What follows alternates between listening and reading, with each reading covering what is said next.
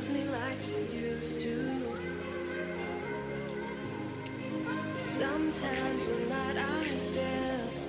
There's no one I can turn to. And I know all the feelings that we shared out in the past. And I know. Kính thưa quý vị, chỉ còn ít phút nữa, bán kết cuộc thi tìm kiếm tài năng khởi nghiệp đổi mới sáng tạo quốc gia Techfest Việt Nam 2023 sẽ chính thức được diễn ra. Xin kính mời quý vị nhanh chóng ổn định chỗ ngồi, chuyển điện thoại sang chế độ rung hoặc im lặng để chương trình được bắt đầu. Xin trân trọng cảm ơn. Ladies and gentlemen, the semi-finals of the National Innovative Technopreneur Contest, Techfest Vietnam 2023 will officially start in just a few minutes. We kindly invite you to settle down and switch your phones to silent or vibrate mode, allowing the contest to start. Thank you very much.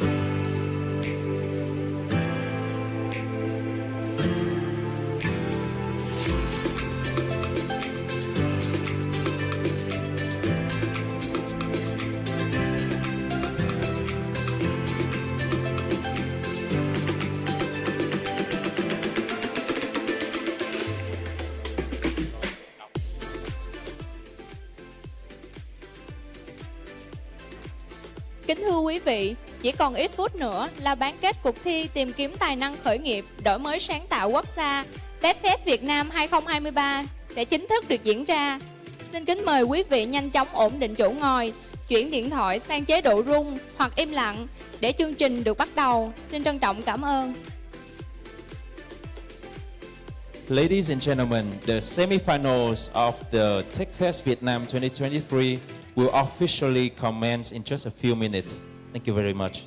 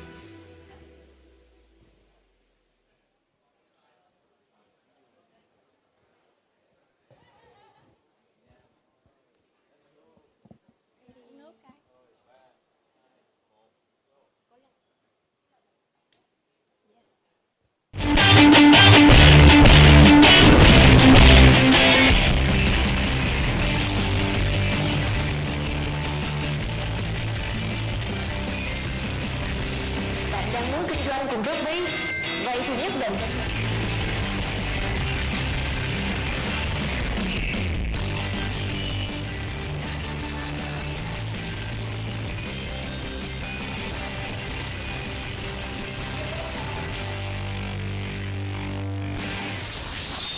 là một trong các chương trình lớn thường niên của Quỹ Khởi nghiệp Doanh nghiệp Khoa học và Công nghệ Việt Nam SVF cùng với các đối tác Innovation to Green Summit 2023 với mục tiêu thiết lập nhận thức mới dành cho lãnh đạo doanh nghiệp Việt Nam, xây dựng chiến lược thúc đẩy phát triển bền vững và sáng tạo.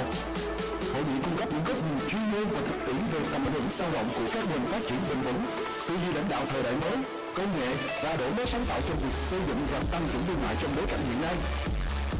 Chủ động tập hợp các chuyên gia, nhà lãnh đạo tư duy và các nhà thực hành cùng nhau chia sẻ kiến thức và kinh nghiệm của họ trong nhiều lĩnh vực, đem đến các câu chuyện thành công, những khuyến nghị về cơ hội, thách thức, các nguyên tắc và phương pháp của mô hình kinh doanh bền vững cũng như ứng dụng khoa học công nghệ trong các lĩnh vực về năng lượng, môi trường, quản trị, tác động, từ đó giúp cho các doanh nghiệp và tập đoàn có thể đưa ra quyết định phù hợp về chiến lược cho tổ chức của mình. Ngoài ra, chuỗi hoạt động còn đem lại cơ hội giao lưu và hợp tác đa phương với báo những chuyên gia, nhà lãnh đạo, nhà đầu tư, nhà sáng tạo, các công ty khởi nghiệp có cùng quan tâm đến phát triển bền vững từ các ngành và các lĩnh vực khác nhau. Tiềm năng của mạng lưới kết nối này là các mô hình hợp tác giao thương, đồng sáng lập và các cơ hội kinh doanh tiềm năng. Chương trình nhận được sự quan tâm và ủng hộ cam kết đồng hành từ nhiều đối tượng tham gia, đại diện các cơ quan, bộ, sở, ban ngành, các tỉnh địa phương, doanh nhân, chủ doanh nghiệp, các doanh nghiệp khởi nghiệp, lãnh đạo, quản lý cấp cao của các doanh nghiệp và tập đoàn, các chuyên gia từ nhiều lĩnh vực khác nhau, các tổ chức hỗ trợ trong lĩnh vực thúc đẩy sự tham gia kinh tế bền vững và đổi mới sáng tạo. Nhà đầu tư, đại diện các quỹ đầu tư, các tổ chức tài chính, tín dụng ngân hàng, sinh viên và người trẻ quan tâm đến phát triển bền vững và đổi mới sáng tạo. Chuỗi chương trình năm 2023 bao gồm Hội nghị thường niên Empower Her, Re-Innovate Future, khai phóng tiềm năng và phát triển doanh nghiệp bền vững, tập trung chủ yếu vào thảo luận các bài học thực tiễn trong sử dụng nhiều mô hình và công cụ cấp tiến để thiết lập các chiến lược phát triển bền vững. Sự kiện ESG Business Story to Future of Vietnam giúp quảng bá những câu chuyện về ESG truyền cảm hứng từ các doanh nghiệp dẫn đầu nhắm đến đối tượng nhân lực trẻ tại Việt Nam. 3 doanh nghiệp toàn cầu tiên phong về thực hành ESG tại Việt Nam sẽ chia sẻ 3 câu chuyện khác nhau về thực hành trong 3 trụ cột: Environmental, Social, Governance. Vào ngày 15 tháng 11, sự kiện Apple Talk lần thứ 7, lãnh đạo doanh nghiệp bền vững và sáng tạo, tư duy và giải pháp thuộc series lãnh đạo trong kỷ nguyên số do công ty cổ phần Ivalue khởi xướng. Sự kiện nhằm mục đích tạo không gian nơi hội tụ các chuyên gia hàng đầu trong lĩnh vực tư vấn thực thi và chiến lược, xây dựng văn hóa doanh nghiệp, đổi mới sáng tạo cùng hỗ trợ doanh nghiệp Việt Nam hướng đến thành tích xuất sắc, kết nối các chuyên gia và doanh nghiệp cùng đồng hành hợp tác phát triển. Vào buổi chiều ngày 15 tháng 11, bán kết cuộc thi tìm kiếm tài năng khởi nghiệp đổi mới sáng tạo quốc gia Techfest Vietnam 2023 sẽ được diễn ra với sự tham dự của hơn 20 doanh nghiệp khởi nghiệp đổi mới sáng tạo cùng 14 chuyên gia hàng đầu trong nhiều lĩnh vực với vai trò hội đồng giám khảo và cố vấn công nghệ. Đây là cuộc thi tìm kiếm, hỗ trợ và vinh danh các doanh nghiệp khởi nghiệp và đổi mới sáng tạo của người Việt trong và ngoài nước với những nỗ lực ứng dụng khoa học công nghệ và đổi mới sáng tạo trong việc giải quyết các vấn đề của doanh nghiệp và xã hội. Tại bán kết, các đội thi sẽ tranh tài thông qua các phần thuyết trình, trả lời câu hỏi cùng hội đồng ban giám khảo để chọn ra top 10 doanh nghiệp tiếp tục hành trình chinh phục ngôi vị quán quân. Hội nghị khẳng định vai trò tiên phong và bền bỉ của Quỹ Khởi nghiệp Doanh nghiệp Khoa học và Công nghệ Việt Nam SVF và các đối tác chiến lược trong nỗ lực hỗ trợ, thúc đẩy doanh nghiệp chuyển đổi, thực hành sản xuất, kinh doanh trách nhiệm, bền vững. Cùng với đó, sự góp mặt của các tập đoàn, doanh nghiệp công nghệ đổi mới sáng tạo tiên phong sẽ tạo ra sức hút các doanh nghiệp tiếp theo, hệ sinh thái đổi mới sáng tạo hoạt động hiệu quả, tạo hiệu ứng lan tỏa, khơi dậy khát vọng và động lực của các doanh nghiệp khởi nghiệp và các cá nhân đổi mới sáng tạo để tạo ra các công nghệ tiên tiến, giải pháp đột phá, ghi dấu trên bản đồ công nghệ thế giới.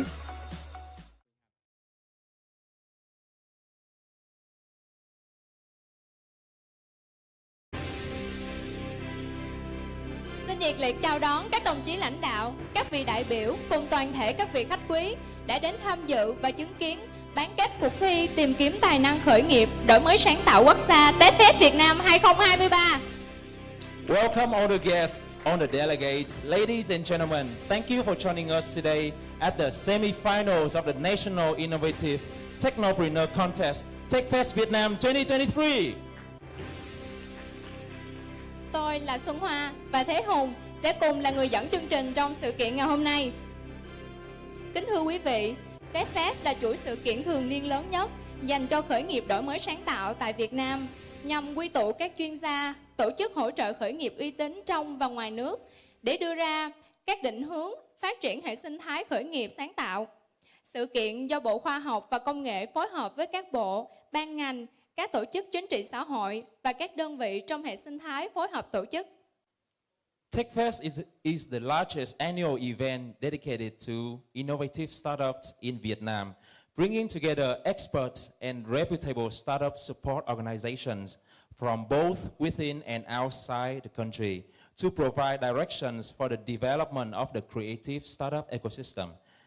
The event is organized in collaboration with the Ministry of Science and Technology and various ministries, departments, political and social organizations, and units within the collaborative startup ecosystem.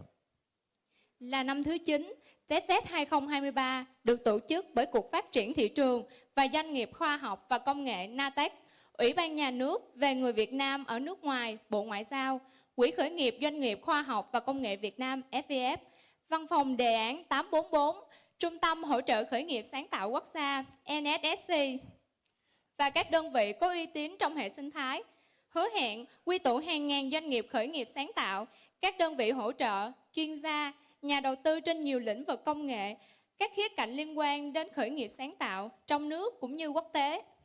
Now, in its 9th year, Techfest 2023 is organized by the National Agency for Technology Entrepreneurship and Commercialization Development, NATEC, the State Committee for Overseas Vietnamese, the National Startup Support Center, NSSC, Startup Vietnam Foundations, SVF, Project A44, ISEV, and reputable units within the ecosystem.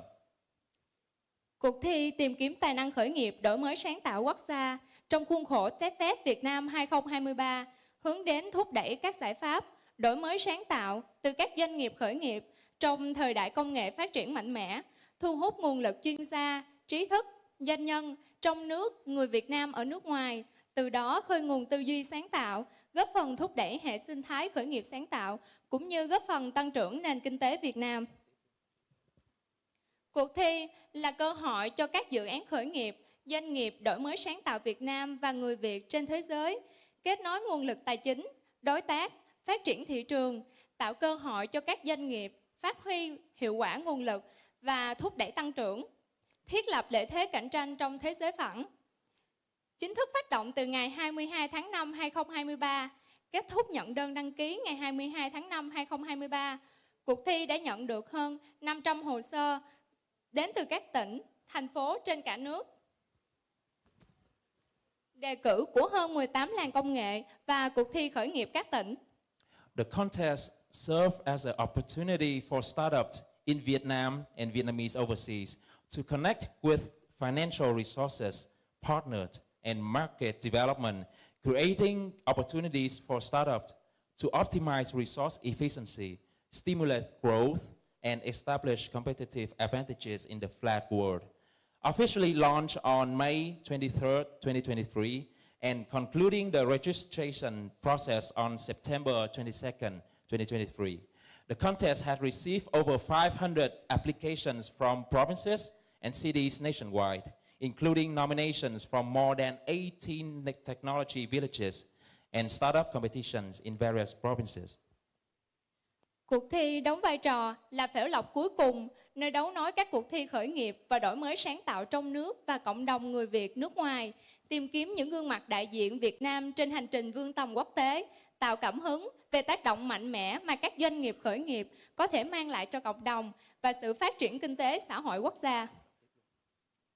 Trải qua hơn 1 tháng, với hơn 3 vòng xét tuyển, 130 chuyên gia đã cống hiến thời gian, công sức để sàng lọc từ 500 hồ sơ xuống còn 20 đội xuất sắc nhất tham gia vào vòng bán kết cuộc thi quốc gia ngày hôm nay. Kết quả chung cuộc của vòng bán kết sẽ tìm ra được 10 đội nổi bật nhất tham gia vào vòng chung kết diễn ra vào sáng ngày 24 tháng 11, 2023 tại hội trường Thành ủy số 111 và huyện Thanh Quan, quận 3, thành phố Hồ Chí Minh. 3 đội chiến thắng sẽ được vinh danh tại chương trình dấu ấn Techfest diễn ra vào chiều ngày 25 tháng 11 với sự chứng kiến của lãnh đạo chính phủ và bộ ban ngành. Và bây giờ đây, chúng ta hãy cùng dành những tràng pháo tay thật lớn để chào đón sự hiện diện của các đồng chí lãnh đạo, các vị đại biểu khách quý đã đến tham dự chương trình ngày hôm nay. And now, please give a big round of applause to warmly welcome all the distinguished guests and top 20 who have joined us for this event. We would like to sincerely introduce and welcome.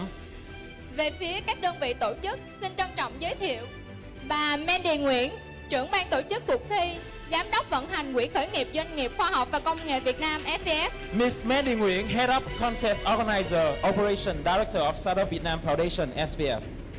Về phía các đơn vị hỗ trợ cuộc thi, xin trân trọng giới thiệu ông Sơn Xuất Tuân, giám đốc Sinhan Square Brief, Sinhan Financial Group Corporation.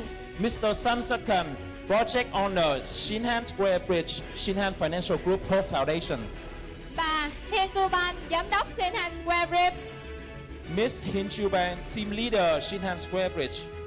Bà Doãn Hải Yến, Merchandise Manager Ruby. Ms. Doãn Hải Yến, Merchandise Manager, Droppy. Bà Hồ Thanh Thủy, quản lý đối ngoại tập đoàn Sunway và Sunway Innovation. Ms. Hồ Thanh Thủy, Partnership Manager, Sunway and Sunway Innovations. Bà Min Moon, Marketing Manager, Korea IT Corporation Center in Hà Nội. Ms. Trang Vũ, Program Manager, Block 71. Ông Đỗ Thanh Bình, tổng giám đốc trung tâm hội nghị Diamond Play. Mr. Thông Đặng, Founder and COO Wizin. Bà Nguyễn Thanh Thảo, giám đốc phát triển kinh doanh cấp cao tập đoàn Qualcomm. Ms. Nguyễn Thanh Thảo, Senior Business Development Manager, Qualcomm. Ông Lâm Quốc Thái, giám đốc cấp cao Vina Capital Venture. Mr. Lâm Quốc Thái, Senior Manager, Vina Capital Ventures. Bà Đặng Thị Kiều My, giám đốc quỹ ITI. Ms. Đặng Thị Kiều My, Kimi, Director, ITI Fund. Bà Quỳnh Võ, giám đốc điều hành Zone Shop Việt Nam. Ms. Quỳnh Võ, Managing Director, Zone Startup Vietnam. Và về phía ban tổ chức hôm nay, chúng tôi xin trân trọng chào đón ông Phạm Lê Nhật Quang, Partner and Executive IC Member, ABB Private Equity. Mr. Phạm Lê Nhật Quang, Partner and Executive IC Member, ABB Private Equity.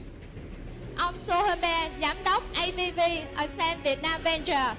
Mr. Sohan Bay, Principal ABB Accent Vietnam Venture. Ông Giang Vũ Châu, quản lý cộng đồng doanh nhân Avender Việt Nam. Mr. Giang Biểu Châu, Account Manager Endeavor Vietnam. Ông Nguyễn Hoàng Việt, giám đốc đầu tư công nghệ Việt Nam Investment Group. Mr. Nguyễn Hoàng Việt, Head of Technology Investment Vietnam Investment Group.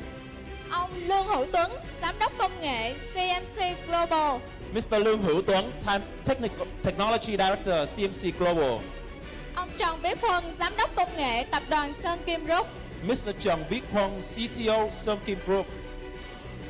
Và tham dự từ đầu cầu Hà Nội, xin chào đón ông Hà Thái Bảo, Phó Tổng Giám đốc Công ty Công nghệ Thông tin VNPT. Mr. Hà Thái Bảo, Deputy General Director VNPT IT. And also we would like to introduce Mr. Trần Mạnh Trúc, Investment Manager Du Ventures. Bên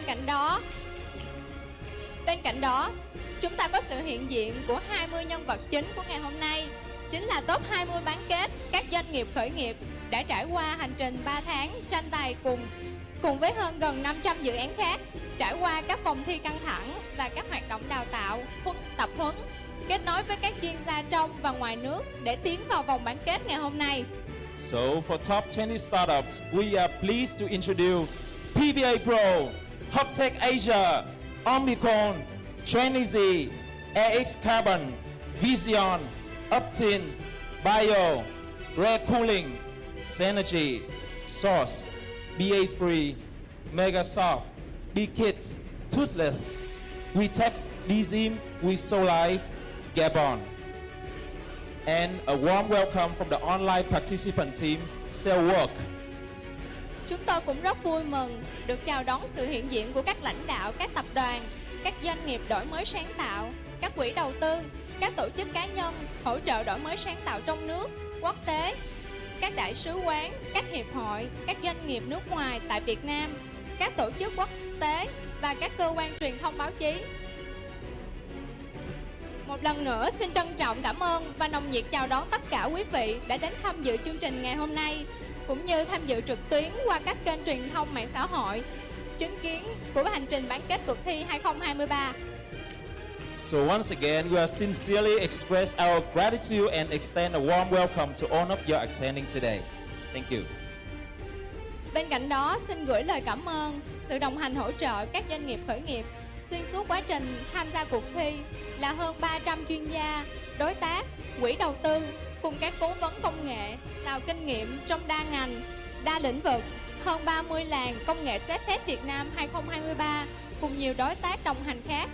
Chương trình cũng nhận được sự hỗ trợ của Sinhan Square Rip, Sinhan Bank Việt Nam, Ruby, Korea IT Corporation Center in Hanoi, MSD, AWS, Alibaba Cloud, Google, Block 771 cùng Trung tâm Hội nghiệp Diamond Lake.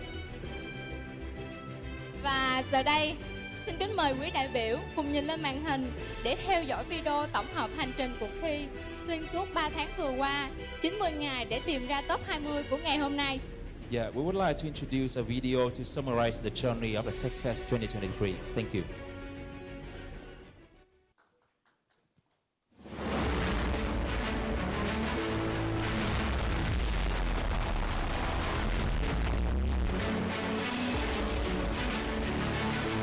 Cuộc thi tìm kiếm tài năng khởi nghiệp đổi mới sáng tạo quốc gia trong khuôn khổ Techfest Việt Nam 2023 hướng đến mục tiêu tiếp tục thúc đẩy phát triển hệ sinh thái đổi mới sáng tạo mở, hỗ trợ tạo bứt phá cho một số lĩnh vực công nghệ mà Việt Nam có thế mạnh, đồng thời kêu gọi sự vào cuộc của các giải pháp công nghệ, đổi mới sáng tạo vào các vấn đề lớn về kinh tế, xã hội, môi trường của quốc gia.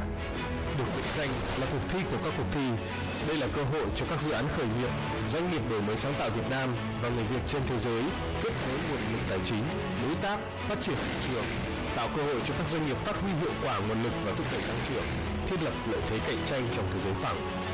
Cuộc thi chính thức được phát động từ ngày 3 tháng 8 năm 2023, bao gồm 2 bảng. Bảng công nghệ là các sản phẩm và dịch vụ công nghệ hoàn toàn mới hoặc sử dụng các công nghệ mới để đạt được sự tăng trưởng và mở rộng quy mô nhanh chóng. Bảng mô hình kinh doanh đổi mới sáng tạo bao gồm các doanh nghiệp có yếu tố đổi mới sáng tạo trong mô hình kinh doanh, sản phẩm, dịch vụ và ứng dụng công nghệ để tăng tính hiệu quả. Đồng hành cùng lễ phát động cuộc thi trong khuôn khổ Techfest 2023 là hơn 50 đơn vị truyền thông bao gồm báo chí, phát thanh, truyền hình đã đưa tin. Đội ngũ gồm hơn 130 chuyên gia đồng hành đã chia sẻ kiến thức, kinh nghiệm và lan tỏa thông tin về cuộc thi. Hơn 100 đối tác là các làng công nghệ, quỹ đầu tư trong và ngoài nước, các đơn vị hỗ trợ khởi nghiệp đổi mới, sáng tạo đồng hành. Sau hơn 1 tháng phát động, giai đoạn nhận hồ sơ đăng ký chính thức khép lại với hàng trăm doanh nghiệp khởi nghiệp nộp vào từ cổng đăng ký chính thức và qua cuộc thi của các làng công nghệ Techfest. Ngày 18 tháng 10, các hồ sơ nhận thông báo đủ điều kiện tham dự đã chính thức bước vào vòng tuyển chọn top 80. Hội đồng ban giám khảo và cố vấn công nghệ bao gồm 17 chuyên gia hàng đầu với đa ngành, đa lĩnh vực. Sau quá trình tuyển chọn công tâm, 80 doanh nghiệp khởi nghiệp tiềm năng nhất chính thức được công bố. Ngày 26 tháng 10, top 80 chính thức bước vào hoạt động trang bị kiến thức và kỹ năng. Phiên đào tạo giúp các đội thi nắm bắt được cách thức diễn đạt về dự án một cách thu hút và truyền cảm hứng, đồng thời nắm được cách xây dựng hồ sơ gọi vốn đầy đủ, thuyết phục trước nhà đầu tư. Hoạt động chia sẻ và cố vấn giúp top 80 lắng nghe chia sẻ về khẩu vị đầu tư từ đại diện của các quỹ đầu tư, thảo luận về đặc trưng các thị trường từ đại diện tập đoàn, tổ chức hỗ trợ và tham dự hoạt động cố vấn cùng gần 20 chuyên gia đồng hành. Sau buổi đào tạo và chia sẻ kiến thức, top 80 tiếp tục bước vào vòng tuyển chọn top 20 vào ngày 1 tháng 11.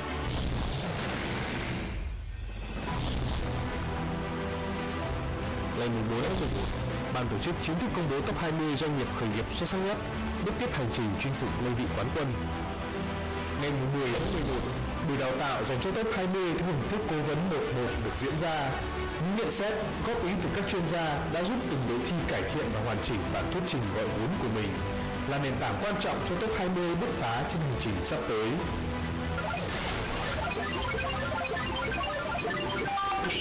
Hội đồng này hướng đến những giải pháp dịch vụ nó thực tế hơn năm ngoái. Thực tế là ở góc độ là họ cung cấp về các sản phẩm dịch vụ dùng technology để giải quyết các vấn đề của các mảng truyền thống kiểu như là logistics, rồi giáo dục, rồi sức khỏe. I think this year we saw that there's a bigger diversity among the different startups. There is even deep tech in there. There are solutions both for regular consumers. There are solutions for industry, for government. So you kind of see that the Vietnamese ecosystem keeps growing in size and also I think in relevance for the Vietnamese economy.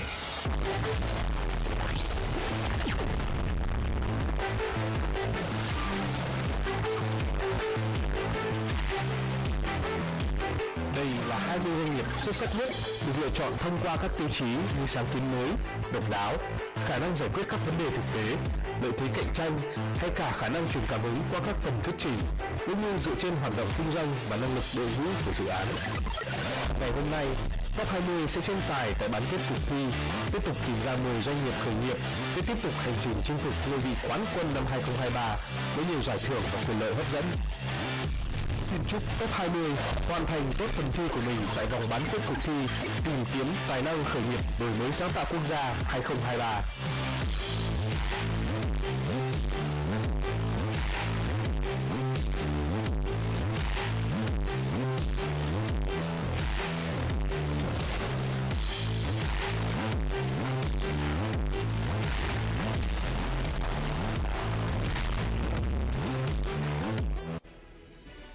Và tiếp sau đây, xin trân trọng kính mời lên sân khấu bà Mandy Nguyễn, trưởng ban tổ chức cuộc thi, giám đốc vận hành Quỹ khởi nghiệp doanh nghiệp khoa học và công nghệ Việt Nam, có đôi lời gửi đến quý đơn vị hôm nay. Please welcome Miss Mandy Nguyen, Head of the Contest Organizer, Operation Director of Startup Vietnam Foundation, SVF.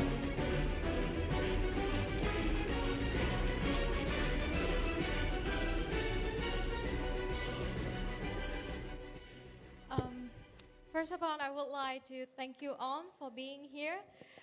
During a normal weekday, I know you are all very much busy with your daily work, but you are here to contribute to the innovation ecosystem and to support all the startup presented here today.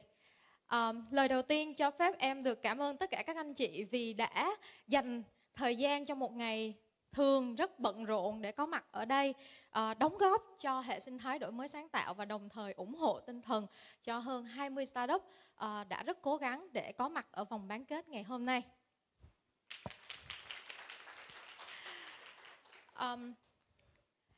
We are actually now in a very unexpected world. It's so unexpected that on the audio system worked perfectly fine during rehearsal. And now during the real time, it actually did not work perfectly like it's used to. So I guess we all need to deal with our expectations and the real life. My apologies for the terrible audio system, but thank you to bear with us. Tất cả chúng ta đều thấy là thời điểm này là một thời điểm của những điều rất là khó đoán, đúng không ạ? Mọi thứ đều có thể thay đổi. Nó khó đoán mà thay đổi đến mức độ là cái hệ thống audio lúc nãy rehearsal mọi thứ đều rất tốt, rất ổn, nghe rất mượt. Cho đến lúc nó thực sự chạy trong chương trình thì nó lại như thế. Cho nên là ban tổ chức cũng phải học cách để đón nhận với sự thật là nó sẽ thay đổi. Mọi thứ sẽ không như chúng ta kỳ vọng. Cũng rất là xin lỗi các anh chị và hy vọng là các anh chị cũng có thể đón nhận và san sẻ cái sự biến động này đối với ban tổ chức ạ. Em có thể xin một tràng vỗ tay được không ạ? And so we are here to witness the moment of top 20s. As you all have seen through the video that just shown now, they've been through a lot of different sections, interview, deal with many of the judges, jury board, investors. They have presented their best. They have showed the story. They have told us their passions, their motivations, and why they want to do what they want to do, but not because of them, but because they want to contribute to the world, to the society, to the communities, and to the people of not just Vietnam and also the world. Như các anh chị cũng đã thấy thì trong top 20, họ đã trải qua rất là nhiều các cái vòng thi, rất là nhiều các cái buổi phải phỏng vấn với các investor, rất là nhiều các cái cuộc section pitching trực tiếp, gián tiếp, qua hồ sơ vân vân. Chúng tôi cũng đã được chứng kiến cái đam mê, cái khát vọng, cái mong muốn của họ. Họ cũng chia sẻ về câu chuyện, về những lý do vì sao họ làm những điều mà họ đã làm, vì sao họ có những sản phẩm này. Tất cả những thứ mà họ làm không vì mục đích chỉ cho riêng đội của họ hay là cho doanh nghiệp của mình, mà họ thực sự muốn cống hiến và đóng góp rất nhiều cho xã hội, cho cộng đồng và cho những người dân không chỉ của Việt Nam mà còn trên thế giới. One of the differences that we see from this year, top 20 to the previous top 20s, is the keyword of sustainability and innovation. Every year we have seen a lot of amazing team doing amazing software, SaaS platform, all of the services. There's nothing wrong with that. They all good. They're doing the best they can to contribute to the act of the movement of digital transformations for Vietnam. But also this year we have seen many products, like visible product, all of the deep tech results from on the team that want to contribute to the sustainabilities and innovations. We've seen plastic innovations. We've seen, all of the new material. We've seen the energy saving system, all of that. And that for us is the real difference of this year. Và một trong những cái điểm mà khác biệt nhất mà ban tổ chức nhìn thấy trong chương trình của Top 20 năm nay và Top 20 các năm trước đây, đó là chữ phát triển bền vững và đổi mới sáng tạo. Thật ra các năm thì tất cả các đội mà ban tổ chức được chứng kiến qua các vòng thi họ đều làm ra những sản phẩm rất tuyệt vời. Chúng ta có các phần mềm, chúng ta có các cái phần mềm dịch vụ, chúng ta có các cái nền tảng, chúng ta có dịch vụ chuyển đổi số. Họ đóng góp rất là nhiều cho cái công việc chuyển đổi số của các doanh nghiệp Việt Nam. Tuy nhiên, năm nay chúng tôi lại nhận ra được có một cái xu hướng mới và rất là nhiều các đội trong top 20 họ làm những sản phẩm thực tế và đặc biệt đều là rất là nhiều những cái sản phẩm đến từ cái nghiên cứu sâu, nghiên cứu khoa học sâu. Chúng ta có những đổi mới sáng tạo về nhựa, chúng ta có các cái vật liệu mới, chúng ta có các cái hệ thống tiết kiệm điện. Tất cả những cái thứ này đều thể hiện được cái chữ là phát triển bền vững và đổi mới sáng tạo. Và đó cũng là cái chủ đề mà SPF chúng tôi lựa chọn cho 2 ngày summit này. Và đó cũng là lý do vì sao hàng năm chúng tôi sẽ làm các cái chương trình bán kết online. Nhưng năm nay chúng tôi rất là mong muốn có thể mời các anh chị đến cùng trong một khán phòng, có các sản phẩm được trưng bày thực tế để kêu gọi sự quan tâm, chú ý cũng như là cảm nhận của các anh chị đối với những cái sản phẩm thực sự mà chúng tôi tin là họ đang tạo tác động rất là lớn cho cộng đồng, cho xã hội và cho nền kinh tế. And so one of the reasons why we're doing in-person semi-final this year is because all of these amazing, wonderful products have showcased the sustainabilities and innovations. And that's also the theme of 2-day summit that SVF have gathered everyone and we want to present it to all of you. We want to have everyone in one room with all the amazing product displayed here so that you can touch it, you can feel it, you can sense all of the passions, the motivations, and the story that they want to influence the societies, the communities, and the climate. Và lời cuối cùng tôi mong muốn được thể hiện sự trân trọng, biết ơn đối với tất cả các anh chị ban giám khảo, các cố vấn công nghệ, các nhà đầu tư đã đồng hành không chỉ ở vòng bán kết này, không chỉ là ở những vòng trước mà còn là rất nhiều năm. Có những anh chị có những gương mặt anh Quang, chị Quỳnh, anh Huân, anh Việt, anh Thái, mọi người đã xuất hiện rất là nhiều năm, cống hiến thời gian đến mức độ như là chị Quỳnh cũng nói là từ 8 giờ sáng đến 8 giờ tối, đâu cống hiến gì đâu em, chỉ có 8 giờ sáng đến 8 giờ tối thôi. Hoặc là như chị Thảo cũng là một gương mặt hân quen đã xuất hiện rất là nhiều lần. Thực sự là SPF đại diện cho ban tổ chức và cũng là đại diện cho một tổ chức trong hệ sinh thái đổi mới sáng tạo khởi nghiệp. Trân trọng sự đóng góp của các anh chị rất là nhiều.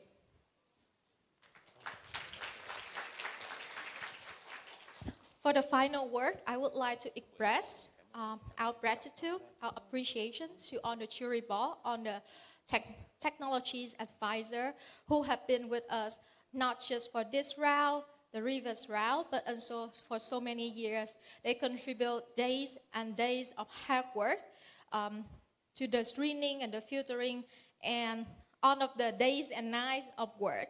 We would like to say thank you for that on behalf of not just FBF, also the organizing committee and also the entrepreneurship and innovations ecosystem. Thank you and hope we have a very successful day today. Thank you. Xin cảm ơn phần chia sẻ từ bà Mandy Nguyễn.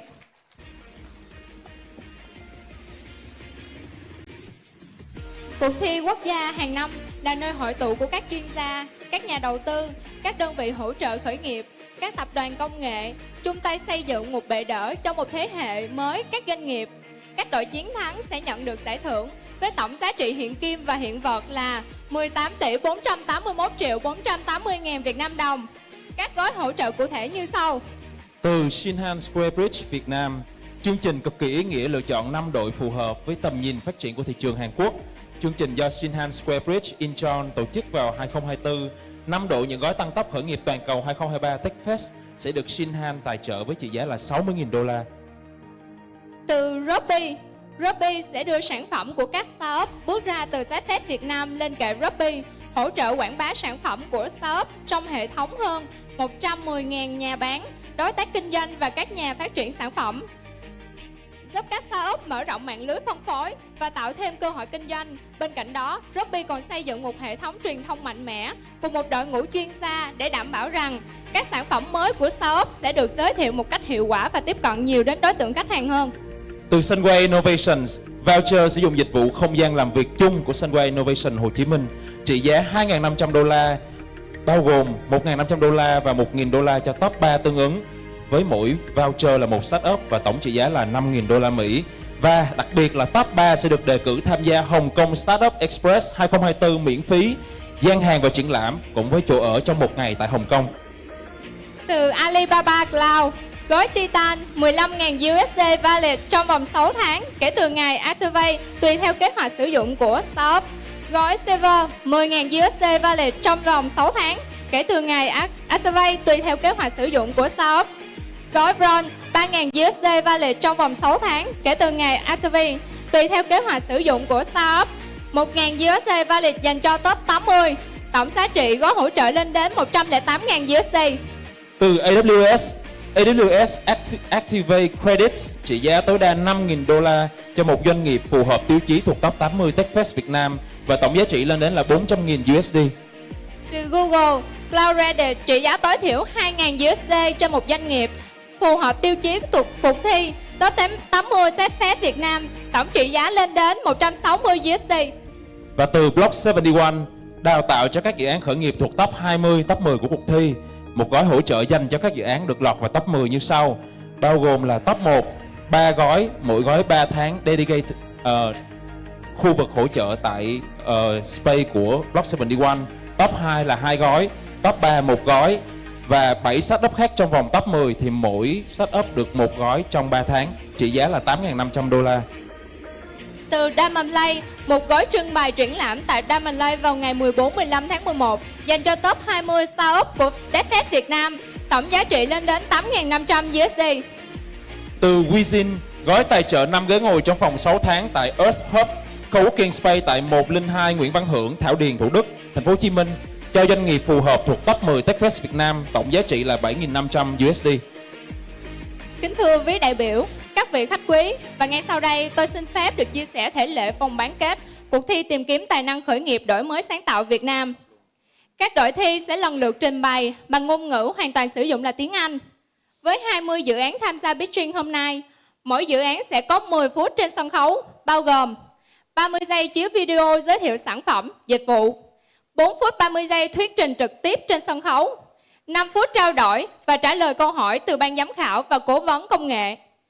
Cố vấn công nghệ sẽ không chấm điểm mà sẽ cung cấp nhận xét và phản hồi để làm tham khảo cho ban giám khảo ra quyết định.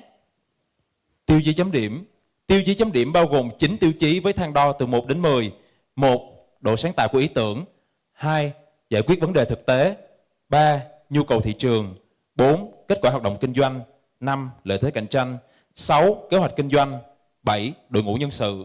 8. Yếu tố tầm nhìn và hướng phát triển của giải pháp công nghệ. 9. Kỹ năng thuyết trình. Và sẽ có một âm báo hiệu còi 1 phút dành cho các startup. Xin mời kỹ thuật ạ. To lên một chút nữa. Yes, so this is the sound that remind you that you got 1 minute left. Và thông báo hết giờ cho thuyết trình. So when you heard this sound, it means time's up. Okay. Và sẽ áp dụng cho cả phần thuyết trình và đặt câu hỏi. Yep. Sau đây, thứ tự thuyết trình ngày hôm nay của chúng ta sẽ là, so the order of the presentations today will be, The first one, PVA Pro. Second, Hubtech Asia. Third, Omicron, Trinity, AX Carbon, Vision, Uptin, Bio, Rare Cooling. Và phiên sau đó sẽ bao gồm 10 dự án như sau. So the second phase will be Cell Work, Synergy, Source, BA3, Megasoft, BKit, Toothless, WeText, DZIM, WeSolive, and Gap1. So please welcome the first team, PVA Pro. Yeah, give him a big applause. And please open the video of PVA Pro.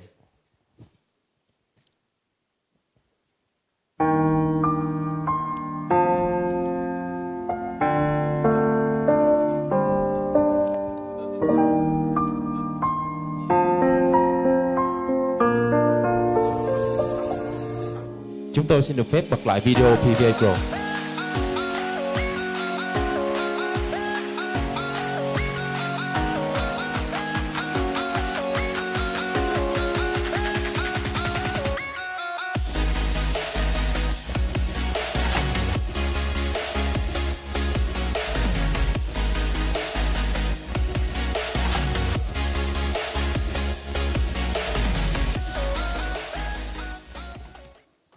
Hello, Techfest Vietnam. I hope you are ready for an amazing discovery.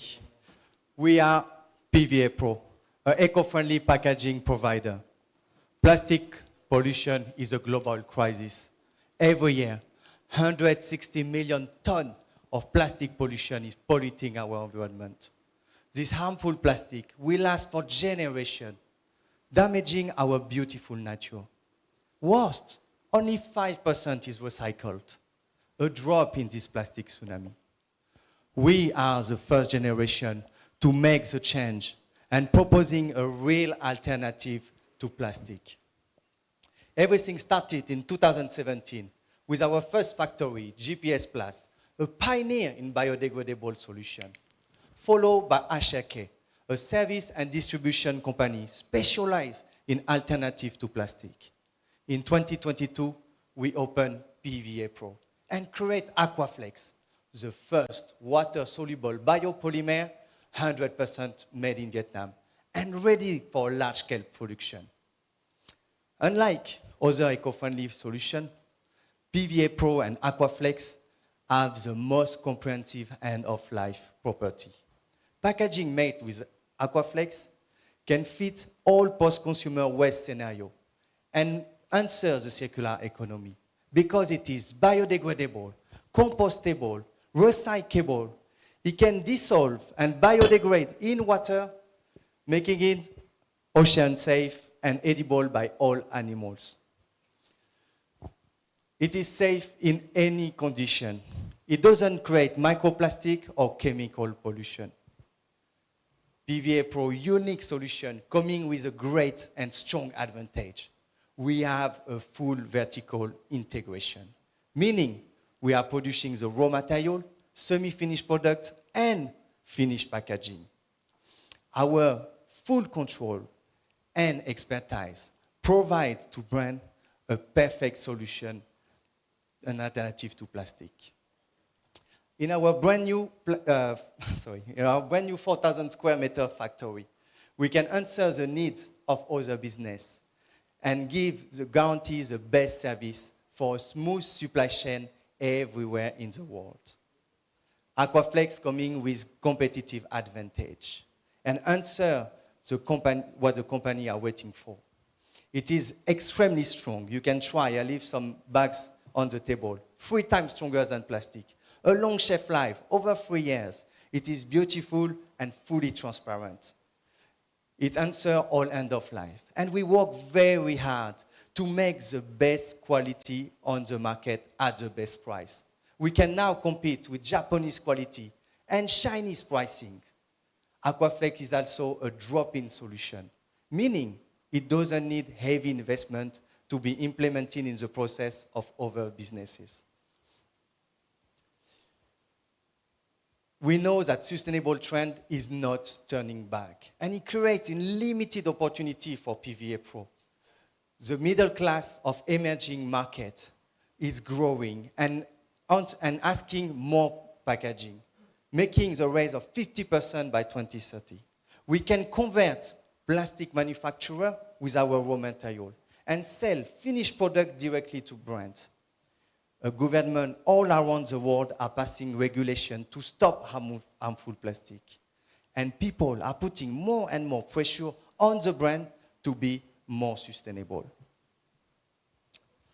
We know that Aquaflex is what the people and the market is looking for. And we are now, from Vietnam to the world. We have already international brands who adopt our solution. We are working with manufacturers and partners to transfer our technology in many countries around the world. In last August, we raised already $1 million, putting our valuation at $13 million.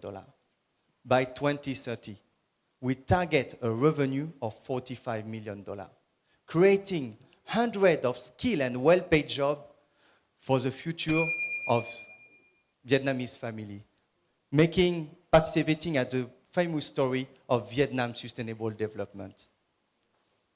With PVA Pro, you will support the future of water-soluble packaging solution, 100% made in Vietnam. A packaging solution so safe that you can drink it.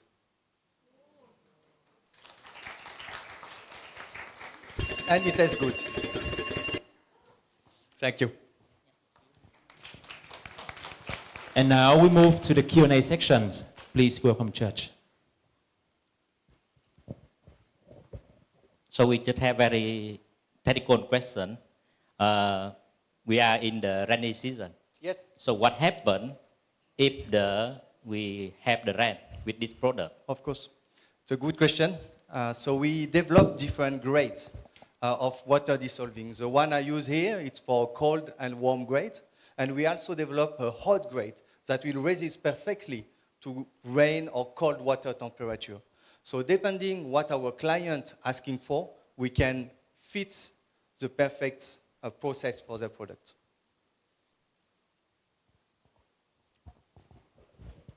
Hey, thanks for the presentation. I'm curious on the raw materials. Yes. What is it made from? Sure. And then the second part is, there are other poly bags, water soluble, all around the world. What do you think is PVA's kind of key innovation? Sure. So first, PVA is in the name. The raw material is polyvinyl alcohol. Polyvinyl alcohol been created in 1929 as a food additive. So it's a completely safe and available raw material that we transform into film. And our main advantage compared to the competition is mostly our shelf life. You can see around compostable poly bags that last for only 9 months. It doesn't work for manufacturer or other retailer when it has to be stored 3 years in a warehouse. We have a very strong poly bag, and as you see, 3 times stronger than plastic, making it almost unbreakable, and I honestly ask you to try. So all of this make it perfect for other factory and manufacturer to use our bags. I hope I answer your question.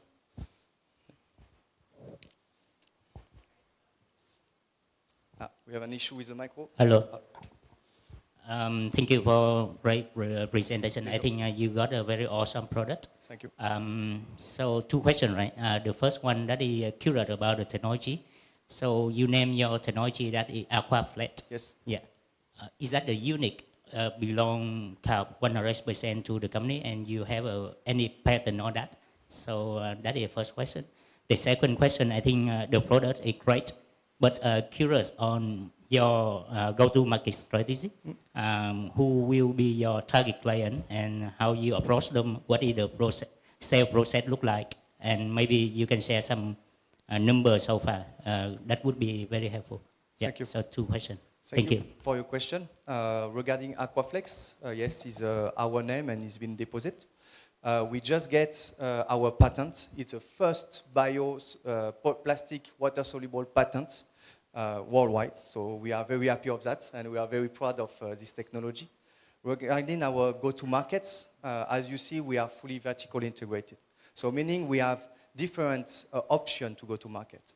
The first one, and the what would be the most one? We can sell our resin directly to other manufacturers, and especially converting plastic manufacturer to produce eco-friendly products.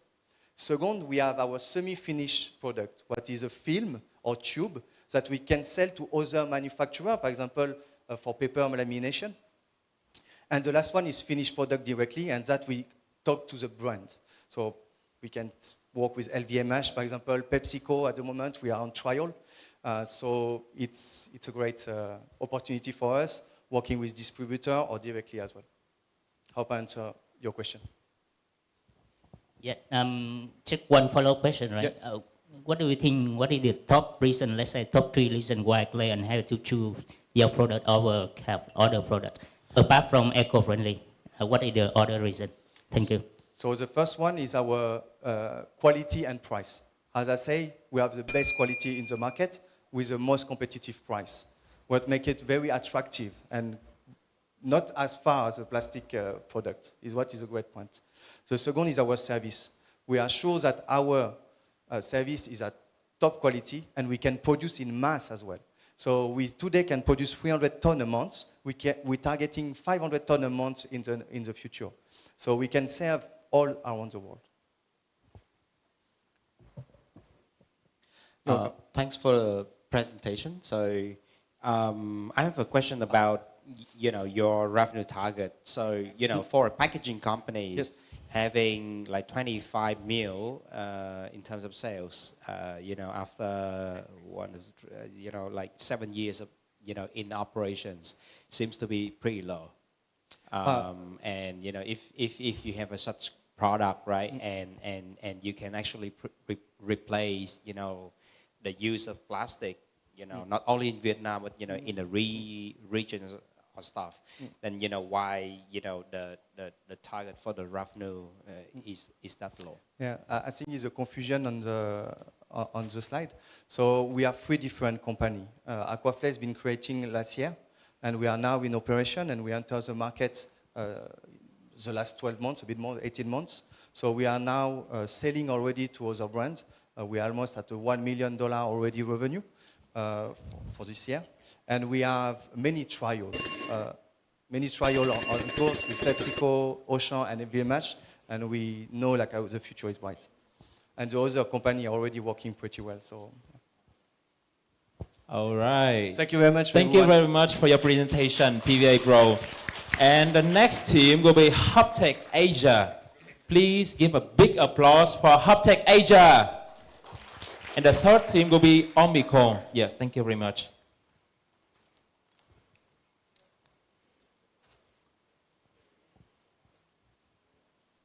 And now we will move into the presentation of Hubtech Asia. Hello everyone, I'm Nhuận, CEO of Hubtech. Our platform offers comprehensive management in this agricultural sector for 5 million businesses in Vietnam. So, who are our target customers? They are 9 million micro, small scale agricultural production and distribution. They are typical or family-based and have often sector plot of land or small stone. Alternatively, Hubtech customer can also 50,000 businesses from medium to large scale, a complete supply chain. We found that the profit margin in this agriculture sector only reach to 5 to 6%. The reason for this are, firstly, the business lack a systematic production and operation process. They use at least 3 platforms for management. Secondly, they have struggled to build our brand. They heavily relying on distribution channel. To resolve this problem, Hubtech has built solution with 2 parts. Firstly, we established an automated and standardized management platform from production to operation and sale, such as automatic ordering and forecasting product volume. Secondly, offer a brand building tool with a QR code for tracing origin, with along automatically build sales website with the specific entity. Hubtech conduct the market research about the market size, and we target the $60 billion of the business in these areas. And so the smaller focus on the distribution and production unit. And 2% is distribute and also they're allocated for the digital transformation and the technologies. So our business model of Hubtech is the premium model, the premium SaaS.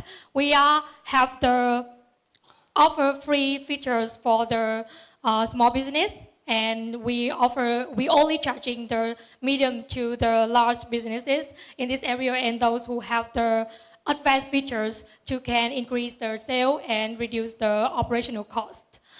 And with the only 10 months, we have the 40 enterprises, our customer, and up to the 5 comprehensive strategic partnership, and up to the 16,000 users using our platform. Our go-to-market plan with DCOP, we established a network of the DCOP, standing for the Digital Cooperative, to can connect with the local authorities, and from that we can bring the Hubtech product more closer to the customer, to the individual farmers and the cooperatives in every corner in Vietnam. In November 2023, we established the first digital cooperative in the Đắk Nông. And yes, so we have the plan to expand it to other 63 provinces in Vietnam. And yes, so on the occasion, I want to pay tribute and also pay the gratitude to the Mr. Katajama, who was the first person established organic agriculture in Vietnam. And so other 16,000 users using our platform and place their trust in our platform. Yeah. Yes, so today I want to pay that the DCOP digital transformation is perfectly aligned with the innovative trend of Techfest 2023. And so we are very excited, have the exciting news that we are in the final stage with the Kagoshima, one of the oldest and the largest cooperative in Japan. And so let's move to the video of the Hubtech products. Hợp tác xã số DCOP Digital Cooperative. DCOP helps farmers, farms, and cooperatives easily register and establish brands in just 1 minute on their phones. DCOP brings values, comprehensive management tools, connection to financial resources, support in finding market outlets. Accompanying the National Innovation Program, Hubtech establishes DCOP in all 63 provinces of Vietnam. Everyone, just 30 minutes, I can create new farm for community farm here, automatically sell website, catalog, and toolbar for traceability. Can you scan this stamp here? Thank you for your time and attention. Thank you. Yeah. Thank you very much. And now we're moving to the Q&A sections. Please welcome judges. Thank you for the presentation. You have really great traction for 10 months since launching. I'm curious, what was the secret sauce behind the good traction numbers? Okay, and with the 10 months, we are profitable because we have the revenue from the business block. And so, we have the 160 the revenue for the 10-month operating. And also, we expect that we reach the break-even point at the October 2024 and also have the positive cash flow in the July. Sorry to cut you off. The question isn't about that. The question is, you have 40 enterprises, 900 suppliers, 15,000 users, you've got co-ops. How were you able to get them on board? What can you... Your slide showed that in 10 months, you've brought on a lot of people, right? 40 enterprises, there you go. How did you get those? Okay, and we get those customer. We have to go to the local areas to can organize the local events. And from that, we can onboard the farmers and onboard the user on our platform. And besides, we have the, and also that's the DCOP, and besides, we have the blog the blog for business. And we have our co-founder have another company, and we also have the very wide network of the customer. So from that, they see the efficiency of our product, and so they have the word of mouth for each other, and so referral our product for the kind of other customer. And besides, we want to say about Mr. Katajama. Because of his reputation in the agricultural areas, so he referred our product to the many kind of the customer, the large customer in these areas. For example, like the Bác Tôm or the Kata Farm. Bác Tôm is one of the largest kind of the supply chain production agriculture in this area. He have up to the 20 store, and they have the $1 million revenue per month. Thank you. Hi, and thank you for the presentation. I'm looking into your solutions, and I just want to clarify. Can you explain maybe what is operation risk, and what are the risks that they need to use your solution so that you can, go from 10% to 2%, and also the number of staff. Can you explain a little bit further on, staff of what department that you can reduce the number up to 50%? About the first question is that the risk from the 10% to 2% is that we will standardize and automate all the process of that company and that business. And from that, the first at the beginning, that kind of the company will operate by manual. So when apply the technology and apply our platform, they can automate all of the process, and that's reduced. For example, what kind of process? Like traceability process, or in the production process? We can automatically order to the supplier, or we can predict the number of the agricultural volume in the future. So you can have the customer can predict the numbers. And for example, we can manage from the operation to sale to the production, and from that onboard all of our platform. Okay, we can automatically ordering supplier and forecasting product to customer. Automatic. If you have the 10 employee in the purchasing, we can reduce just 50%. Just 5 employee work very well with our platform. Yeah. So we got one question from Mr. Bao in Zoom. Yeah, please welcome Mr. Bao. Yes, thank you. I have a small question. I understand that you build a IT platform to connect many stakeholders from the farmer, enterprise, supplier, and the consumer. But my question is how you what is your solution for the warehouse, for the logistics, and for the preserve the good quality? Thank you. Yeah, and the first point is that we are the management tool for some kind of our businesses and cooperative in these areas. And about the solution about the logistic or bring the agriculture product directly into the hand of the customer, we will integrate that solution into our product in the future by the end of the 2024. Yeah, I know FT have the Sandor farm. It's very good. And it's the management platform for medium to small business like supply chain. And they can supply correctly product to customer. Yeah. Thank you very much. Your time is up. So give a big applause for HubTech Asia. And all the judge and technical advisor, please finalizing your scoring sheet and your comment. Thank you. And the next team, we would like to introduce Team Omicron. Yeah, please prepare for your turn.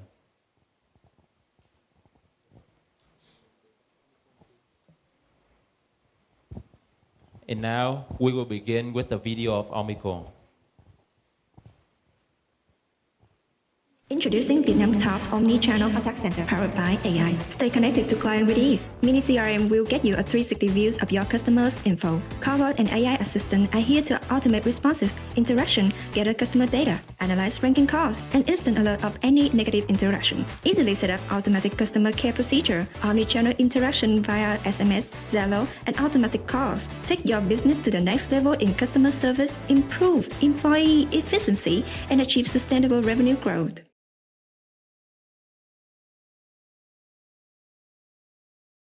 Of OMIJC founded in 2018, and now we have 60 members, and we have customers in Vietnam, Cambodia, and Myanmar. And our mission is provide a technology solution to help the business have a better customer experience.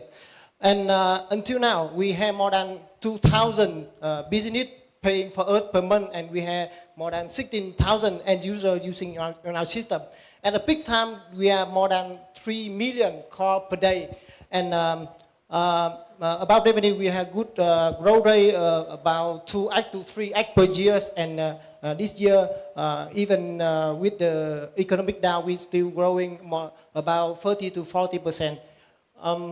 This is our team. We have strong team at the business, strong at the strategy, and strong at the technology like AI, VoIP, and big system. Why we do Omicron? Because we had chance to work with many business in Vietnam, and we see two problems. First, nearly 90% of business in Vietnam are not using a call center service, or they use traditional physical call center solution. And the second, business now have many communication channels. So there are two issues. First, the business don't know what start talking with customer, and they can control that, and they can lose the customer data from the hotline channel.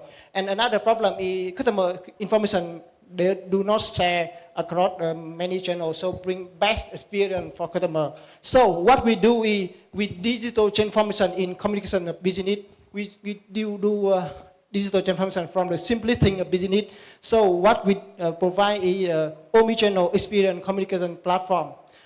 With the main product is Omicron, that the omni-channel contact center that we integrate all the popular communication channel of business into one system, and behind that we have mini CRM to store information across many channels, and you can unify profile, customer profile across many channels. So we connect to OMI AI to do automatically interaction with customer. We do call scoring. We do customer identification by AI. And for OMI SDK, we provide an API for any system. For any system can integrate the call function or communication function to their system very easy. About market, Omicron joined into the contact center as a service market. This market has good growth rate, and now we focus in Vietnam, Cambodia, and then we can expand to Asia. OMI SDK joined into the contact communication platform as a service market, and this market even bigger and have a higher growth rate. About competitor in Vietnam, about contact center in Vietnam had 3 segments, and so we focus on the last segment, that AI omni-channel contact center. This is the new generation of contact center, and for this segment we just had about 1 to 2 competitors. So our competitor is we AI in-house team, and we have offer many development options. We do speak to tech to understand what start talking with customer. And we have some big customer like Con Cưng, bất động sản.com.vn. And our business model, we have 3 business model that subscription, add-on service, and on-premise business model. And now we're looking for the fundraising to be the top at the Vietnam and expand to the market. And we have planned to be the #1 AI omnichannel contact center in APAC, and we strongly believe that we can do that. Do you believe that? Okay. It's some screenshot on our system. We do omnichannel chat and call in one screen. Okay, thank you for your presentation. And now we're moving on to the Q&A section. Thank you.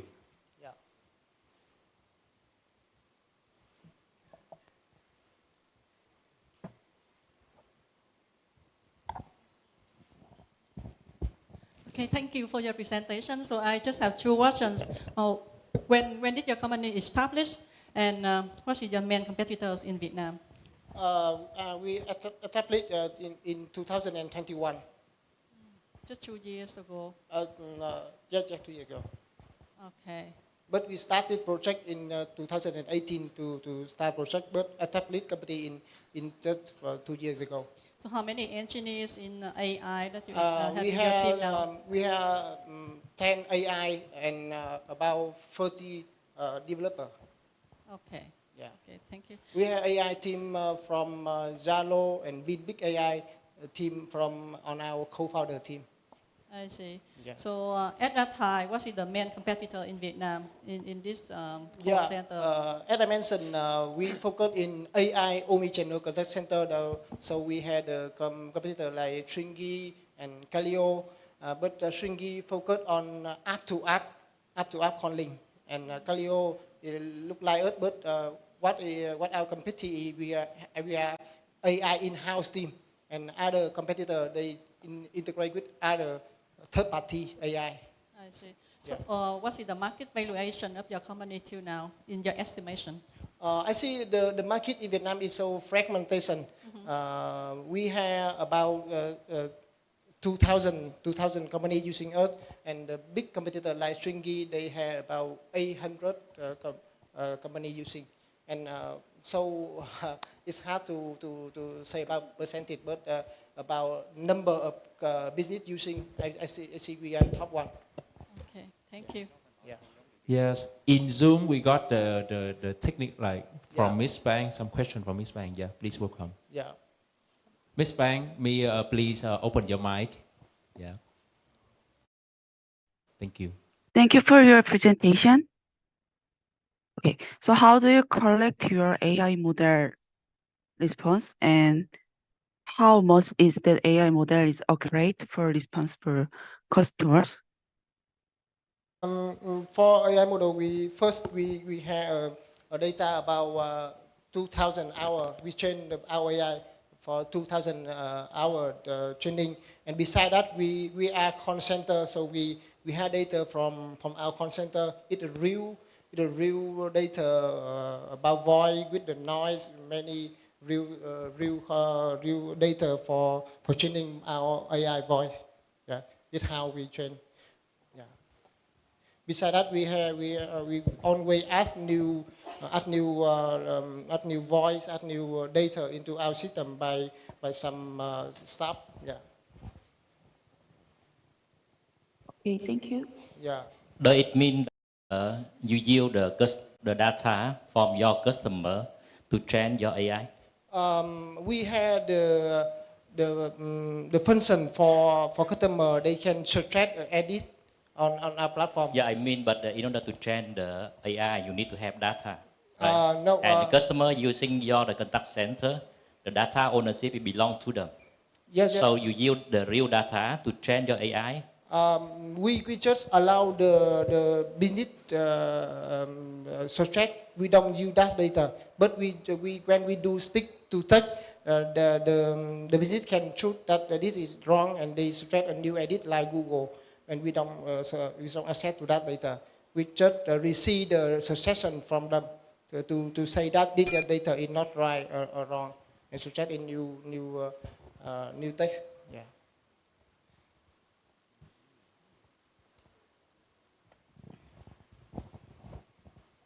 Hello. So one question, right? I think it's impressive that in terms of the traction, you guys have just established around 2-3 years ago, but the traction is quite impressive, and you already go beyond Vietnam, right? But I'm curious, why Cambodia? What is the rationale behind that? And also for this fundraising round, right? You're looking to finance your expand beyond Vietnam. So what is the next country and why? Yes, because we have.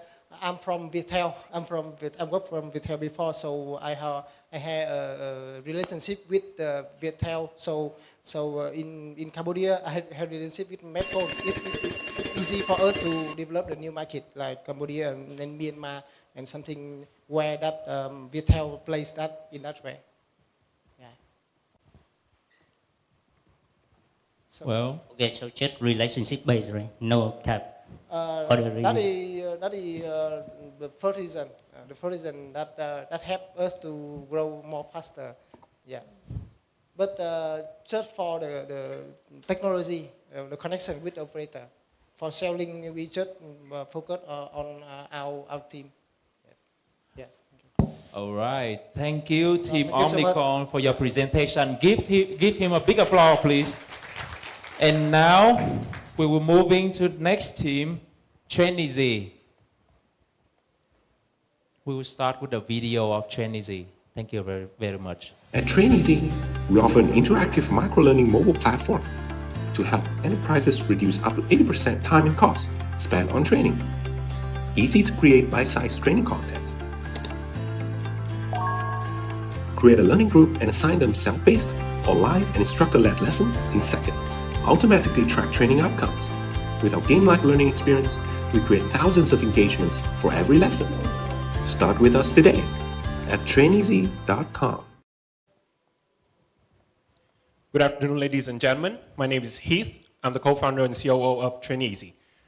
So we're an adaptive micro-learning mobile platform designed to help enterprises train, retain, and engage their deskless and workforce employees with greater efficiency. This workforce might surprise you. They make up 80% of the global workforce, but yet they receive only 1% of global tech spending. Our value proposition is very simple. We help these enterprises reduce the training time and cost up to 80% by reducing the time and money spent on offline training programs, which are costly and usually inefficient. We reduce the admin, coordination, and material costs, as well as increase the completion rate and engagement rate from the learners by bringing the whole learning experience onto their mobile device without the need for for them to log in on an LMS or a desktop-based learning experience. So with this, we allow enterprises to collect 100% of the training data, help them make better business decisions with the training programs that they deploy to the deskless workforce. So we target companies that have quality demanding deskless workforce. So I'm talking about companies with a very high demand for quality assurance. Training is a life and death matter for them. So you could imagine companies in manufacturing, healthcare, and hospitality with over 100 employees and annual revenue of over $10 million. These companies we're targeting are headquartered in developed countries with workforce here in the developing countries. So you might imagine Nike, Adidas with headquarters in the US or Europe, but the whole manufacturing base that they're building up in their supply chain is from Southeast Asia. And from our research, they're spending nearly $2,000 per employee per year, up to 100 hours of training per employee. Imagine that with the size of a few thousand employees or 10,000 employees. And the training are very low engagement and without any objective data for further improvement. So we help enterprises achieve this outcome in three simple steps. So the first step, with our generative AI, the trainers and the L&D managers can input the chunky materials, the traditional training materials that they usually have. By the way, these are from our real clients. They're using materials like this to train their workforce. And they're inputting these training materials, usually chunky PowerPoints, very long videos onto our platform. And our generative AI turns it into bite-sized interactive courses within a matter of minutes. So the course is designed to help learners learn on their mobile device, with each lesson just 5 minutes long, with slides, interactive quizzes, and very short-form videos. And from the content generated, they can assign this to learners, and they can learn it at their own pace, with an assessment at the end of the lessons, or they can learn it into the live lessons, which can be hosted on our platform. And the learning experience is very personalized with our adaptive AI. And then we follow up with instant coaching feedback, which can replace like a real costly trainer, costly coach, with our conversational AI, which can give instant feedback and help learners improve on the very fundamental knowledge of that industry. So we're starting from the testbed of Vietnam, which presents a lot of blue ocean opportunities. And we're starting with firms in manufacturing, retail, and hospitality, but we're aiming to go to global market within 2030. Our business model is very simple. We charge a subscription based on the number of trainers, and then we have a monthly cost for each of the learner slots. And then if the enterprise want us to integrate or help them with redesigning the content, we also provide add-on services. And we've been established for nearly 3 years, but we've pivoted to this B2B model within 4 months. And we've had 6 corporate clients with 20K annual recurring revenue signed, all 100% inbound from our content marketing and thought leadership efforts. And this pivot helped us achieve the #1 position in a very prestigious government for AI-driven AI startups organized by the governments of South Korea and Indonesia. Thank you for your presentation. And now we're moving on to Q&A section. Hey, it's Sohn here from AVV. Thanks for the presentation. I want to talk about success, like successful outcomes. So do you see, so I saw lower costs and training reduction, costs all great. What about retention, of the employees that go through this platform?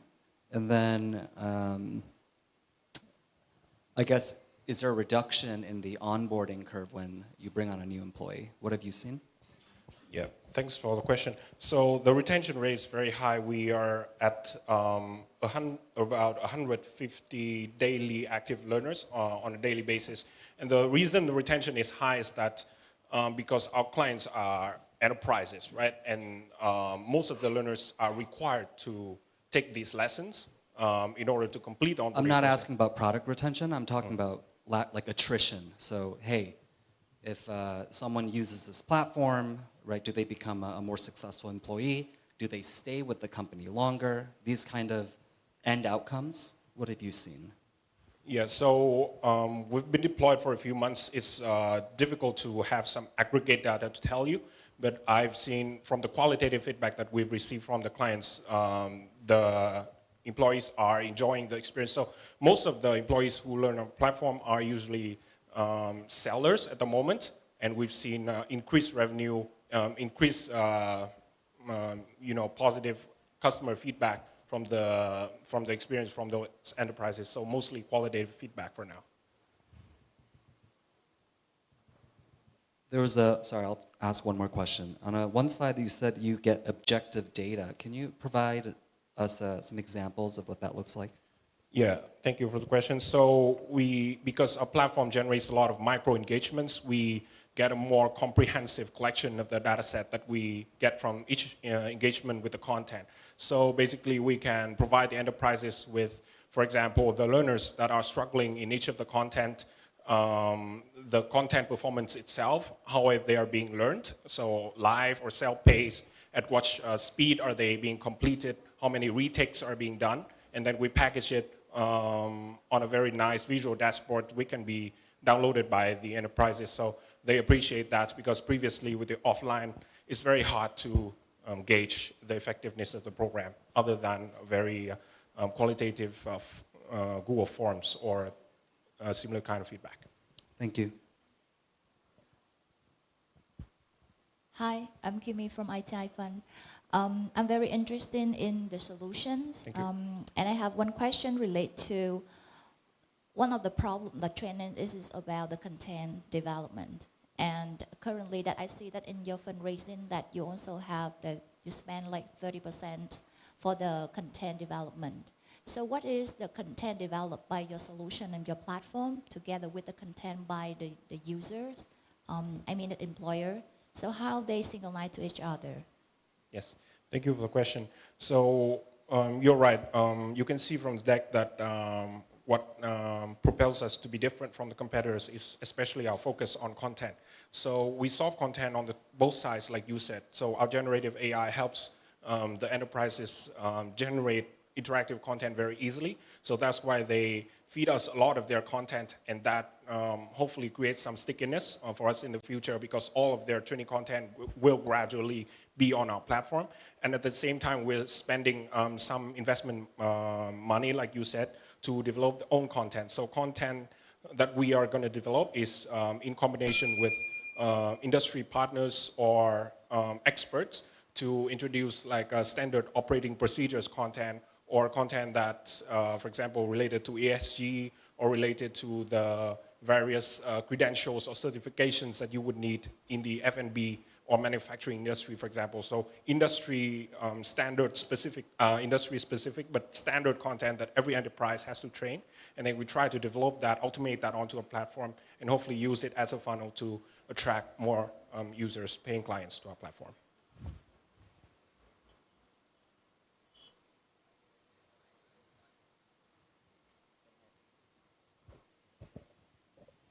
Yeah, somehow this is the new training approach for enterprise.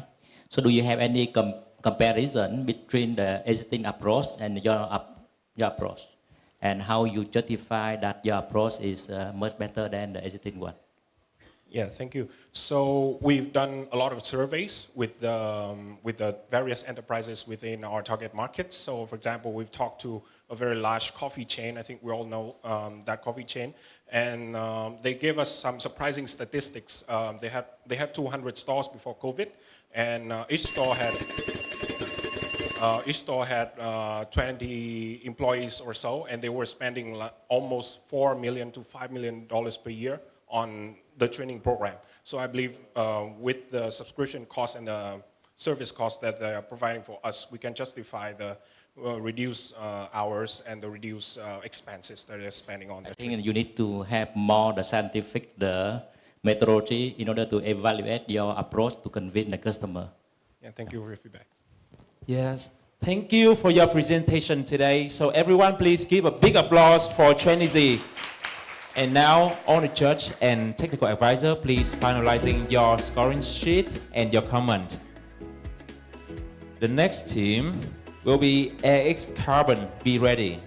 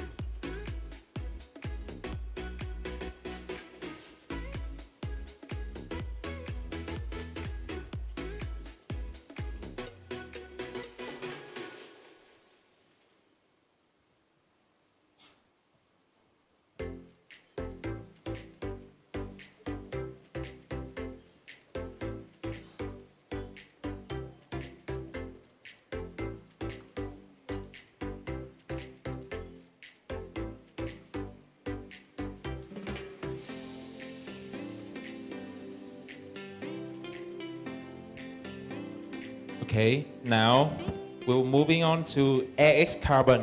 Please give a big applause for AX Carbon.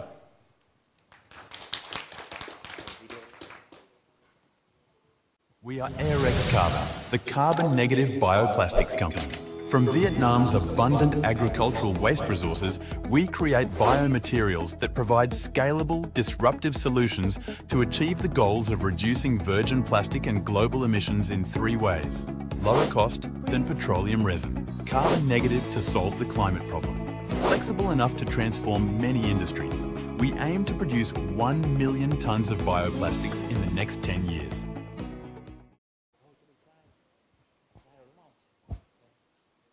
So, hello everyone. My name is Anh Dương, co-founder of AirX. Yeah, so we are making bioplastic from agri waste, and this is one of my clients that we have them to solve the problem. And I think that they present other enterprise out there. So they have the issue with their waste, so 70% cannot be used, and they want to change all the plastic in their corporation into bioplastic. but they face the issue that increasing in cost. So we are here to help them to solve the problem. We offer a bioplastic with affordable price. So how can we do that? So we use sugar cane bagasse, coffee ground, or rye husk sawdust. We extract the bio content from this, and then we make into our bioplastic. And the reason why we can provide a low cost, because we shorten our project. So for conventional way, people go into 6 to 7 steps to make a bioplastic. We shorten into 2 to 3. That's the first thing. Yes. And the second thing is that we optimize the operation. That's how we create a bioplastic that can compete with petroleum base. Actually, the plastic industry is segmented into two. One is petroleum based, the other is newcomer, bioplastic based. But we want bioplastic to be more accessible to a lot of people, so people don't need to pay a green premium to use bioplastic. That's how we solve the solution. So the plastic market is significant because it's quite important. From the toothbrush we use in the morning to the bottle on our table. So it's a good market for us to enter. And this segment that we can create the bioplastic, there are many kinds of bioplastic. We can create a biodegradable plastic or durable plastic can be used multiple times. So we create a lot of kind of bioplastic. And we do mass customization. I mean mass. We don't do small. Yeah. So this is one of the companies that we are working with. So they want to create a biodegradable film that can be degraded on the field after 6 months. So currently they use virgin plastic, but they want to change into bioplastic, and we help them to do that. But more on that, we are tapped into a packaging section. I think it's a significant section in the plastic industry. The second one is a local footwear company, and we are working with them. They want to convert 20% of their material into biomaterial. So we help them, and we cut the cost of 50% compared to the bioplastic that they have to import abroad. And the shoe I'm wearing today also have bioplastic inside. Yeah. So I know that there are a lot of Korean companies like Techfest, Chile, and they do in Vietnam. The third one is some global partner that we already signed MOU. We develop the bioplastic for them, and then they make the product, and they ship back to their home country. Actually, we also in talk with Samsung to develop engineering bioplastic. Yes, so I think that we may have a contract with them soon. Yeah. So, and why these local and global companies working with us? We offer them two things. We not only create bioplastic, but we create a bioplastic with carbon negative. And we have a third party to certify that for each ton of bioplastic, how many tons of CO2 that we store inside. We call it carbon capture. And we have been certified by Eurofin. And the second thing is that we offer the price, people can see here, very competitive to petroleum base. That's why they're working with us. In terms of the traction, I think that for next year, we quadruple our revenue. Yeah, and when the company go into stable operation, we can get about net margin about 20%. This is the team.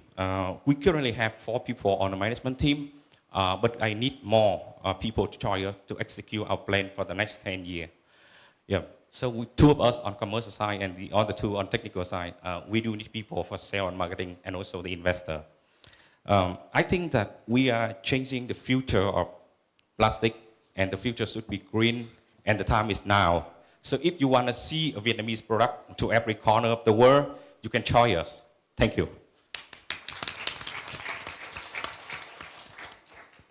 And now the Q&A section.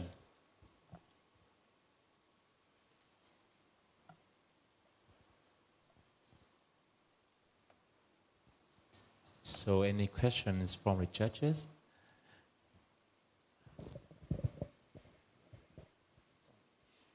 So my question would be, so what is,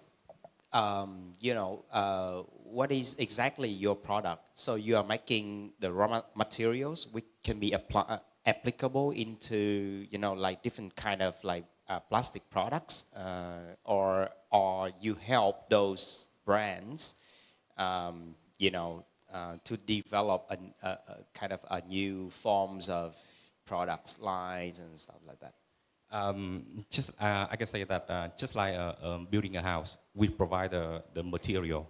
We only provide material. We don't produce the final product. because our client is factory around Vietnam. So we sell the material to the factory. But if we do the final product, we compete with our client. So we just provide the material. And from one of our factory, we ship around Vietnam and even to Europe and Japan. Yeah, we produce the material. Okay, so I love the fact that your product is actually very price competitive with the virgin plastic. So one of the key issues with all of the waste processing industry developments has been facing is that like they are facing with the shortage in terms of raw materials, like the input to produce their own products. And I think that you are using sugarcane's waste, right? Yes, it's one of our input. Yeah. Right.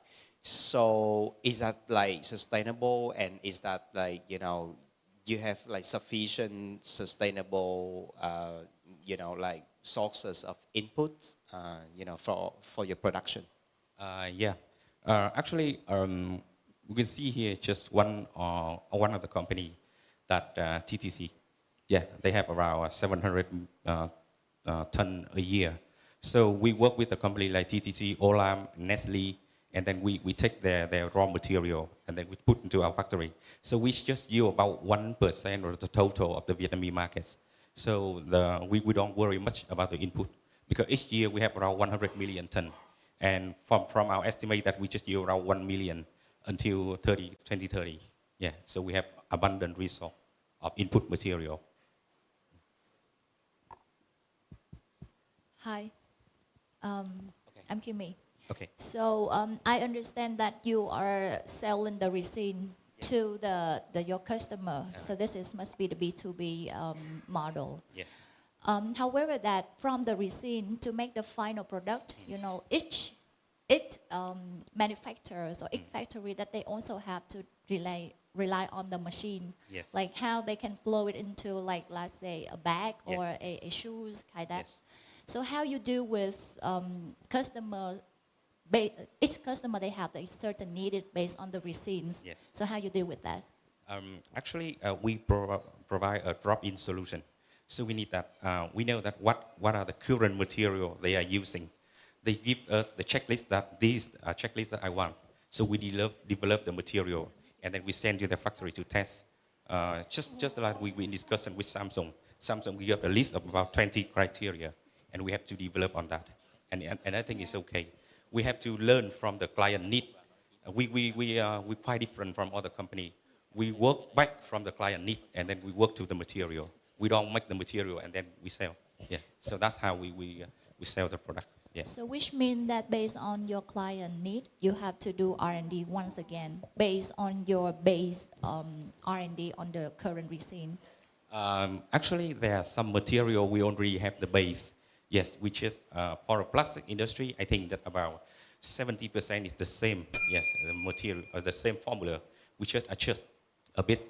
That's why we just need about 3 to 6 months, and then we got the product, and we gain maybe 3 to 5 year contract recurrent revenue. Yeah, that's how we develop. Yeah. Just have one question over here. Yeah. So can you share your traction so far? Because we see MOU. There's a lot of MOU. Hope it can convert into customers. Yes. And can you share on how long is the sales cycles normally with the big companies like that? Yes. For some of them, the material we already have about 2 to 3 months. For TTC and Samsung, it's about 5 to 6 months. Yeah. And this company, because they serious about product, they pay the money for R&D. Yeah. Yes.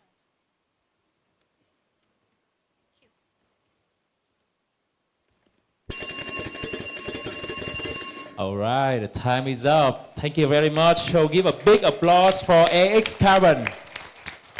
The next team will be Vision. So Vision, be ready.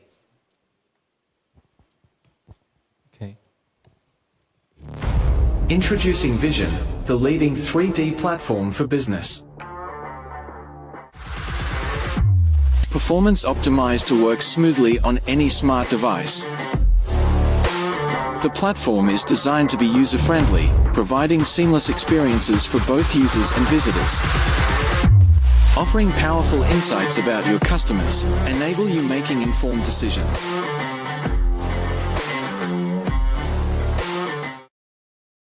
Hello everyone, I'm Zhang from Vision. I'm the CTO co-founder. I'd like to share with you a little bit about our story today. So Vision is the leading 3D virtual platform for business. For now, what we achieved so far is the platform. We created the platform by ourselves and we master the virtual technology. So this will help us to do any more feature in the future. Last year, we started the company and we honored to get the top 20 position, and also we get accepted at Microsoft Founder Hub. So within the last 2 years of operation, we not only focus on product development, but we also engage with the markets, and we have some feedback from our early adopters, and that help us build the product better for the customer. So currently, after a while researching and working with the customer and the market, we decided to focus on manufacturing because this is the huge potential market that not discovered yet with virtual solution, and it is contribute big to the GDP of Vietnam. So in order for us to sell to the manufacturing, our plan is to work with partners. We have partnership with digital transformation service provider that targeting manufacturing and factory company. So they will help us connect with the customer easier and faster. And also our range of service right now is a wide range of services.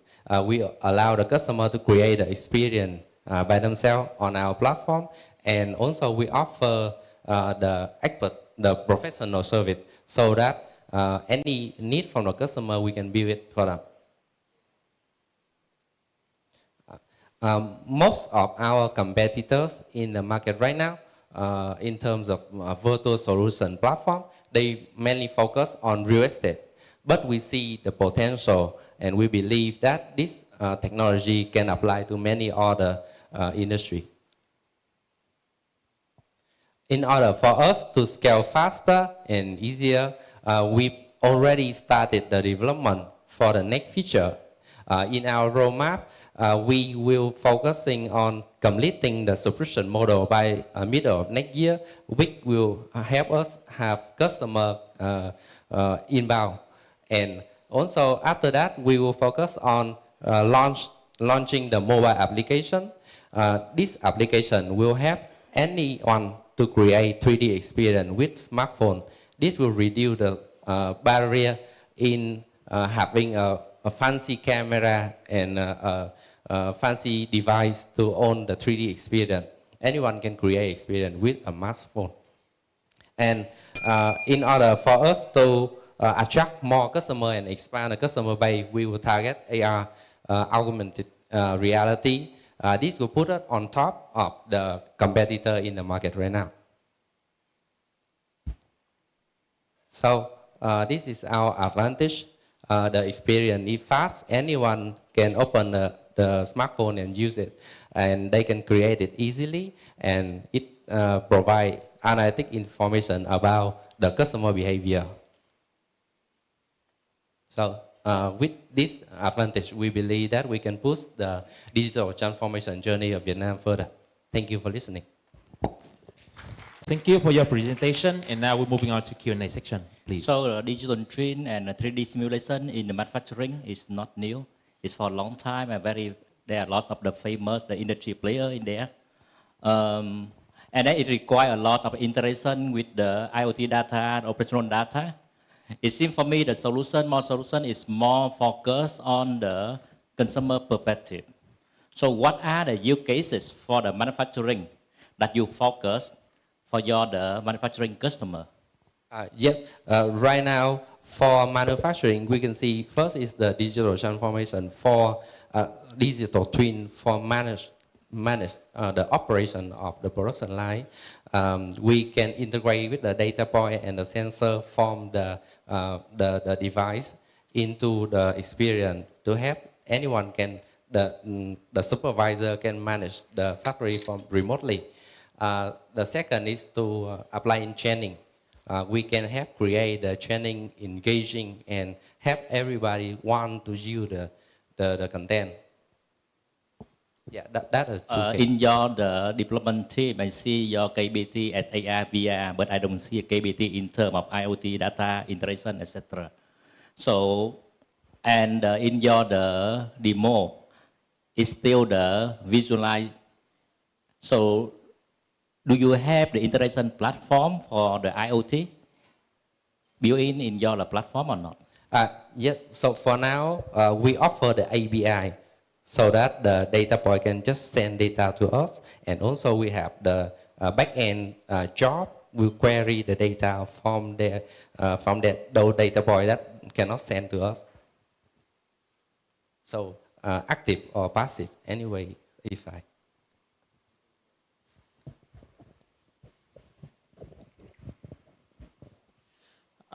Thank you for the presentation. I don't want to be harsh, but just to be very clear with you that I'm just come back from another event, and like I'm asking the same kind of questions. Like there are like hundreds of startups that doing exactly the same things as you out there in the market. So I would love to really hear about what is your differentiating points here, and why the customers would choose you instead of the others. Thank you. So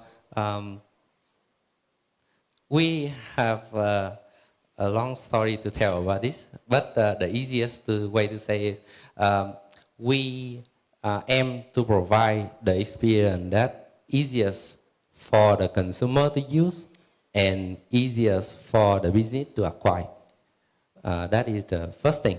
So in the market right now, when you want to own such experience, you will have to hire a firm to do that. And we want to have the phone, the mobile application, so the business can create that experience. That's the first thing. The second thing, we aim to bring value to the 3D and virtual experience. Unlike other competitors, they mainly focus on the experience itself, not on the use cases. So we want to integrate with the business in the way that business can feel this bring value to them. That is our goal. And on top of that, we have smart analytics, and that helps the business understand whether this already bring the value or not, and they can decide to make the adjustment. I hope that answered the question.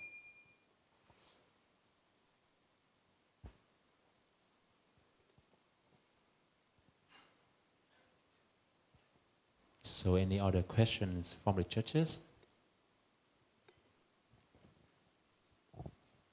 Hey, I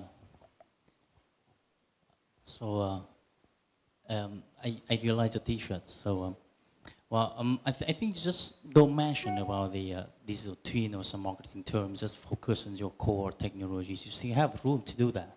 So, you're totally right. So other companies just provide this technology, not for the customer, right? Not for the end user, but you are doing like you provide this technology for the end user. That is, I think that's a good approach, and just focus on that. Don't put any marketing term, digital twin or whatever, don't put it. Just keep your core value and just focus on that, do the best. And I think it's quite good. I think it's bright future. Thank you. Okay.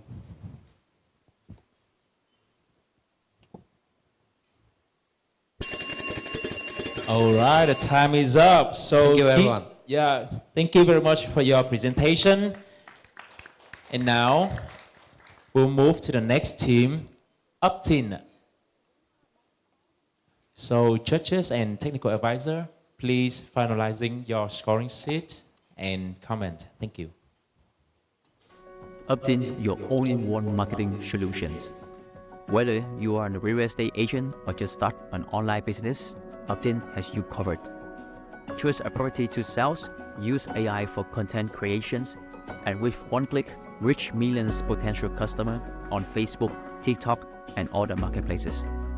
Obtain helps you to gather marketing results, views, reach, engagement, and customer insights.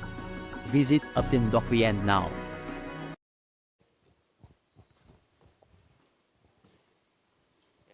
Hi everyone. So my name is Minh. I'm a founder and a CEO of Obtain.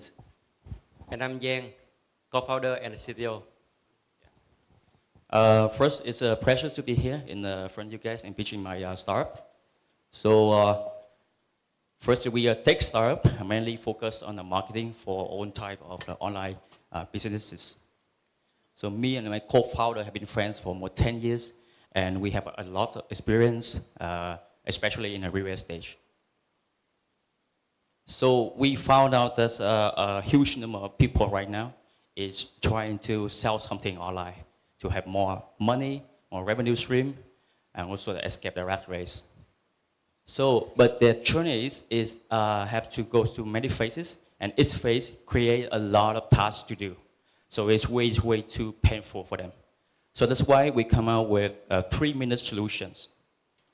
For sellers, once they try Obtain platforms, so they can choose the winning product or choose the right product to sell, and it takes 1 minute. So the second minute is that Obtain will help them to create a complete sales and marketing system and able to reach millions of potential customers online, just 1 click. And then if they don't have the money, okay, we can lend them, but we take 1 more minute. So the total is 3 minutes.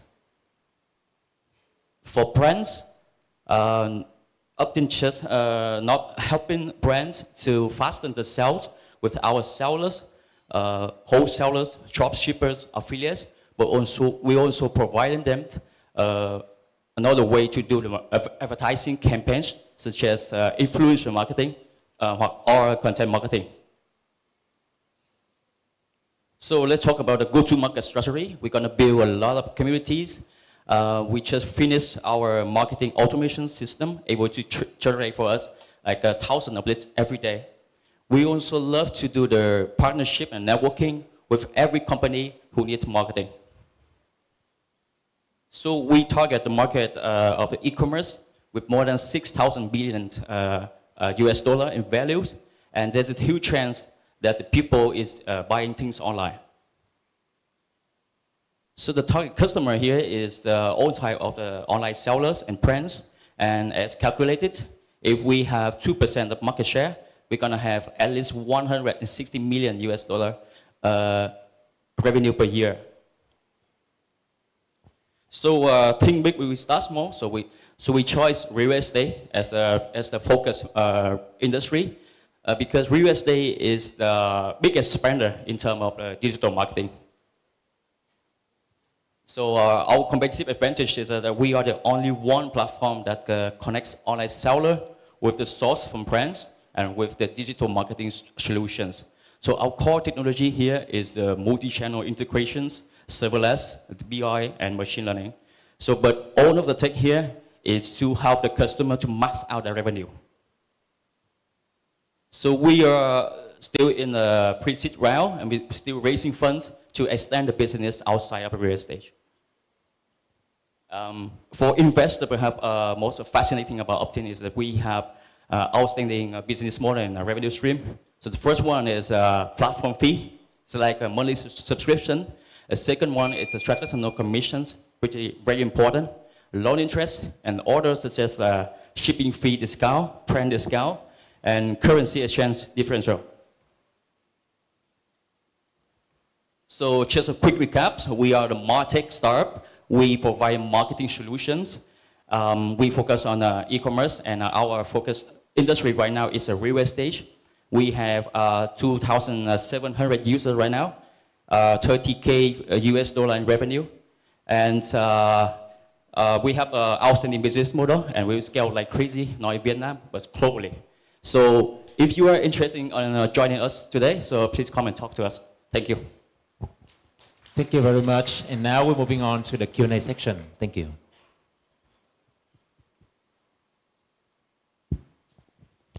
Hi, this is me here. Okay, I have two questions. The first one that currently that the majority sellers that they are doing business online, like they are very familiar with e-commerce platform. And those e-commerce platform that they also have the mechanism for those to branding themselves to market and you know, sell themselves richer near to the user. So why those have to, why they choose you? The second question is that for back to your business model that you are, in case that the user that they don't have enough kind of like money they can lend. So can you explain more about that? Thank you. You want to answer? Okay, I will answer the first question first. So we are here to not to compete with any e-commerce platform like Shopee, like TikTok Shop. We just help the online seller more options to sell things online. Yeah, it's like reduce the depends on the platforms. So like Shopee will take you 20 to 30% of the revenue. So there must be some other ways to do, like you can sell with the whole price, right? It's not a discount price. So it's like we create a lot of channels and we integrate them. We also, it's like Qument have their own websites, and if we buy things on their websites, so their revenue is there. They do not have to share with the platform. So I mean, like this a second choice for the online sellers. Yeah.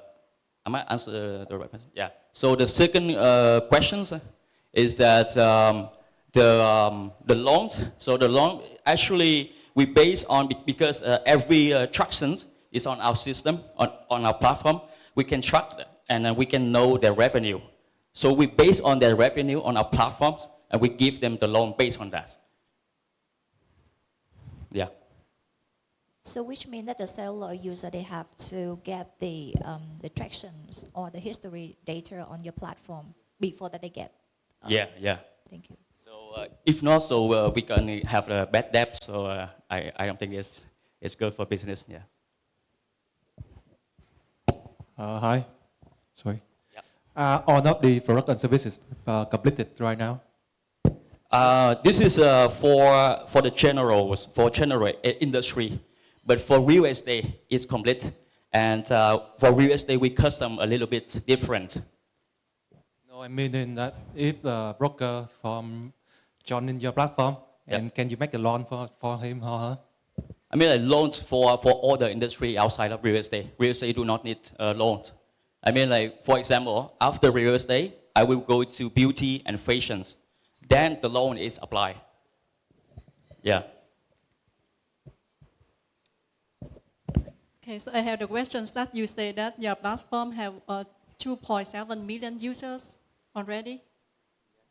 So how can you attract that much user into your platforms? To be honest, we do not do any marketing, marketing right now. It's just organically growth. And I think we will focus on the marketing at the end of this year because I really want to. We target that we're gonna break even point, reach break even point at the end of this year. So 2.7 million users are 2.7 thousand users. Yeah. Users. Yeah. Okay. So it's just organic, no marketing. Just organic. Yeah. I see. So what is the main sectors for those users using your platform? Real estate or any other sectors?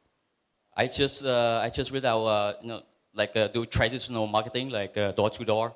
I meet Sun like big company like Sun like real estate agents have a lot of real estate like 1,000 of real estate agents. I see. Yeah. And then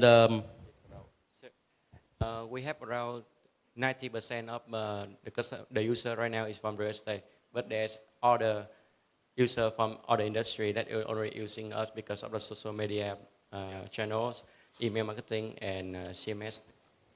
Okay, so I also saw that you use AI to generate the content for the post or the marketing article. So what's it? So it is that your team, your CTO, right? Yes. You are doing that it make more attractive to your platform or more value to your customer. Yes, but we don't build the AI ourselves. We apply the AI already built out there to help with the text-based or the video-based content. So that is to ease the workload of the users. Yeah. Okay, thank you. All right, thank you for your presentation and give him a big applause, please. And now we are moving on to, and now the next team will be Bio, so please prepare.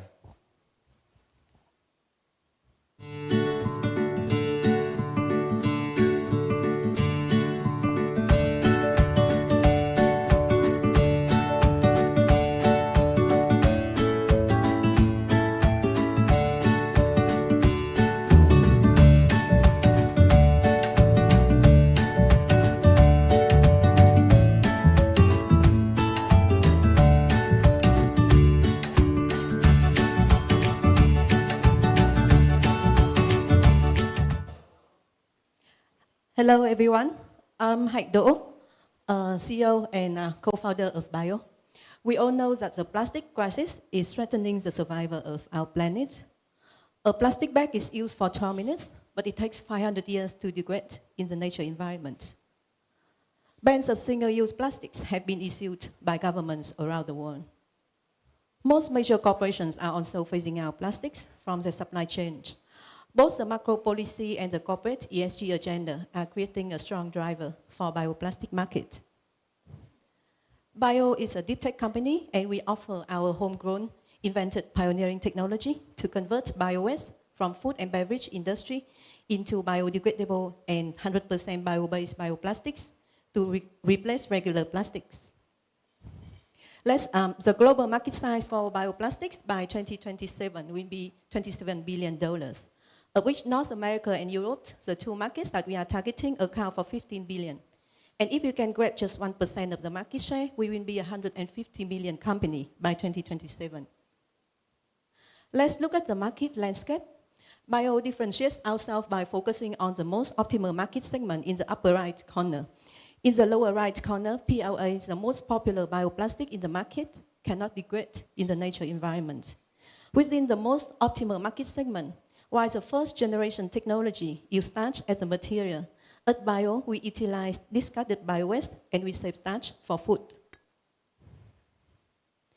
Bio holds patented technology with our secret bio-waste material, our bacteria strain nutrition sources, as well as our confidential know-how in the biofermentation process, in compounding different biopolymers together, and in the final processing.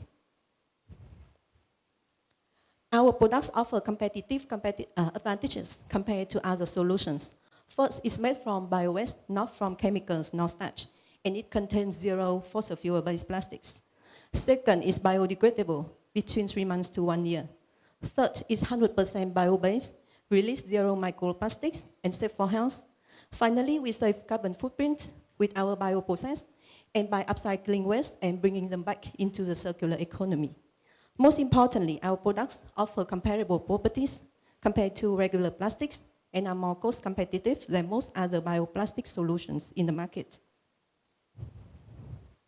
Our products are potential for various applications, including both flexible and rigid packaging and also medical applications, thanks to its antibacterial property. You could see on the screen some pictures of our products and at the stool over there. We are a B2B company serving corporate clients. Our business model centers around the biotech holding company who owns all the IP, trademarks, connection with suppliers and buyers, and we manage our manufacturing process with our own factory, and also we work with outsourced factory. Our team is comprised of very experienced entrepreneurs, and the top scientists from the world's leading universities and research centers in the areas of biotech and chemical engineering. We have won numerous awards and recognition from various global competitions. We are the first startup from Vietnam getting into the 100+ accelerator program hosted by AB InBev, Coca-Cola, Unilever, and Colgate-Palmolive. We are also the first startup from Vietnam getting into the global hyperscale program and the COP28 program. We are among the top 20 with Techfest, top 10 with SK, top 3 with Nestle, and others. In terms of traction, we are working with corporate clients under the 100+ accelerator program and developing products for other clients like Mondelez from the US, Taiwan from Thailand, Tessellation from Hong Kong. We are also in talk with Shiseido and Greenpack from the hyperscale program. We're planning to hit 100K of revenue by the end of this year, 2 million by next year, and 10 million by 2025. We have raised 750K so far, running a 10 tons per month factory in Ho Chi Minh, and we have 3 patents in pipeline. We are planning to scale up to 100 tons per month next year and raise the next round of funding. Let's join us to tackle the plastic crisis and shape a zero-waste future. Thank you. Okay, now we're moving on to the Q&A section, please.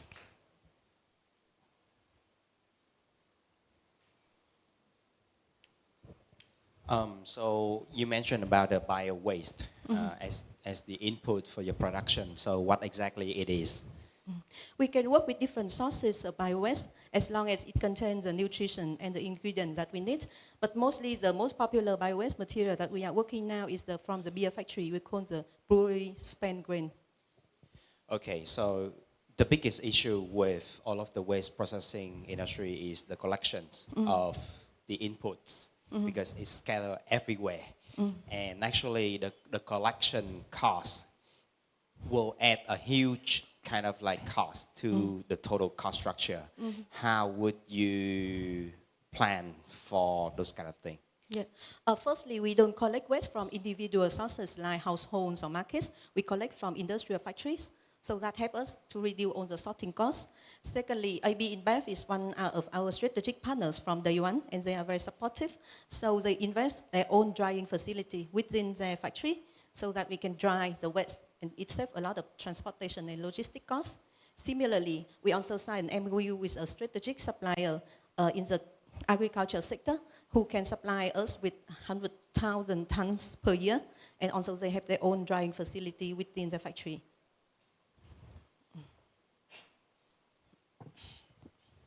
Hello.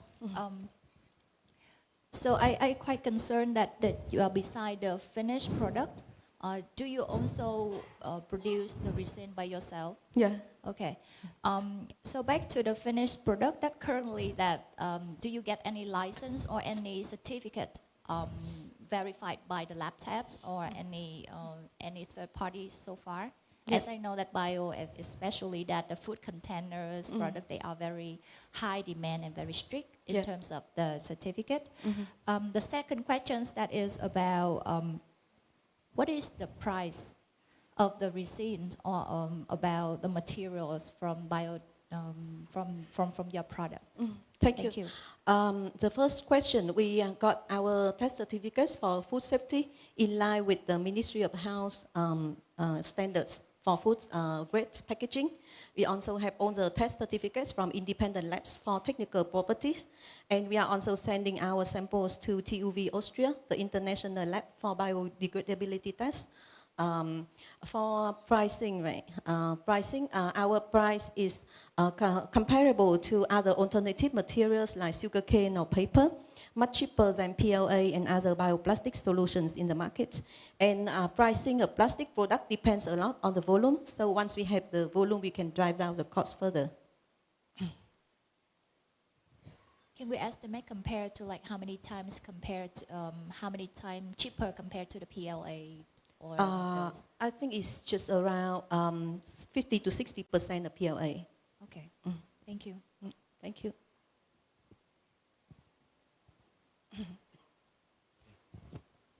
Hello, I'm Joe from Endeavor.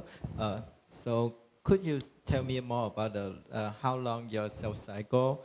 And I see you, the chap from the Chashan, that you aim so high road range. from the end of 2023, it $102 million 2022 for. And so how can you do it? I would like to more curious more about that. Okay, thank you. Because most of our current clients are global MNCs, and we have MOUs with them in pipeline. So once we pass the product development phase and meet all the requirements by customers, then I think the sales volume will go up very fast.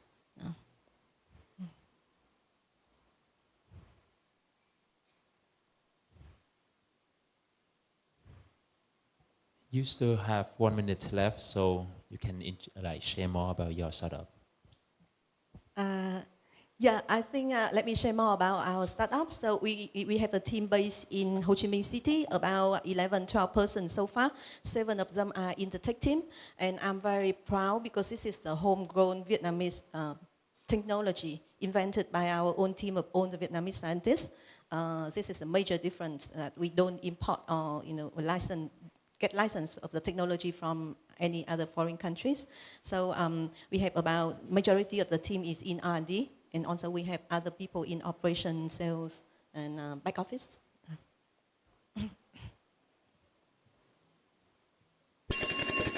All right, the time is up. So Thank you and give a big applause for Bio. Thank you very much. And now the next team will be Rare Cooling.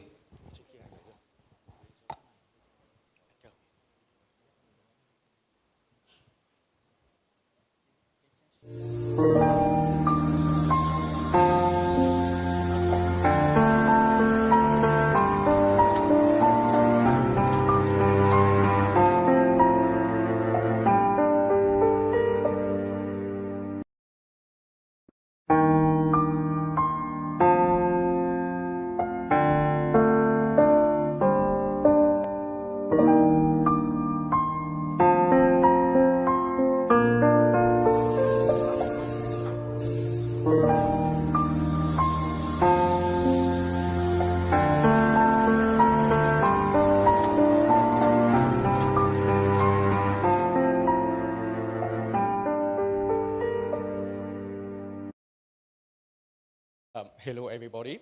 My name is Hưng, and I am the founder and also the creator of this product, radiative cooling paint that we call RARE.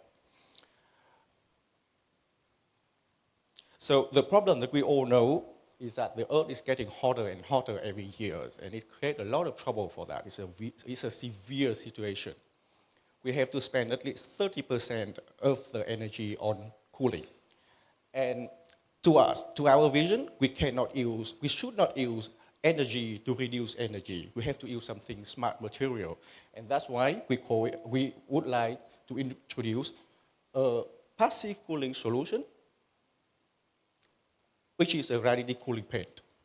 A radiative cooling paint should be reflect most of the sunlight, should not receive any heat from the sun.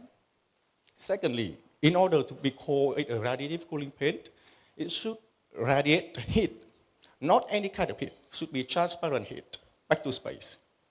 And in order to get to market, it should be durable, well-adhesive, self-cleaning, cheap, and produced at the massive scale. RARE is an exactly product like that. We cool, as in this plot, you see, 40-degree reduce in temperature reduction. Actually, we don't say that like how many temperature it reduced. We say that it almost close to the air temperature, just similar to staying underneath the shade of tree. And compared to other competitors, they are in brown color here. So we are like 10 degrees colder compared to other direct competitors in the market. This summer, we have demonstrated more than 10,000 meters square for potential customer on concrete roof, on metallic roof, on walls. That give us an income of about 1 billion Vietnam dong for this summer.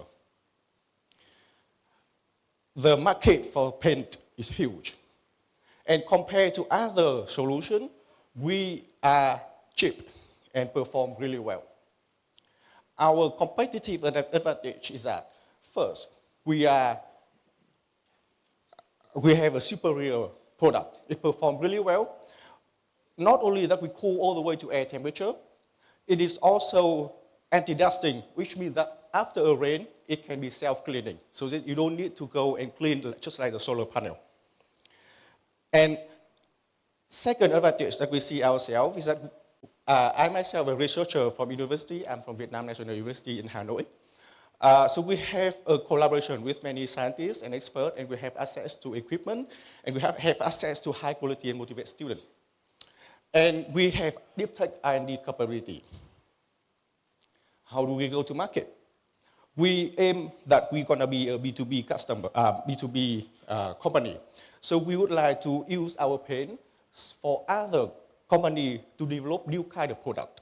For example, we talk with Postec, a hardware telecom company, so that they can produce a new kind of electrical box, a cooling electrical box. We are talking with Sequoia, so that a giant roof tile company, so that they can roll out a new product, a cooling tile product. We are talking with Anfat, so that they can produce a plastic roof. Our business model is that we plan to charge high because we have superior performance. We want to charge 40% premium due to superior performance. And we are manufacturer, but we aim to have 40% profit margin. With that, I would like to conclude by introducing our team. These are our core team members in tech, right? And that is our information. Thank you very much for listening. Thank you very much for your presentation. And now we're moving on to the Q&A section, please. Have you commercialized your products? Yes, of course. Okay, and what is the production capacity for now, a month, for instance? Right. We produce 1 ton per day. That is our capability. And we are struggling with expanding our sale. We need to expand our sale. We cannot sell 1 ton per month, for a day for now. Right, and you did mention that you are judging your products at a premium price compared to the normal product, right? Yes. So how much higher? What is the premium it is specifically?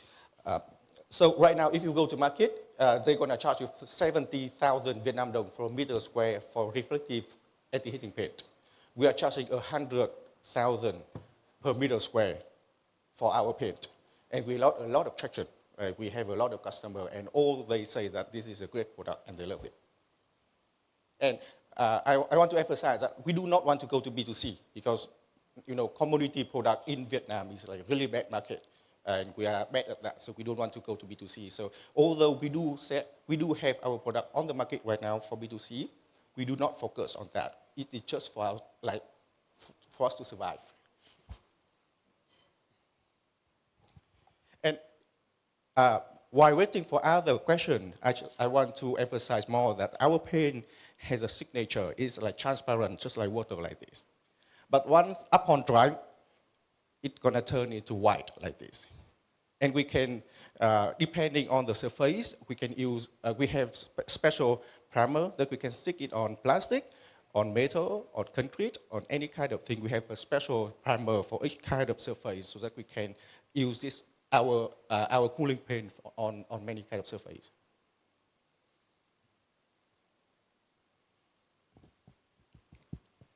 A couple of online searches will yield other paint that is very similar with similar value propositions, both in terms of temperature ranges as well as the self-cleaning qualities.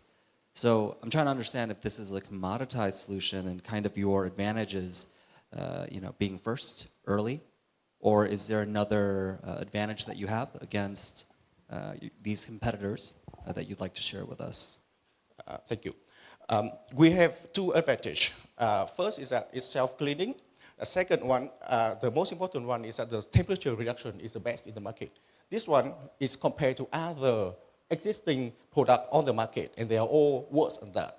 No one can reduce to the air temperature, and in order to reduce furthermore, you have to turn on the AC. You cannot cool below the air temperature, right? So even if in the future other people are going to roll out a new product, they cannot be lower than air.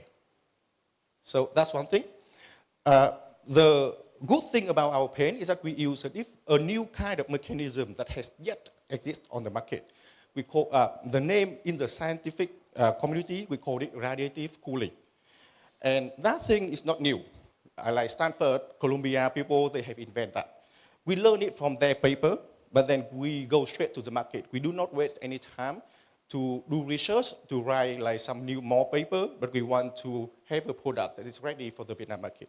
So that's why we have the product right now. Although people in US they are also like spend a lot of time on research.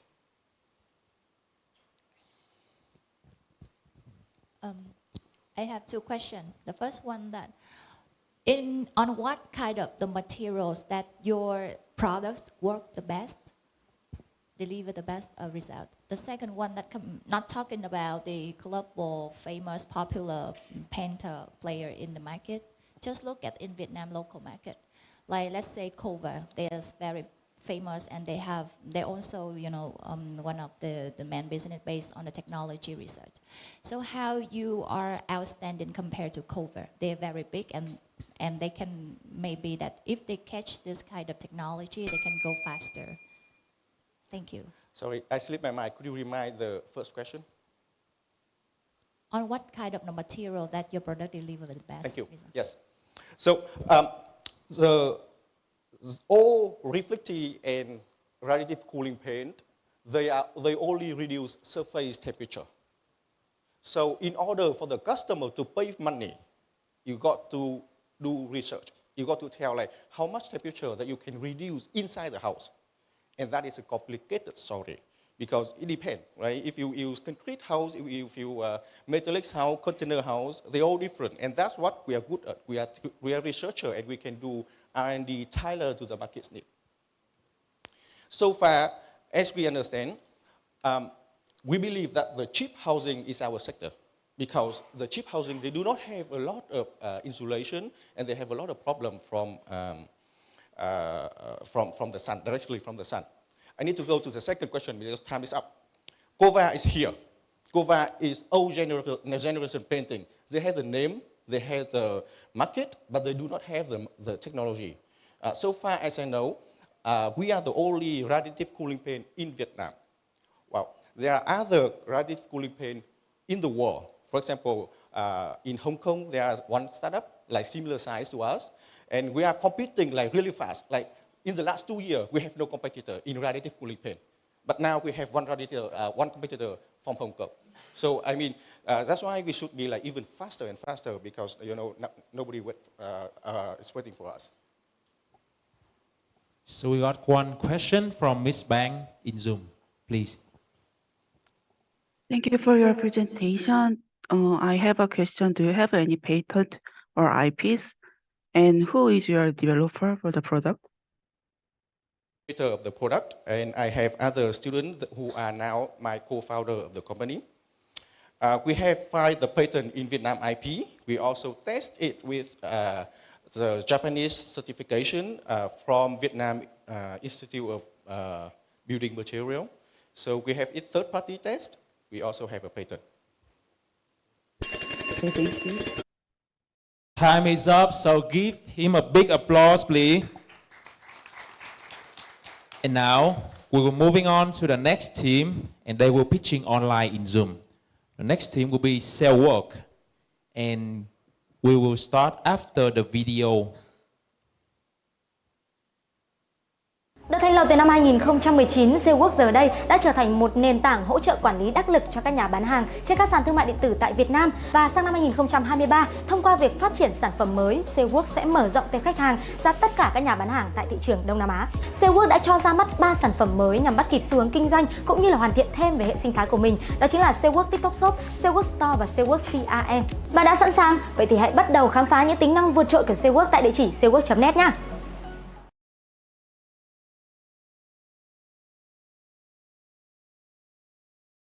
Presentation.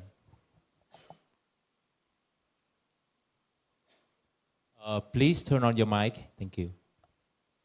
Okay. Greetings, I would like to introduce myself. I'm Jacob, CMO and co-founder of digital transfer platform for online sales and marketing, Sego.net. We started at the end of 2019, headquartered in Hanoi, and now we have more than 50 employees. Now in 2023, we have 50K active users. Over 15 million orders were processed per month and 1 million conversations were processed per day. And $80 million of transactions were processed per month. It means we are processed nearly 20% of e-commerce market share in Vietnam in last year. In Vietnam, there is no specialized software for e-commerce or digital marketing platform for business, for seller, whether individual or in business scope. They need to use so many different applications to manage their business. There is almost no software that completely understand and solve their problems in a simple way. So we'll have seller and company in Vietnam and other countries have an useful software for multi-channel marketing and sales in digital platform with many different business methods and styles. A simple software cannot solve all the problems that sellers face through. So they currently have used many different software to operate and manage their business. So what is a collection feature that sellers need? So what is not just a software. So what agrees information, link data, string, open store and sales channel to help sellers operate a growing and sustainable business. So has almost functioned every seller and company needs to run an e-commerce and digital business. We have several stock order and inventory management. We have several finance, accounting and financial management. We have several admin, decentralized and many employees. We have several chats, automate customer service, chats on Shopee, TikTok, Facebook, Instagram, or Zalo. We have several ads optimizing and automation advertising on the e-commerce platform. We have several stores, many traditional stores, and we have several CRM and several SPM for collecting data and pushing conversion rate for digital business. Now we have over $20K in iOS, Android, and user products, 4.9 and 4.8 on 5-star, and we are one of 100 best business management software on Apple Store. So what target customer are seller or company that doing business on e-commerce and digital platform. They need a mini ERP or an administrative tool that is highly practical but simple to apply. Their business scale is from 1 billion to 1,000 billion Vietnam dong of revenue a year. This is the actual revenue of our customer. Now we are serving. Currently, we are focusing on optimizing and upgrading our product in the ecosystem and promote sales activity. We have the best adaptation to change of e-commerce platform. We integrate every sales channel, every store, every warehouse into one super centralized processing center. We are official partner with Shopee, TikTok, and Facebook. Currently, after 3 years, we have over 50K users with good recommendation. So we have had good revenue and grow with a subscription business model. Currently, we are receiving some offer from some fund to help support expand.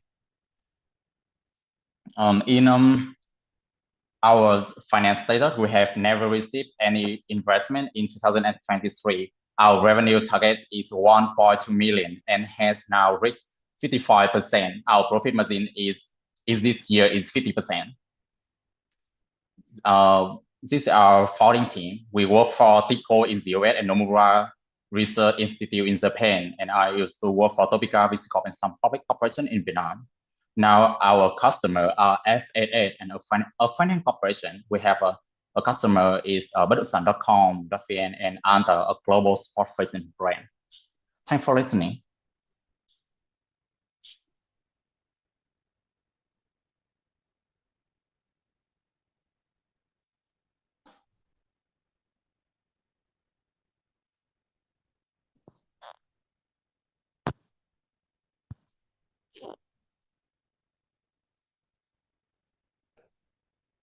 have your target customer because you target everyone. And actually, for the SaaS software, selling the solution to enterprise and to SME is very different in terms of the solution, in terms of customization, integration, as well as the sales channel. So actually, do you have any percentage of the revenue between the enterprise and the SME? Yes. Thank you for the question. Now we are talking about SME and big corporation. But once I was a C level and M level in corporation, we have 5,000 billion Vietnam đồng revenue per year for one company in our corporation, and I run it in digital platform. My point of view is SME, medium company, and corporations, they have the same way to do business on e-commerce platform and digital marketing platform. In our in the work, we have 50 and 50%. They are enterprise. Any big enterprise, they already have their own the CRM. So it means that your solution need to integrate it with the existing CRM with the CRM vendor in the market. They don't use your CRM just only for the e-commerce product, right? So it means that for enterprise, you need to have the integration capability. But your product is you have everything in a single product. That's different. We have many functions. We have some products in our platform. If we focus on SME, they will use some special function, but that special function will be scaled and customized for corporation and company. If they have their own CRM or SPM, we can connect, we can give them API and we can customize on our platform. But in Vietnam, we don't want to become a new competitor in CRM market size. CRM is not our main product. The first funnel product is e-commerce platform product. After that, our strategy is customized, depend on demand and sales scale in that company. After that, we can promote more functions they want. If they want to use own function, own platform, own product in our platform, we provide CRM and SPM. We don't use CRM as a main product when we do sales and marketing in the first time and in the first step.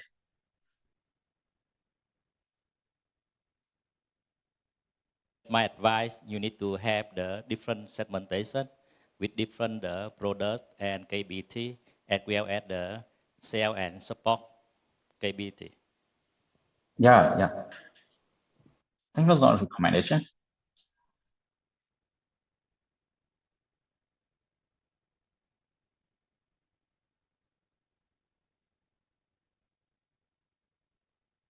Or anything you want to share with the churches? Sorry, can you repeat? Yeah, you got 1 minute left. So you want anything you want to share with the churches before finishing your presentation?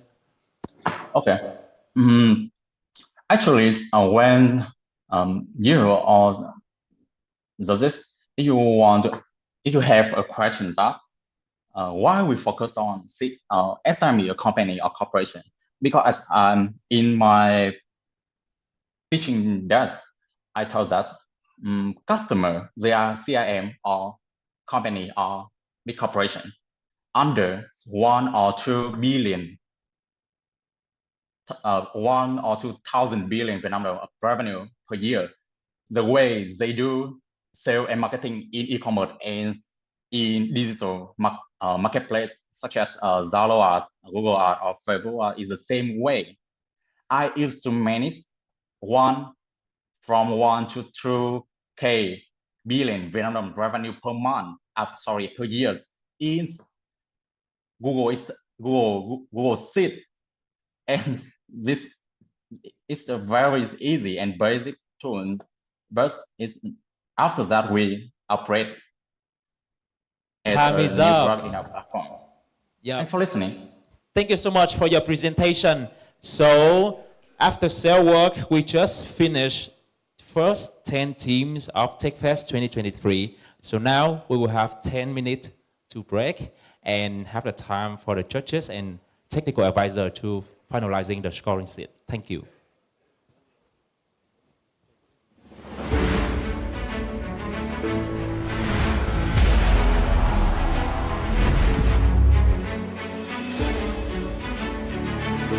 Cuộc thi tìm kiếm tài năng khởi nghiệp đổi mới sáng tạo quốc gia trong khuôn khổ Techfest Vietnam 2023 hướng đến mục tiêu tiếp tục thúc đẩy phát triển hệ sinh thái đổi mới sáng tạo mở, hỗ trợ tạo bứt phá trong một số lĩnh vực công nghệ mà Việt Nam có thế mạnh, đồng thời kêu gọi sự vào cuộc của các giải pháp công nghệ, đổi mới sáng tạo vào các vấn đề lớn về kinh tế, xã hội, môi trường của quốc gia. Được mệnh danh là cuộc thi của các cuộc thi, đây là cơ hội cho các dự án khởi nghiệp, doanh nghiệp đổi mới sáng tạo Việt Nam và người Việt trên thế giới kết nối nguồn lực tài chính, đối tác, phát triển thị trường, tạo cơ hội cho các doanh nghiệp phát huy hiệu quả nguồn lực và thúc đẩy tăng trưởng, thiết lập lợi thế cạnh tranh trong thế giới phẳng. Cuộc thi chính thức được phát động từ ngày 3 tháng 8 năm 2023, bao gồm 2 bảng. Bảng công nghệ là các sản phẩm và dịch vụ công nghệ hoàn toàn mới hoặc sử dụng các công nghệ mới để đạt được sự tăng trưởng và mở rộng quy mô nhanh chóng. Bảng mô hình kinh doanh, đổi mới sáng tạo, bao gồm các doanh nghiệp có yếu tố đổi mới sáng tạo trong mô hình kinh doanh, sản phẩm, dịch vụ và ứng dụng công nghệ để tăng tính hiệu quả. Đồng hành cùng lễ phát động cuộc thi trong khuôn khổ Techfest 2023 là hơn 50 đơn vị truyền thông, bao gồm báo chí, phát thanh, truyền hình đã đưa tin. Đội ngũ gồm hơn 130 chuyên gia đồng hành đã chia sẻ kiến thức, kinh nghiệm và lan tỏa thông tin về cuộc thi. Hơn 100 đối tác là các làng công nghệ, quỹ đầu tư trong và ngoài nước, các đơn vị hỗ trợ khởi nghiệp đổi mới, sáng tạo đồng hành. Sau hơn 1 tháng phát động, giai đoạn nhận hồ sơ đăng ký chính thức khép lại với hàng trăm doanh nghiệp khởi nghiệp nộp vào từ cổng đăng ký chính thức và qua cuộc thi của các làng công nghệ Techfest. Ngày 18 tháng 10, các hồ sơ nhận thông báo đủ điều kiện tham dự đã chính thức bước vào vòng tuyển chọn top 80. Hội đồng ban giám khảo và cố vấn công nghệ bao gồm 17 chuyên gia hàng đầu với đa ngành, đa lĩnh vực. Sau quá trình tuyển chọn công tâm, 80 doanh nghiệp khởi nghiệp tiềm năng nhất chính thức được công bố. Ngày 26 tháng 10, top 80 chính thức bước vào hoạt động trang bị kiến thức và kỹ năng. Phiên đào tạo giúp các đội thi nắm bắt được cách thức diễn đạt về dự án một cách thu hút và truyền cảm hứng. Đồng thời, nắm được cách xây dựng hồ sơ gọi vốn đầy đủ, thuyết phục trước nhà đầu tư. Hoạt động chia sẻ và cố vấn giúp top 80 lắng nghe chia sẻ về khẩu vị đầu tư từ đại diện của các quỹ đầu tư, thảo luận về đặc trưng các thị trường từ đại diện tập đoàn, tổ chức hỗ trợ và tham dự hoạt động cố vấn cùng gần 20 chuyên gia đồng hành. Sau buổi đào tạo và chia sẻ kiến thức, top 80 tiếp tục bước vào vòng tuyển chọn top 20 vào ngày 1 tháng 11.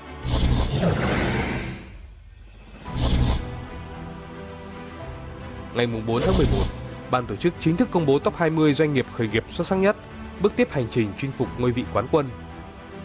Ngày 10 tháng 11, buổi đào tạo dành cho top 20 theo hình thức cố vấn 1-1 được diễn ra. Những nhận xét, góp ý từ các chuyên gia đã giúp từng đội thi cải thiện và hoàn chỉnh bản thuyết trình gọi vốn của mình, là nền tảng quan trọng cho top 20 bứt phá trên hành trình sắp tới. Mấy bạn order năm nay hướng tới những giải pháp dịch vụ nó thực tế hơn so năm ngoái. Thực tế là ở góc độ là họ cung cấp và các sản phẩm dịch vụ dùng technology để giải quyết các vấn đề của các cái mảng truyền thống kiểu như là logistics, rồi giáo dục, rồi sức khỏe. I think this year we saw that there's a bigger diversity among the different startups. There is even deep tech in there. There are solutions both for, regular consumers. There are solutions for industry, for government. So you kind of see that the Vietnamese ecosystem keeps growing in size and also I think in relevance for the Vietnamese economy.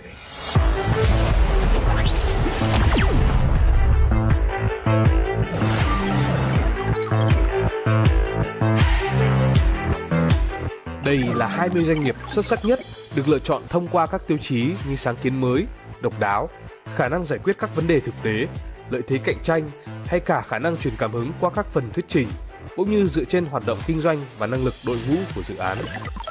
Ngày hôm nay, top 20 sẽ tranh tài tại bán kết cuộc thi, tiếp tục tìm ra 10 doanh nghiệp khởi nghiệp sẽ tiếp tục hành trình chinh phục ngôi vị quán quân năm 2023 với nhiều giải thưởng và quyền lợi hấp dẫn.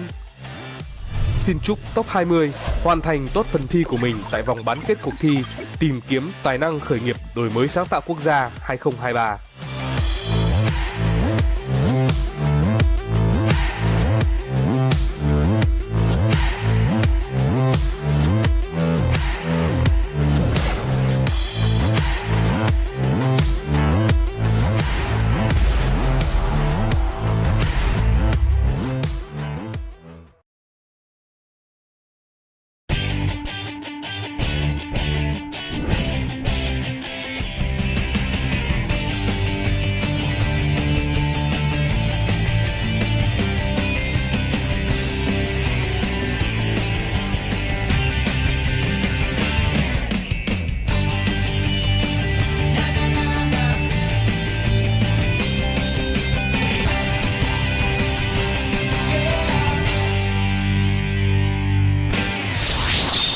là một trong các chương trình vốn thường niên của Quỹ Khởi nghiệp Doanh nghiệp Khoa học và Công nghệ Việt Nam SVF cùng với các đối tác.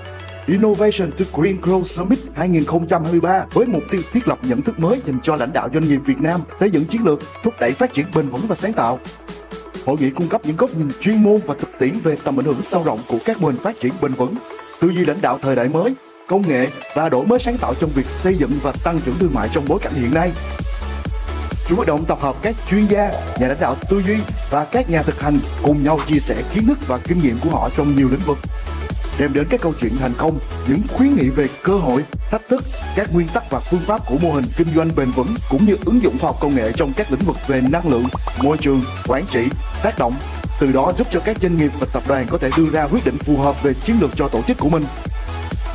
Ngoài ra, chuỗi hoạt động còn đem lại cơ hội giao lưu và hợp tác đa phương, kết nối những chuyên gia, nhà lãnh đạo, nhà đầu tư, nhà sáng tạo, các công ty khởi nghiệp có cùng quan tâm đến phát triển bền vững từ các ngành và các lĩnh vực khác nhau. Tiềm năng của mạng lưới kết nối này là các mối quan hệ hợp tác, giao thương, đồng sáng lập và các cơ hội kinh doanh tiềm năng. Chương trình nhận được sự quan tâm và ủng hộ cam kết đồng hành từ nhiều đối tượng tham gia, đại diện các cơ quan, bộ, sở, ban ngành, các tỉnh địa phương, doanh nhân, chủ doanh nghiệp, các doanh nghiệp khởi nghiệp, lãnh đạo, quản lý cấp cao của các doanh nghiệp và tập đoàn, các chuyên gia từ nhiều lĩnh vực khác nhau, các tổ chức hỗ trợ trong lĩnh vực thúc đẩy sự tham gia kinh tế bền vững và đổi mới sáng tạo, nhà đầu tư, đại diện các quỹ đầu tư, các tổ chức tài chính, tín dụng ngân hàng, sinh viên và người trẻ quan tâm đến phát triển bền vững và đổi mới sáng tạo.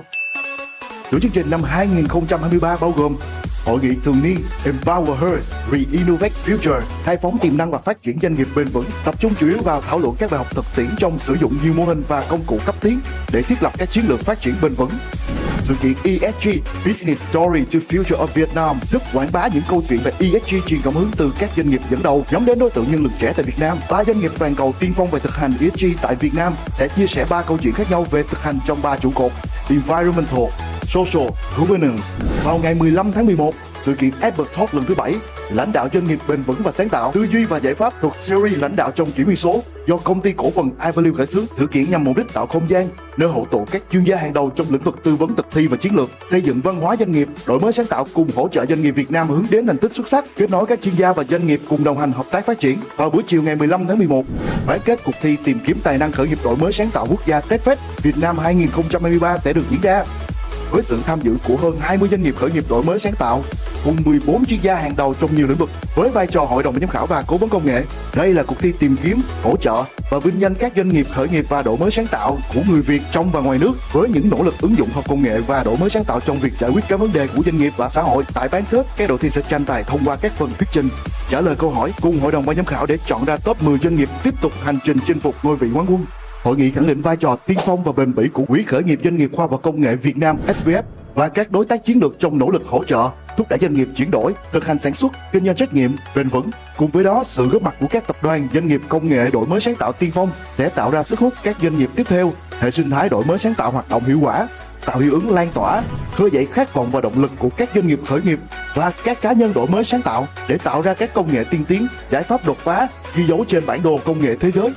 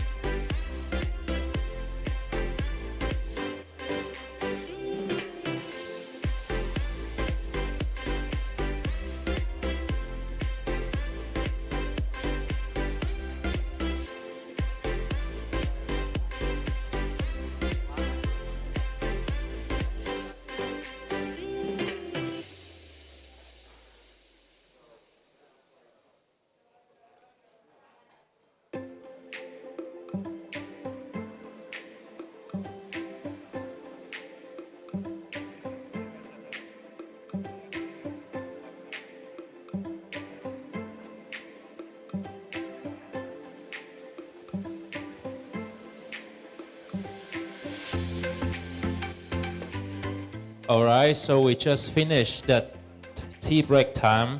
So everyone, please returning to your seat, and we will continue with the second 10 teams.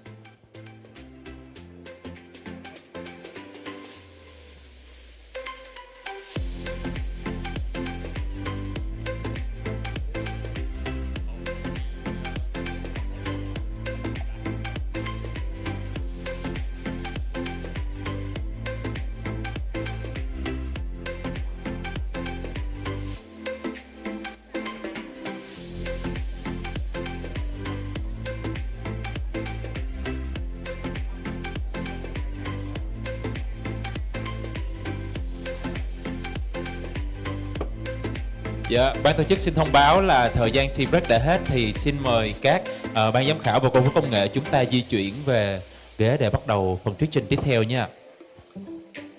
Nhờ ban tổ chức là điều phối mọi người di chuyển về chỗ nha.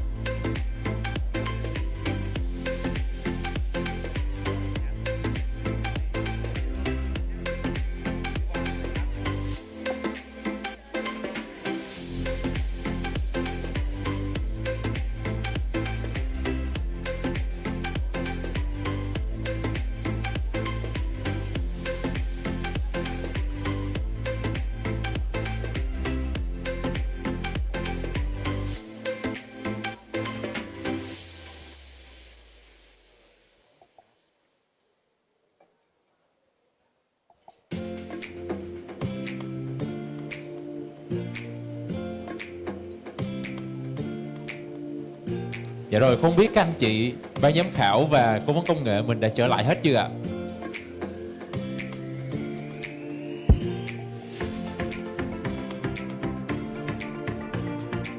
Dạ, mình còn anh Bửu Châu, anh Mạnh Trúc.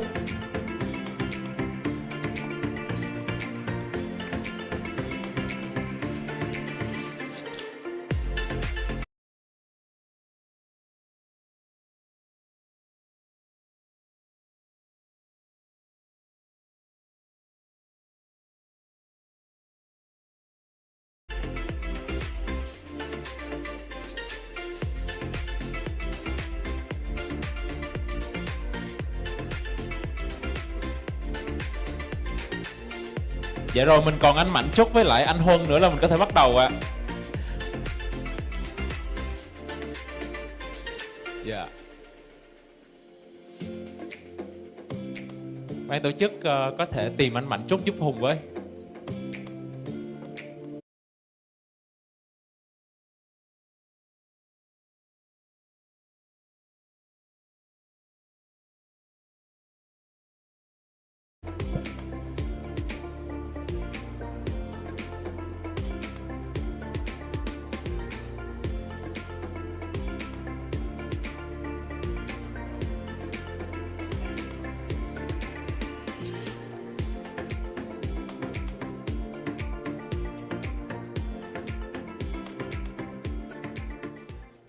Điện gió và điện mặt trời đang đầy tiềm năng phát triển, nhưng lưu trữ nguồn năng lượng này như thế nào cho hiệu quả?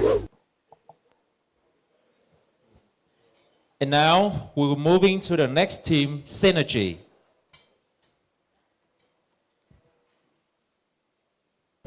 Điện gió và điện mặt trời đang đầy tiềm năng phát triển, nhưng lưu trữ nguồn năng lượng này như thế nào cho hiệu quả lại là bài toán khó. Công nghệ ắc quy dòng chảy thế hệ mới mà Sea Energy đang phát triển chính là lời giải: xanh, sạch, an toàn, không gây cháy nổ, tuổi thọ cao, sử dụng nhiên liệu trong nước và có thể tái chế. Hệ thống tích trữ năng lượng này đáp ứng được dung lượng lưu trữ lớn, từ điện áp mái tới điện năng phục vụ các nhà máy hay khu công nghiệp. Sea Energy, năng lượng xanh cho tương lai bền vững. Okay. Hello, everyone. I'm Steve Chick, and I'm CTO and founders of DC Energies. And well, as you can see on these videos, we provide the solution in energy storage, and we are actually moving on with the renewable energies. So the storage, energy storage, is the last piece of the whole system.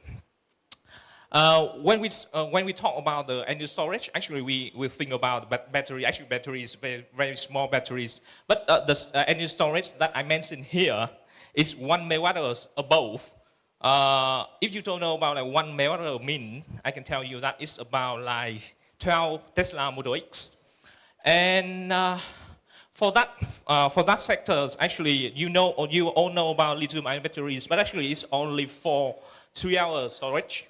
About 3 hours, like long durations energy storage. Actually, we have more technologies in these sectors, and redox flow batteries, which we provide is one solution. Let's talk about the problem in Vietnam. Actually, to get into this kind of market, we need the ESS technologies, and actually in Vietnam, it's not really popular right now. The manufacturers, we need gigafactories, and even VNS, actually, they cannot approve. Now the scale is not really gigafactories, so which means that they cannot provide enough batteries for these sectors. And the last thing is raw materials. If we rely on lithium-ion batteries, actually, we don't have lithium mine to manufacture the lithium. So all the advantage we don't have. So what do we have? Synergy is actually research and develop our technologies based on redox flow technologies. Begin with these on vanadiums and then vanadium serums, and we have planned to extend our products. The second thing is that actually we understand about the supply chains, and we have planned to set up these supply chains in Vietnam based on our knowledge. The renewable energies in Vietnam actually is very, growing very fast. And with the PDP Act, we can see that we have about like 2.8 billion US dollars market for these rooftop solars. And actually now it's mostly without the storage. So this is our aim. And to do so, you see that actually energy storage is not really cheap. It's not really cheap. And so we come up with the batteries as a service. It is our business models. We can see like that for the products, it's estimates about like 500K for megawatt hours. For BIS, actually, we can provide 360K for customers for 10 years. Or we can see that it's about like 8K per megawatt per month. Our plan, so actually, until in the end of this year, we can complete about like 2 megawatt hours redox flow batteries.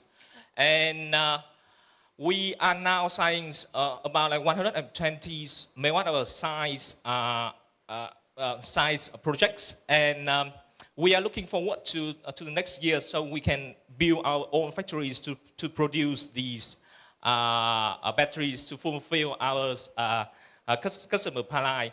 And we are looking forward to fulfill half of the customer pipeline until 2025.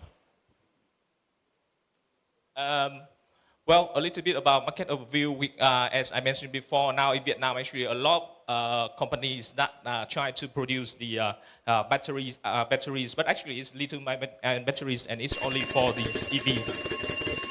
So, well, I think that's all about us. Thank you very much. All right, we're moving on to the Q&A section, please.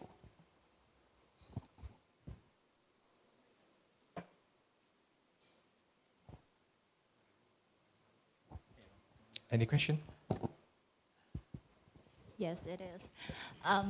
So very interesting, and I already read one newspaper about your company, like said that your solution is like a bridge to fulfill the gap of the renewable energy currently.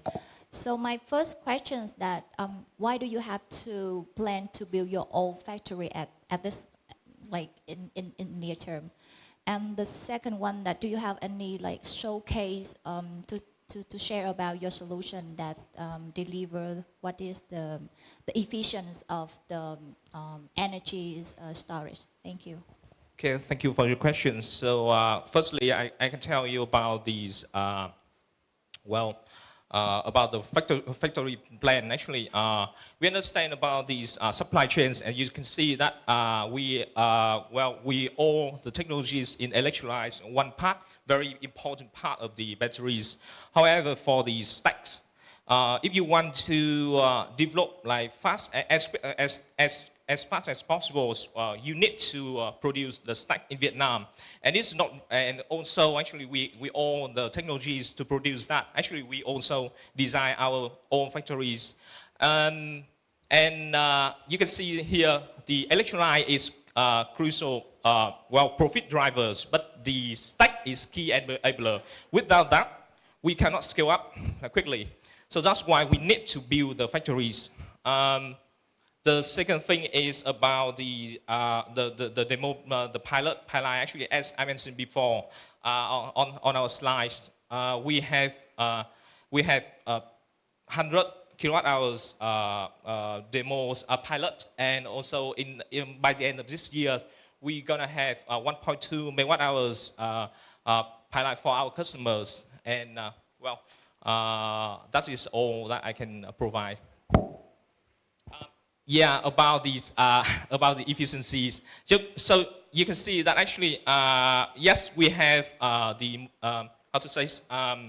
data for the to demonstrate our efficiencies. And because I know that you are not in the background of this kind of like sector, so I will not.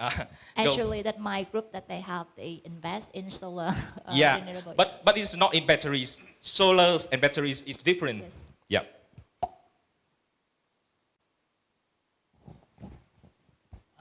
Thank you for presentation.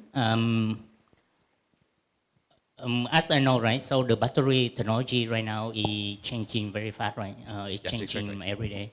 And most of the advanced technology right now is developed in the US or in China. So that, so far that is what I know, right? Could you kind of elaborate more on what is kind of the competitive edge in terms of the technology of your solution with the other solution on the market? So that is the first question.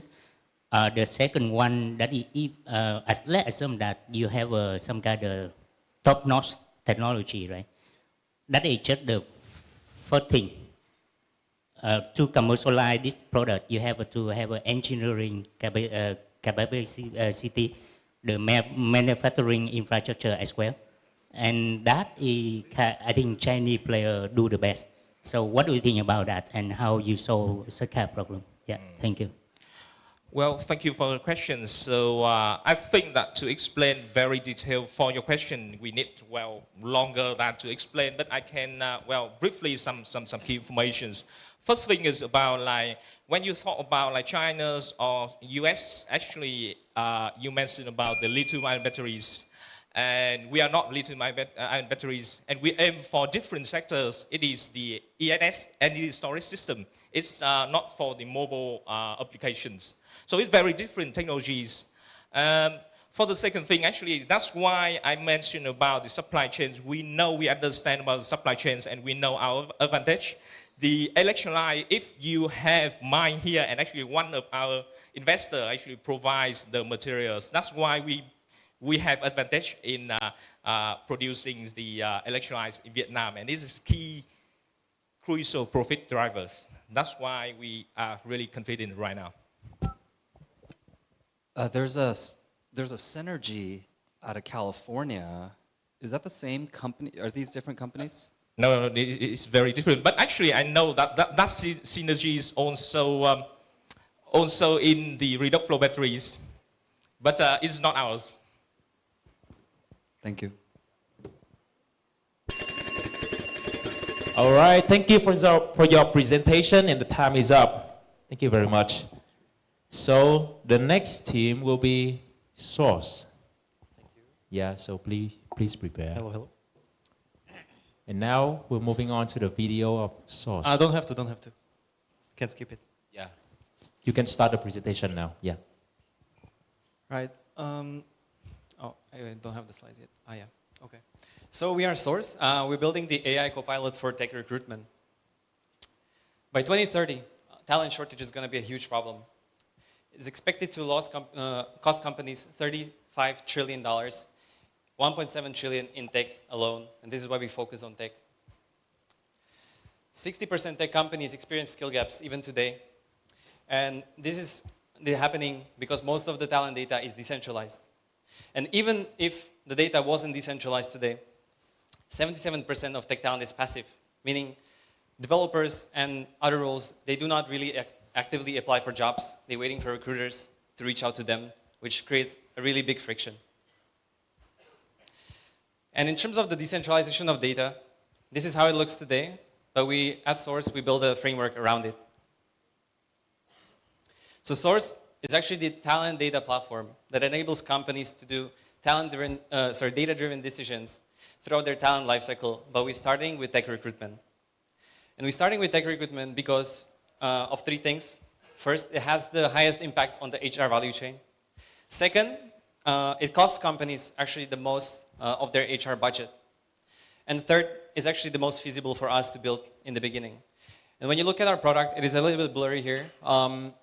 It's actually extremely easy to use. Typically, recruiters can search hidden talent that they wouldn't find otherwise because of our multi-platform data sources. They can search it through a simple prompt, just like with ChatGPT, or they can even paste the whole job description, meaning we're going to extract the keywords through our multivariate algorithm and also match it towards the talent that matches their criteria the best. Last but not least, we also help them create auto-generated or AI-generated personalized messages to save time. And so Source can save hundreds of hours and thousands of dollars for tech recruitment every single month. We're reducing the sourcing time by nearly 90%. We're 11 times more cost-effective than the biggest player on the market, LinkedIn, with over 80% of market share. And by combining multi-source data, we can actually achieve 5 times larger talent pool than typically LinkedIn has. And the timing is just right because everybody agrees that business is, future of business is AI powered. We can see this on the growth rate of skills related to AI and also Web3 in this case. The gap between tech talent, supply and demand is huge. And this is the right time for us because we actually can close this gap through the exposure of the multi-platform talent data. And the growth of tech job openings worldwide is growing, but when we look at the market here in Vietnam, Singapore, and beyond in APAC, India, and the US, the numbers of the growth are staggering. Luckily, the buzz around Source has started to spread. We have 1,300 waitlists, which is basically potential buyers. We also have nearly 300,000 Vietnamese tech profiles. We focus on Vietnam today, but 2 weeks from now on, we're going to expand to global talent profiles. And also top teams across Vietnam are actually using our beta today. So when we look at the market size, it's actually tremendously huge. $1.6 trillion, but what's even more staggering is that the global employment market has a growth of 17.4%, going to reach $5 trillion by 2030. And to get a little piece of this market, we looked at our basically companies in this space, how many companies and clients they do acquire, and we can confidently say that we will reach over 1 billion ARR by 2030. And to take the piece of this market, we're building moats that are hard to replicate. We're the only multi-platform source of tech talent data today. We also do proprietary data synthesis with generative AI. We're helping companies to enrich their outdated data to make them always up to date from the moment they upload it to Source. And in the future, we'll be doing enterprise AI agents to help companies with their internal data and with combination of R and the open data. This is actually very simple pricing model. It's a self-serve B2B SaaS. And this is how it works in the background, but we're running out of time, so I'm just gonna skip this. But the vision doesn't really just stop at the tech recruitment. We actually want to cover the whole talent lifecycle with our solution, but that is for the future. And let me just quickly skip through these to get to something more important. Yeah. Thank you, and the time is up. Yeah. So we're moving on to the Q&A section, please. Thank you.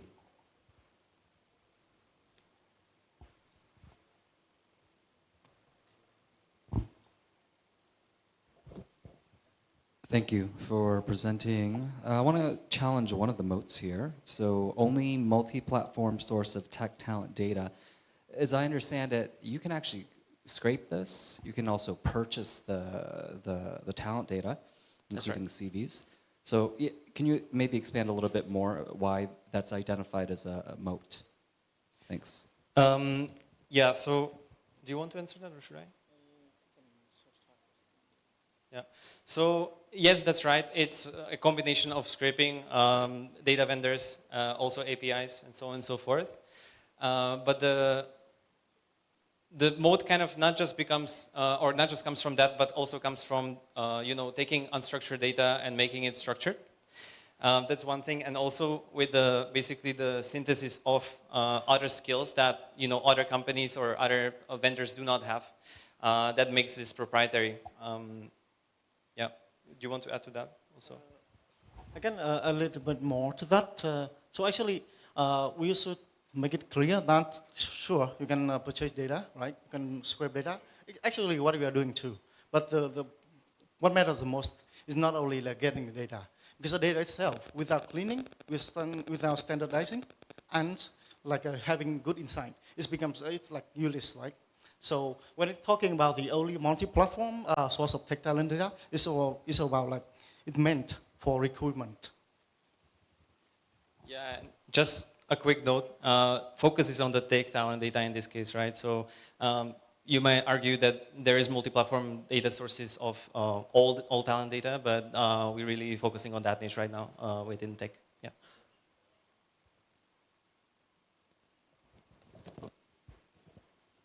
Yeah, it's nice to see you again. I think that I still have the question that I have in the last time is how can you unify the customer profile from different sources, because you can get the different data from different platforms, but if you cannot unify the profile, and then how you can enrich the profile. Right. Thanks for the question. That one of the most challenging technical problems, right? That actually indeed like differentiate ourselves with other competitors. So when it comes to like data from different platforms, right? They usually like free text, and they have different like standard, even location itself, right? When it comes to profile, they can be vary a lot from just Hanoi, Vietnam to like Hanoi or HN. Some profiles just say like SN, for example, right? So that makes it super challenging, right, to standardize the data, right? However, with the help of LLM, generative AI, it becomes like much easier nowadays to standardize the data. So that's one thing. A second thing is like, because we don't have first-person data, when it comes to, for example, we can think of like IP address, right, of the profile. That thing we don't have, right? So we can only rely on the third-person data point, including like name, location, skills, and some other relations. Like, for example, on LinkedIn, you see like a profile have some sort of like a related profiles, right? So those are like kind of like the footprint that we have been using with the help of generative AI to connect different profiles, to kind of like considerate the profiles from different sources. And for sure, it's challenging. So that we don't just rely on the machine and AI, we actually have the humans behind the scene to kind of like correct and to verify in case the matching score is like low. Is it clear to what's your questions? Or? Very in theory, I still don't see the very technical detail to show that you actually implement it. Sure. We can talk because time doesn't allow, right? So, yeah, we can talk in detail later if you are interested in. But that's very great question. Thank you.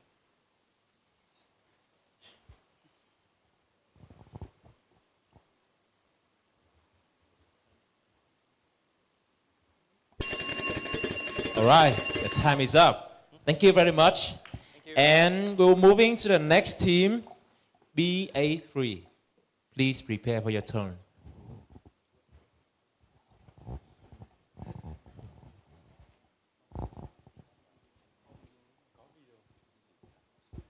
Check.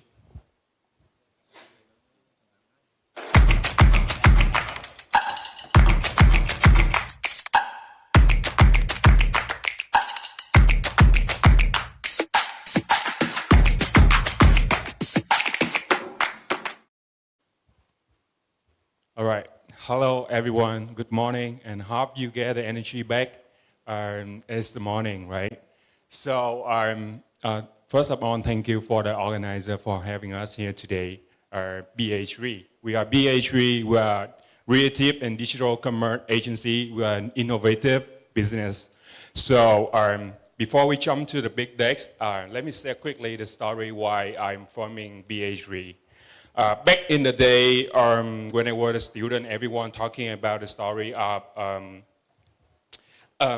Vietnam business is making really small, the values in the value chains of the product and services. For example, Nike, when they're selling the product of the pair of shoes, it's like $100 US, but we only make in $20 in the manufacturer, which is 20% of that. Most of it comes from the sales and marketing. So it's around like 60% of it. So that question came into mind when I was a student. Then I told myself into marketing and sales, working with on the global agency from WPP to Dentsu to learning how sales and marketing into that 10 years. And then after 10 years, I'm seeing observe a few start like Vietnamese business and enterprise are starting to want to build their branding, their marketing, but they are struggling with the record of international marketing agency and global agency. So that I decided to quit corporate life and to form BA3. We focus on commerce, digital commerce, creative, and technology. So quitting the corporate life, I'm going around talking to a few founders and decided to talk with Tony, which is the creative lead in the team, to form BA3 together. So what is the problem? I'm looking at the problem that we understanding the digitalization is really important for the growth of the enterprise in Vietnam. But many of them find it challenging to adopting the digital tool and marketing strategy effectively due to lack of access to the affordable, creative, and digital talent. In the result of that, you see 90% of product on the social commerce sector is low branding or no branding from Vietnam product. Only 21% of SME or enterprise in Vietnam implement the digital transformation in marketing. So what is the solution? We are created our agencies focus on a full service, creative, and digital commerce solution. When if they want to sell the product overseas, we can have to work with Webflow and Shopify. Those platform is already big. I believe you guys know them. And then we form a team. They can follow the monthly or yearly package to working with us, or we can also work as a customization package for them, creating the team, working with them to bring the product overseas for building the creative content on TikTok, Instagram, and Facebook, door brand Touchboy, and on platform that we provide services with. So here there are three main services that BA3 focus. First of all is solution architect, where we focus on the strategy, marketing strategy, brand strategy, and also the solution architect, which is we apply a lot of innovative technology into this. And there's a second, here's the key point, digital commerce solution, where we actually really different with other more traditional marketing agency out there. And then the third one is creative production. We focus on our photography, video, content, to having the business or have their own content and design. So I skipped it for now. We're looking at a market size about $10 billion USD in South Asia. In Vietnam, digital commerce and digital advertising is about like 1.2 billion. And then we are aiming to have 10% of that market in 5 years. So what is the target customer? First of all, we focus on a big enterprise. And for this year, on this quarter, we actually have 2 big chains with the top 4 banking, and one is top 3 or FMCG in Vietnam. And the second level of that is the Series C and Series D startup and SME. So we do a monthly package or up to 100K for the smaller business, and yearly package, subscription package for a big enterprise. So we are not working alone on this, right? We're working across platform from digital commerce, including e-commerce, social commerce like TikTok, and then we work with Webflow, Shopify, HubSpot to selling the product overseas. So yeah, I think. Okay, that's all. Yeah. Thank you very much. Now we're moving on to the Q&A section. Thank you.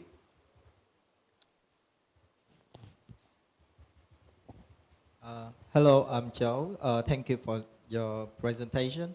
And as you say, you provide the whole journey of marketing and branding. It's a long cycle, a long-term strategy. And I'm curious about how you manage the project and deliver your result to your customer, and as well as what is the differences between your product and Behance if customer can do the marketing strategy by themselves, and they will find some creative on the Behance like that. Okay, thank you, Joe. That's a great question. So what we do on the sales cycle, right? We understand this is your enterprise focus, B2B focus. The sales cycle is really long. So actually, what we have right now is we have the brief come from the client, where most likely now is a big enterprise. We most likely focus on creative assets, not the strategy of it. Smaller business, they start with branding, marketing strategy for the whole year, but now they focus on campaign. Actually, like they're launching a new product, they're selling like our summer campaign. Those things is like in 3 months. And then we prove with them our capacity, and then we turn them into our retainer account, which is yearly account, at least 2 years. So that's the sales cycle, how we promote our services to the client, from the first project to the yearly, and retain them as a 2 years account at least. And then what we different with the other business out there, the second question, right? So that's going to be a traditional agency like that. And then what we different with them, most likely, they are big, right? They are global, so they are also big, but they are really slow into moving to the digital commerce sector, where Vietnam is really strong at that. TikTok, Vietnam, boom. YouTube, really boom. So that is, so that's something we believe that there's room for startup to grow and to run faster than them. And then there's also other business like digital e-commerce enabler, like onboard, yes, commerce. Most likely they focus on distribution, fulfillment. So we not actually compete with them. We work with them actually, but they now focus providing the services of marketing too, or like onboarding client, building some content. But we focus on that. So we believe we're better in that. Yeah.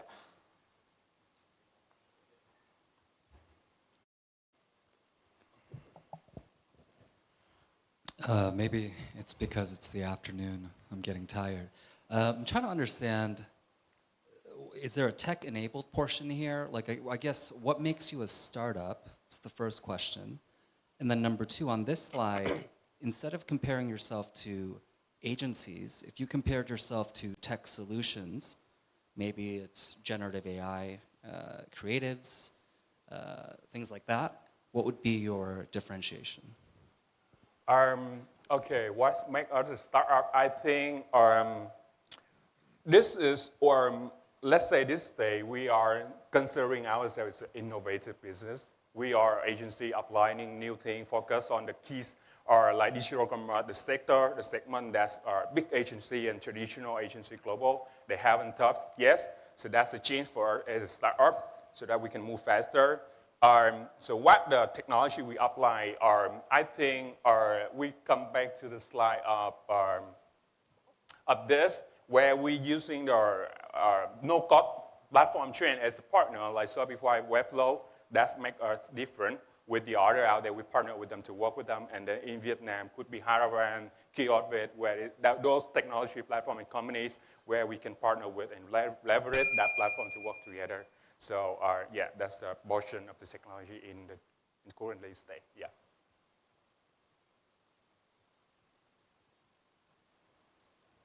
You still got 1 minute left to share.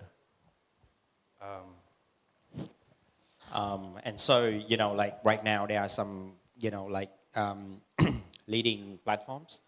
For instance, Nova On, for examples, they are started out as a digital marketing agency for, you know, some of the big brands, and they are targeting enterprises. And now they are moving into the creative sector by acquiring and developing their own kind of like creativity, you know, like capabilities. So how would you, you know, like manage to compete with them? Great question again. If those companies come from like global market, then we surely in the market Vietnam with our DNA, or from Vietnam market, human resource is something that they we are believe. a Vietnamese group. Okay. They have 2,000, you know, like enterprises. Yeah, so that's we can name it is the in-house creative agency in-house. So that is another sector in-house compete into this state. But run out of time, quick answer is gonna be we likely to partner with other at this stage, and then the market is still they are in-house. So, yeah. All right. So sorry for that. So yeah. Thank you for your presentation, and thank you very much, Team BA3. And now we're moving on to the next team, Megasoft. Please prepare your turn. Okay. Hey, hello everyone. So my name is Jung, CEO and co-founder at Megasoft. So Megasoft, we are not just another software. We are a demand planning SaaS, specifically designed, tailor-made for distribution, and we want to bring profit to distributors. So our story starts with distribution. It's getting more complex these days, so the more complexity, higher the cost and lower the profit. And this will get even more complex when the B2B2C or D2C business model get involved. More people is going to be brought into this business. More people, more complexity, higher cost, lower profit. Current solution out there are the DMS has been the best option for enterprise for 20 years, but only the enterprise with a large enterprise can pay license costs for hundreds of thousands USD a year, and only them had a budget for customization, implementation, and have an internal tech team to handle the system. So there's no way Tier 2 and Tier 3 distributor can afford those costs. However, in Vietnam, we have hundreds of thousands of them out there, and they are operating more than 40 billion US dollar GMV every year. Their spending for distribution software like this is recognizable. And so we think we have to help them because their contribution to this economy is huge. How can we help them? We free them from this. So they are struggling from operation. They use the OMS to process the order. They use the CRM to process long cycle order or request. They use Haravan if you do business online. They use Amis for accountancy and software to conduct Excel to conduct a accumulated report. So 4 days is a common period for them to do all these steps, and it should be like that. So if we can free them from those steps, we can save up to 30% of the cost for them and get a raise of 12% of sales revenue. If we can predict the market demand and react to it. So Megasoft, this is what we do. We provide automation and prediction. We want at the end of the day, our distributor can see what have they performed and what's the plan for tomorrow. That's it. How can we do that? We offer a full set of operational feature with deep analyzed demand planning dashboard. So features like order processing, inventory optimization, sales force automation with an integration with a marketing platform, marketplace, and order management platform for automatic operation. So all the data collected, we visualize into dashboard, and distributor can see real-time dashboard to optimize their operation. We help them to increase the fulfillment rates, reduce inventory turnover period, and increase sales. Those figures are from our 152 distributors who have been using Megasoft for at least 3 months, and we are processing thousands of orders and millions of GMV since we launched in August. Today, we are processing over 500 orders per day. Our distributors, they are happy because they see the enhancement in their operation. Metrics like AOV, processing time, and cancel rates also significant enhancements. Our business model is simple, freemium, 14 days free trial, and then $40 a month per account.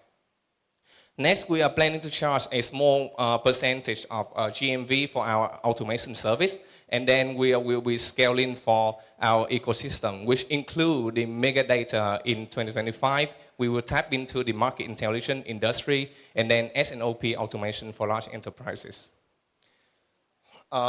We are targeting FMCG and beauty industry.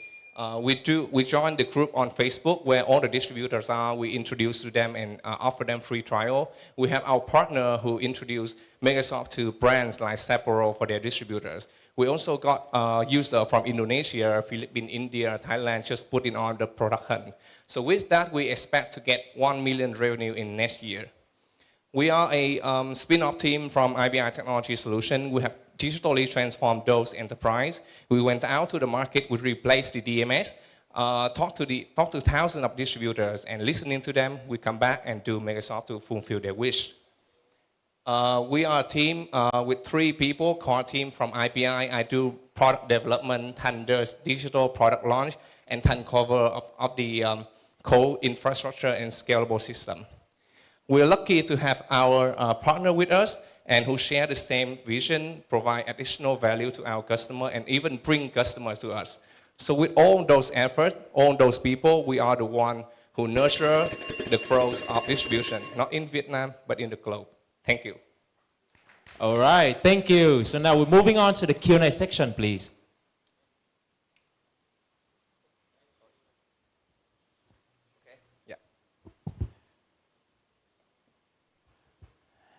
So any questions? Right. So I have been in the FMCGs industry for more than a decade, and actually DMS has been widely adopted by lots of the brands here, right? Agreed. So and as you say, there are so many kind of like challenges out there in the market, and very few of them are able to beat DMS.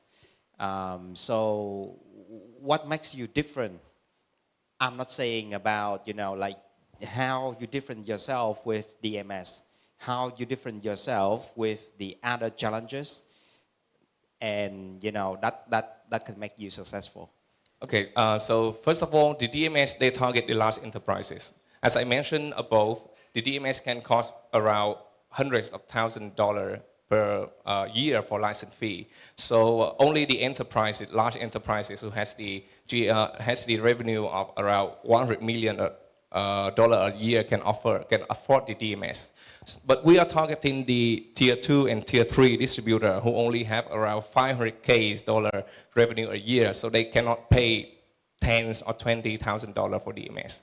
And the DMS is the on-premise. So you have to have the... I know how you are cheaper than DMS. Yeah. I'm not talking about DMS. I'm asking how you different yourself with the other challenges. That's my key question. Yeah. So for the other challenger, the main competitor that we are facing right now are the kiosk support, the other OMS that the distributor are using right now. But they having the problems that they use several OMS. And they use Haravan, they use several systems to manage their operation. So at the end of the day, they have to export all the data. They have to key into MISA to do the report. So it could take very long time. And we are the central hub that provide all of the necessary features for them to operate an omni-channel distribution business model. Looking at our business model in the market, I am confident to say that we are the only one at this moment to offer that model to the distributors. Thank you. So according to your explanation to him about your business model, about your platform, so how much have you invested for your system that makes you much more improvements than other existing system like Kiosk or Sapo? Because we're targeting different target segmentation. Gearbit, they are targeting retail sector. We are targeting distributors. So because there was no such solution like us before, so the distributor has to use Gearbit, Sample, Haravan, and those kind of software to manage the order. We call that the OMS. So for the distribution model, there is a DMS. But the DMS is for large enterprise, so expensive, it's so costly for the distributors. Yeah. I think it's not correct. I just do a quick search, and I know that DMS 1 from Viettel is for the SME community, not for big enterprise. Even the it's a SaaS model, it's not on-prem model. Yeah, I know the DMS from Viettel, and one of my clients was the PVCFC Đạm Cà Mau. They tried the DMS Viettel, and any customization, they has to ask for the Viettel, and they wait for around 2 or 3 months. It's not customization. DMS 1 is a SaaS platform. People can register and use. Of course, for the Đạm Cà Mau, that is big enterprise, there are different solutions. You target the same customer segmentation SME. No, our distributor is not that so high. So our distributor is around, so everybody can get a revenue of around 500K. So it's not that SME. That is SMS. That is DMS 1 from Viettel target. Okay. Yeah. So I think for your presentation, you need to present the competitor and do analyze. Can I say one more thing? Apart from that, our advantage is because we are open platform. So the DMS one from Viettel, we can say that they are very limited in integration. No, just take one example, right? Yes, and so that's why I say in that, because we are the open SaaS, we are very flexible into integration. So all the DMS, because they start from the DMS on-premise, even they switch into SaaS, it's not truly SaaS. Yes, that's my point. Thank you. All right, the time is up. So thank you very much for your presentation. And now I want to just please finalizing your scoring sheet and comment, so that we're moving into the next team. So I know we have been here for quite a long time, 4 hours, but heads up ties, because we still got 6 more startups to go. So cheer ups for the next team, Big Kids.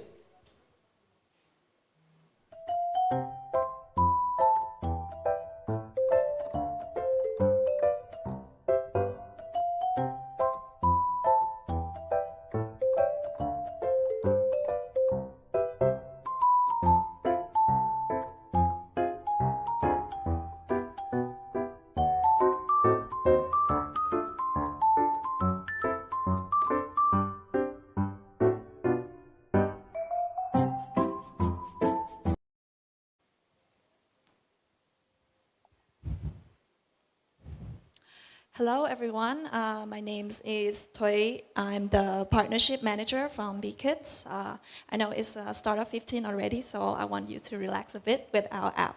So about our app, we help develop thinking skills for children 4 to 10 years old with fun games and social interaction. So I know some of you are or will be parents yourself someday, and you may wonder how your children can learn best in the age of digital transformation and social media addiction. And it's not just you, but it's a common problem where 40% of children get bored with learning. Majority of parents wish to support their child's learning at home and uncertain about program quality out there. Teachers rank student engagement as top difficulties in the classroom. And how can technology help us? Looking at the global edtech market, it has estimated to cross $400 billion this year, Vietnam being $3 billion USD with 20% of growth over the past 4 years. And to leverage this edtech growth, BKids comes in.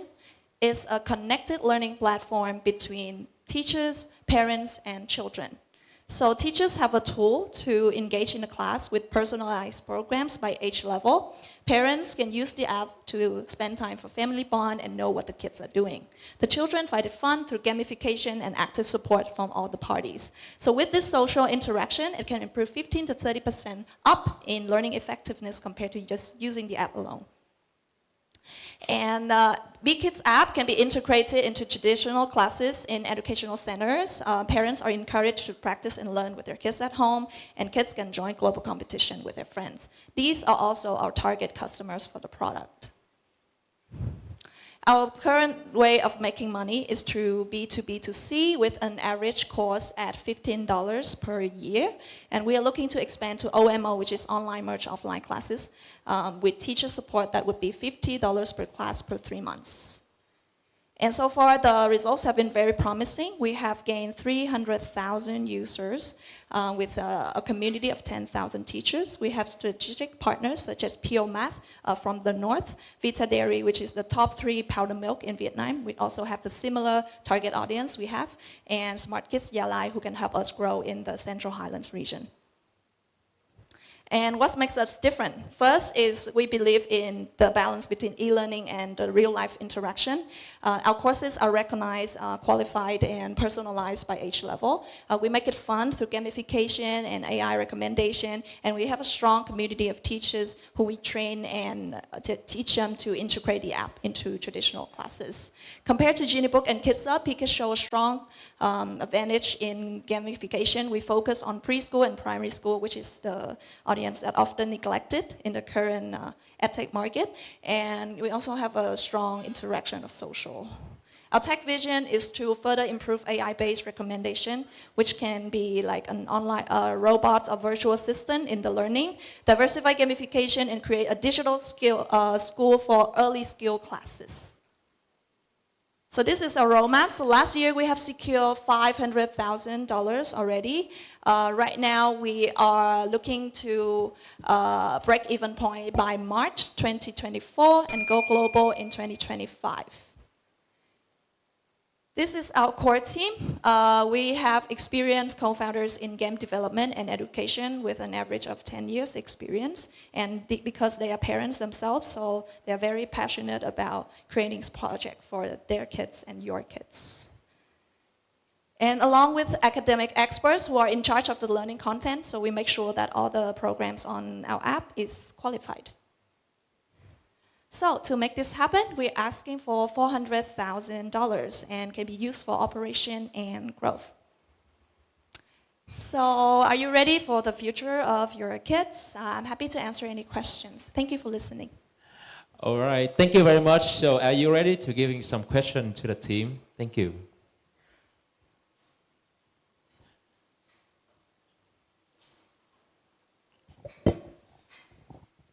So thank you for your presentation. Can you back to the slide of your business model? Yes.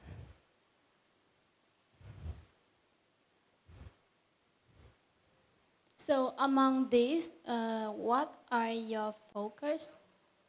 The primary way is still the B2B2C model.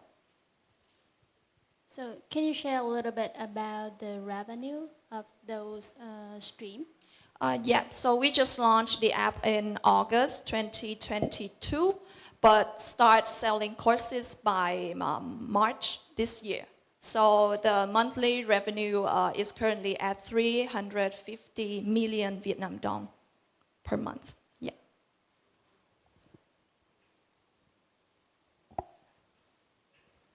Okay, thank you for this. I have one question that in the perspective of a mom of 2, so currently that out there that they have so many apps and so many solutions that for parents to engage their education with the children. So what is the value or the content that you position your apps outstanding compared to other apps? Like what kind of skills, what kind of the education or the training that you like to deliver to the children, your user? So I think the difference here we're creating is like an experience, the connected learning experience between the teachers, the parents, and the children. Like in other apps, when you try out there, like the children just do it by themselves, and you don't actually know like what curriculum they follow or assist in their real school learning. But with the BKids, because it's connected to actually the teachers teaching at the centers, And it's like a seamless flow, so you can practice at home, like the exact content that you're learning at the centers. And it's also like a complementary things to the school, because it follows the school curriculum with 60% of the knowledge and then 40% of thinking skills. And it's also designed at gamification instead of like videos content like the other app. So it's easy for this golden age to be more interactive. So which means that the teacher, that they have to upload or they have to share their curriculum in your platform? Yes, yes. And it's also a way for the centers to digital transformation for their own centers as well. Do you develop audio contents on your platform by your own? Yes, yes, we do. With the help of the academics experts that I showed before. Okay, thank you. Yes, yes. So the value proposition of your product is developing thinking skill for children. So could you tell me more about what is the benchmark for the thinking skill? Because the parent when the parent invest money to install the app, and they would like to get the progress and how the result is that. Yes, so these are the 8 thinking skills according to the 21st century thinking skills by research. So when they get a report, that would be like a wheel that shows like whether it's skilled or strength or weakness in any of those areas. But it can really vary on each of the course. For example, if we have content partner doing English course, that would be, they have different criteria like listening, reading, writing, and stuff. So that would be really vary according to the courses we learning. Yeah. Yeah. And you say the app focus on the interaction. Could you tell me more about the measurements about the interaction with the app? Yes. So the interaction, because it's like gamification app. So. Yeah, like daily active user like that, so and how they show up after how many minutes? Yes, so daily active users is 2,000, and the average spend on the apps is 30 minutes per day. Thank you. All right, so the time is up. Thank you very much, Team BKit. And the next team would be Toothless. So please prepare for your turn.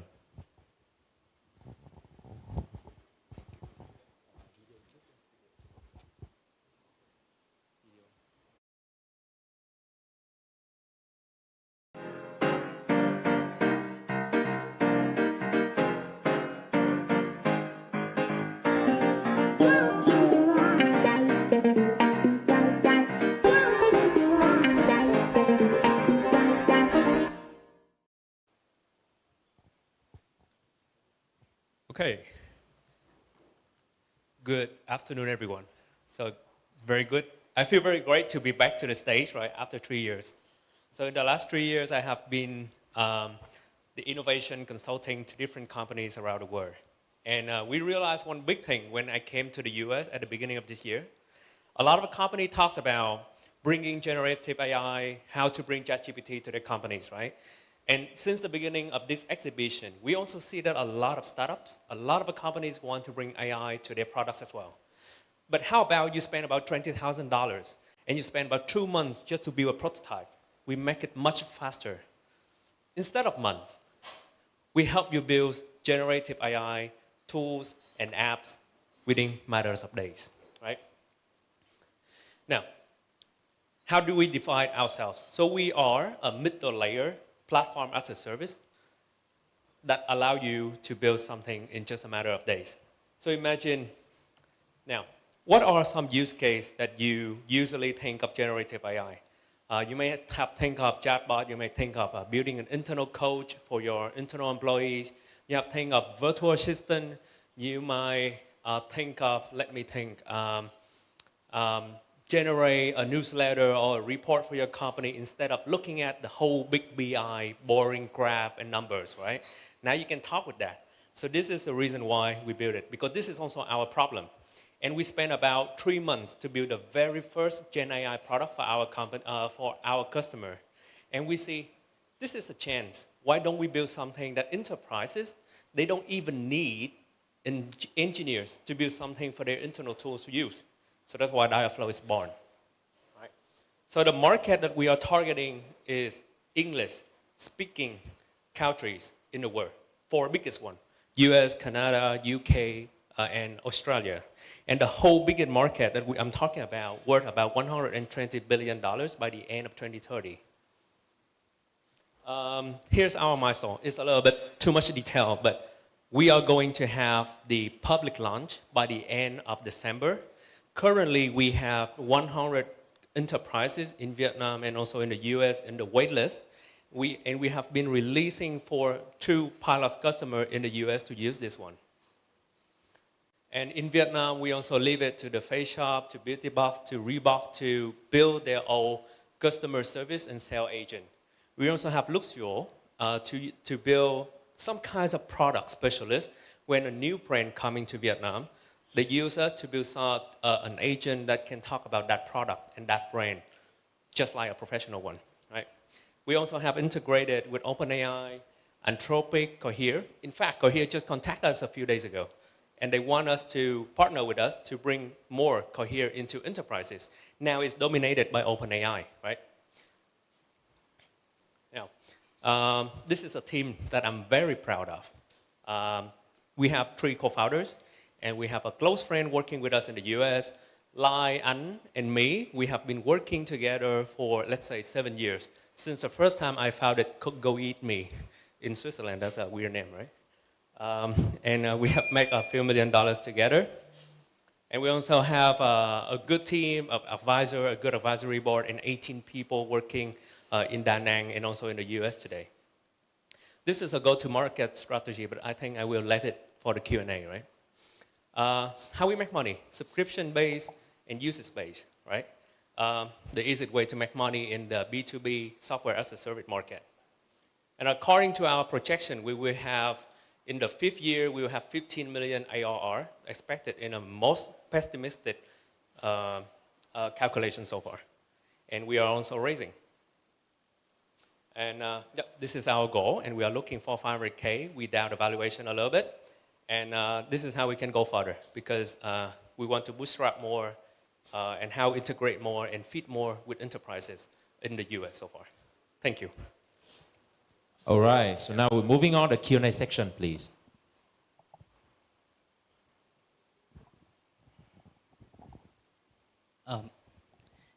To be honest, I'm really interested in tootless. Sorry? I'm really interested in tootless, to be honest. Thank you. Oh, by the way, we changed the name. Tootless is a company name, and Diaflow is actually the product. Okay. Yeah. Builder.ai is fantastic, and your idea is also fantastic too. Thank you.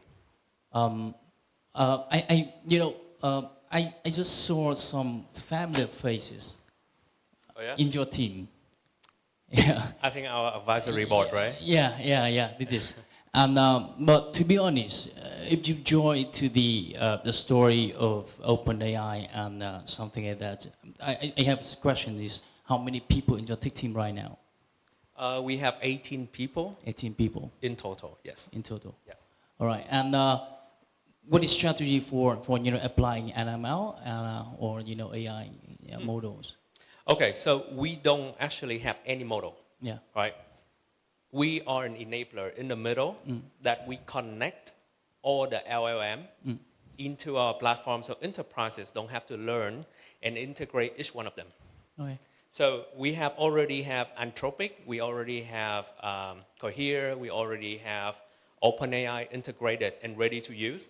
We also have Hugging Face. Hugging Face is a community of bunch of models over there.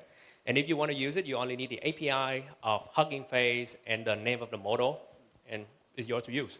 So the good thing is, OpenAI is not trusted by enterprises right now, right? So they rather build their own model running on their own servers, so we allow them to connect with via API. So we are not the LLM creator. We are just an enabler. All right. Yeah. Okay. So I have no more questions. Just focus on your technical team. I really love this idea. Thank you. I think that is a smart approach for the quick win. My question is, for example, the OpenAI, they provide the kind of the virtual space for enterprise in order to avoid the data privacy issue, right? Now you integrate different AI platform. So each platform may have the public or just the private offer. How you integrate to provide the private space for enterprise? Okay, so that's a very nice question because everyone asks about data security, right? So the fact is we allow them to connect directly into our model via an API and also a secret key from their production database. So the database still belongs to their environment. We don't touch that. Yeah, but they upload their data to your the share environment, right? Yep. It means that the customer, if they know how to explore that, they still can access data from the other enterprise. Yeah, okay, that's a good thing. So we have a package for enterprise. They can use our open source version and build it on their on-premise. And I think that is the approach that if you want to have the highest data security, that's the only way, right? And there's no way that we can say whether the data on cloud is secure or not. So the best way to store it on your No, because architecture. recently OpenAI they offer the enterprise the version is still on cloud with the private data space, right? So that is possible. But because you don't provide only interface with the OpenAI, you provide with the other AI platform as well. So that's why my question is how you handle to integrate different enterprise offer for the one enterprise in order to solve the privacy concern. Okay, I think that is a spot-on question. I don't have the answer yet. You just follow the builder.ai. Just follow the builder.ai for, just I mean. I think I will get back with the response afterwards. But I think that one a lot of person would ask me about that if we talk about enterprise level applications. I had the chance to talk with the CEO of the Builder.ai in Singapore, and I was really impressed with the idea. Regardless of policy or regulations, just focus on the idea. You are at the really early stage. I think it's just try to be MVP, right? Apply the MLL, it's just basic one. Don't go for the difficult things, and then try to apply for SME. I think this if you give me a chance, I really want to invest into it. Thank you. That's something I'm really happy to hear. All right, the time is running up now. So thank you so much for your presentation. Thank you and have a great day. Yep. So please prepare for the next team, WeText.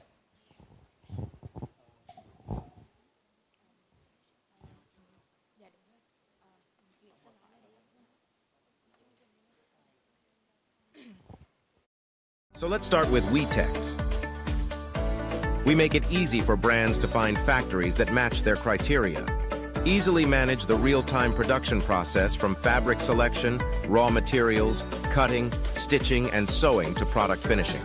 Brands work directly with factories anytime, anywhere on the platform to update progress at any stage. Our shipping partners always ensure on-time delivery. Our sourcing tool provides, on one platform, secure and user-friendly. Hello everyone, we are WeText, a supply chain management platform for sustainable fashion. As you know, textile and garments is one of the leading industries in Vietnam, with exporting turnover reached $44 billion, and we are top 3 in the world. However, Vietnam has the lowest value in global value chains of textile and garment industry because manufacturers only participated in manufacturing And in the recent years, manufacturers lack of orders. So what is the reason? Because nowadays, the fashion industry is changing from fast fashion to sustainable fashion. So to make the sustainable fashion, it's necessary to have a sustainable fashion supply chain. But the problem is that supply chain management is still outdated, with buyers and suppliers struggling, lack of transparency, waste time, waste cost, and sourcing sustainable supplier is painful. And that's why we founded a WeTap platform. We connect to fashion supply chain from raw materials and digital manufacture to global fashion brands. Especially, WeTap manufacturers are committed to ESG criteria. We have manufacturers have many orders, and global fashion brands can access reliable production network. I have an example about a Nike brand when Nike tries a WeTap platform. First, Nike finds and connects with a WeTap manufacturer. Step 2, WeTap provides Nike an account to manage production activities, then analyze performance and report in real-time data. So how do we have them? First, we have brands can save time, save cost when finding and verifying partners in Vietnam. Second, 50% reduction in product lead time. And the third, 10 times faster in finding suppliers. And the last one, brands have a transparent view of production. And currently, we have, after 6 months, we have 300 manufacturers in Vietnam and 150 brands with 1,000 orders. Basically, our business model is we charge a 5% commission based on the order. And we are honored to receive several awards. First, National Solution for Digital Transformation in 2022. And second, Vietnam National Innovation Award 2023. And third, first prize for innovation in Da Nang. And as WeTap, my founder has 10 years experience in textile and garment industry. And we have a special advisor. He is a former chairman of Textile Group, and he has 50 years experience. And we are on the journey to enhance Vietnam's value in global value chains of textile and garment industry and make fashion supply chain fair, sustainable, and transparent. So thank you for your listening. Thank you very much. So now we're moving on to the Q&A section, please. I still don't understand what are the difference between the normal supplier and the sustainable supplier in the supply chain management. Because you focus on to build the supply chain management for sustainability. Yes. So what are the key difference between the existing one with the new platform? How you factor the sustainability in the supply chain management platform? Yes, for sustainable fashion supply chains include use sustainable raw materials and manufacturers meet requirements about sustainability, including digital and green manufacturers. And the third, the fashion supply chain ensure ethics for workers, especially women workers. And that's all. I understand what sustainability is, but my question is how your platform manage it. I can use the normal supply chain platform, but I focus on the selecting and onboarding the supplier with the sustainability criteria, right? Yes. And I don't need to build a new platform. Yes. Is correct? Actually, brands and manufacturers work through a lot of middle agency, and our staff of brand will come to Vietnam to verify manufacturers, manage production activity, check quality, so it lack of transparency and traceability, waste time and waste cost. And we connect manufacturers in Vietnam which global fashion brands and manufacture enable digital transformation in manufacturing process. Okay, so have you acquired any global brands for using your SCM system? Yes.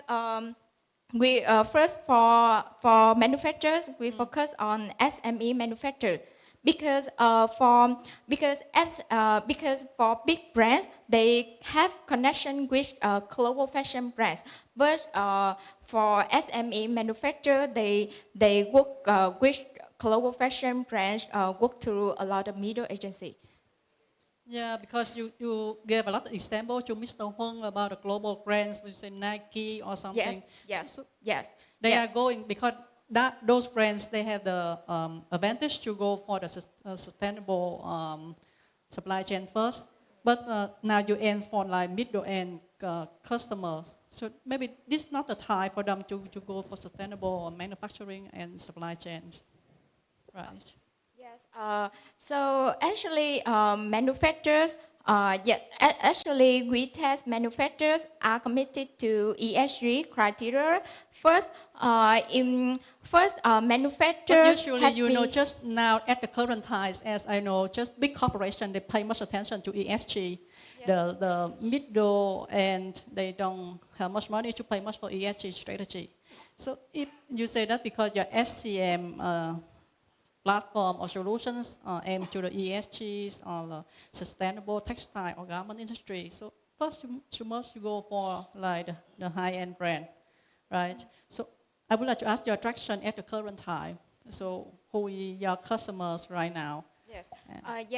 For brands, they focus on global fashion brands, include SME and big brands.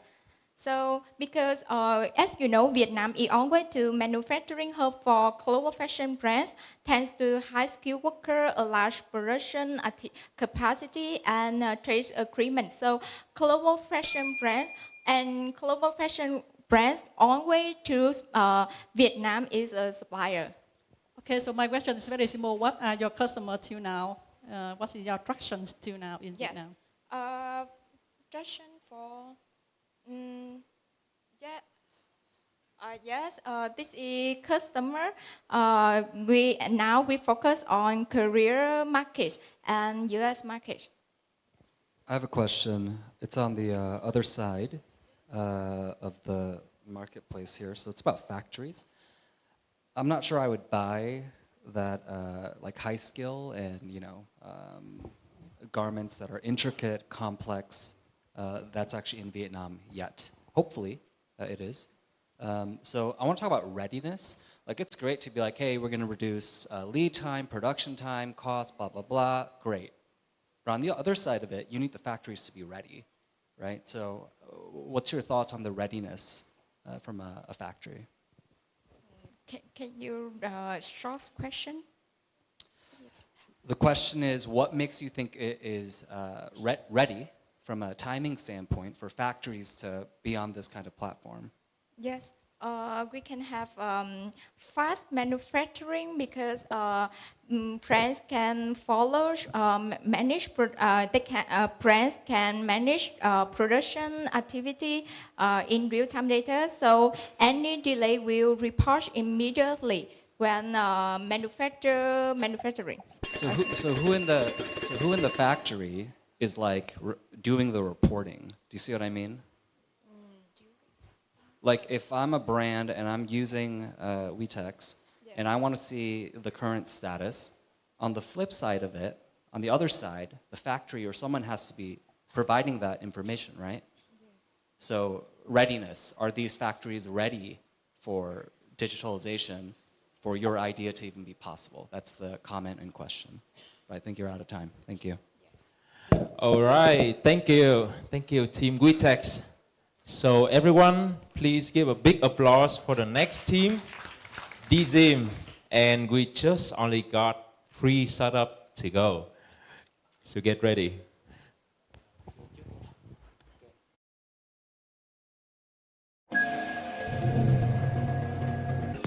Welcome to Vism.ai.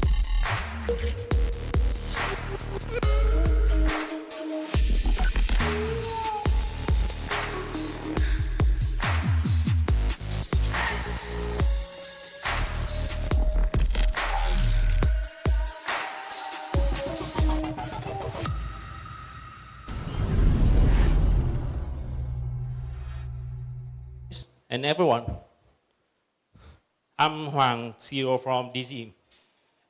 Let's get back to 3 years ago when COVID-19 changed a lot of user behaviors in shopping and entertainment. We went online at that time. And therefore, social life and social commerce and live commerce is booming in the last few years. But in Vietnam, only 50% of 2.7 million retailers are online. Why is that number really low? Because online businesses are facing the complicated video production process. They work hard and earn less. And KOL only get one job at one time. And they are facing the language barrier. Those are the DZM was born. DZM is an AI video creation platform. We help online business simplify and automated the complicated video production process instead of spending 4 hours and $200 per video. Now a user can produce a video faster 40 times with only $2 per video. They also personalize their images with only 1 minute self-shooting video. And KOL also commercialize the images on our marketplace. With AI live streaming, we not only help online business save 50%, but also live streaming 20 hours per day in more than 60 languages. Now our user can create their own virtual versions with only 1 minute self-shooting videos in only 15 minutes. And here are 5 simple steps to get the final video with the virtual presenters and the virtual versions of their sales.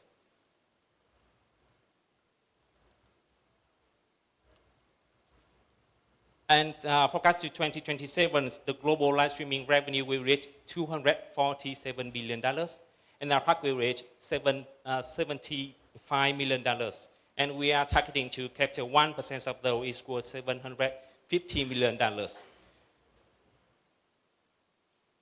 And we are not only positioning as a virtual versions creation platform, but also building up the virtual business influencer marketplace so that we can help influencers can generate the passive income by renting out their virtual versions on our marketplace. Our targeting customers are online business and streamers who produce a lot of videos every single day. And we are expanding to Southeast Asia countries with 3 targeting industries: retail, learning and development, and media.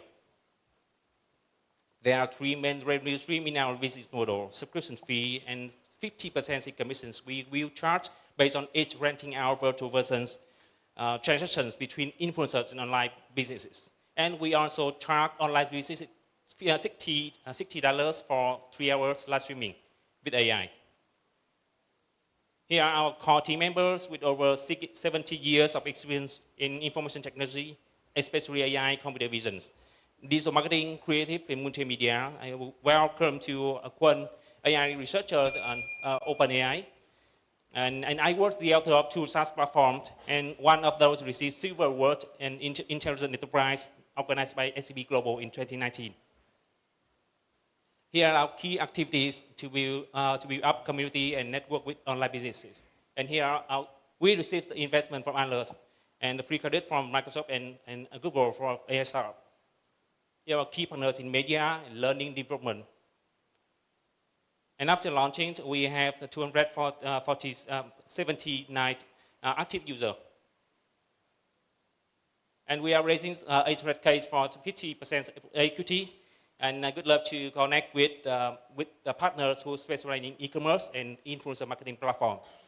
And thank you for listening. And I would love to clarify any questions from you, from churches. Great, thank you very much. So moving on to the Q&A section, please.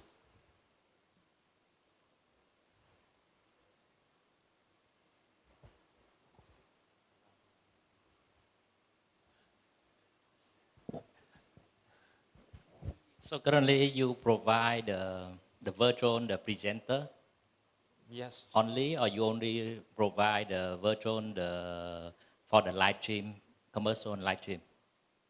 We are building up the mechanism to have our user can create a video with virtual presenters, an existing virtual presenter with non-existing face. And the virtual versions, our user can create their own virtual versions on our platforms already. And we are building up the live streaming with AI.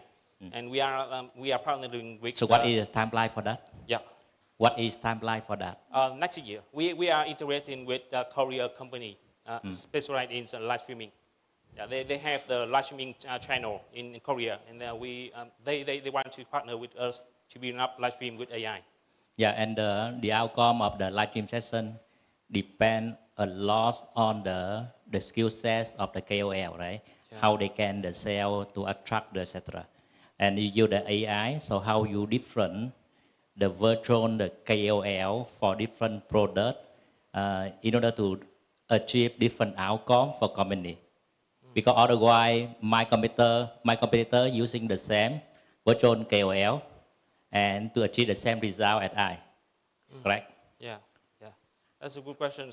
I would like to emphasize the influencer marketing platform, how they can do that, because they can make the connections with the influencers and brand, and that's the decisions from the brand and KOL. We just a marketplace for connect with the virtual versions of influencers and brands. And the second one is we need the brand we have the marketplace information enough to get the suitable influencer on the project without the participant directly from the influencers, because they can create the virtual versions and renting out to the brands. That's the second point, and a different advantage from DZ. Actually, it's a little confused on your business model. Yeah. So about the virtual KOL, you take the image from the human KOL, right? So it's been the real person. They don't need to do the live stream, but you use AI, then you can make like the humans KOL like they are streaming, but it's just like AI technology. Right? Yes. Okay.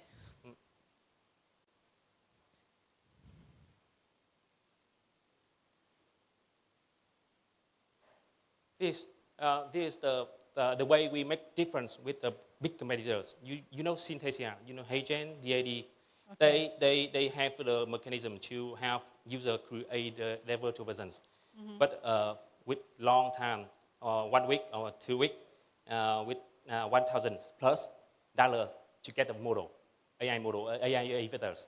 Yeah, we make different, but we make the different by building up the realistic virtual influencer marketplace. Okay, so it means that the fee or the cost you pay for the influencer is saving much more saving cost comparing it with the real one, right? Yeah, it's free for influencer. Influencer just pay a commission for us when they give they renting out their virtual versions to brands. Yeah, we charge commissions from influencers. Okay, I see. Thank you.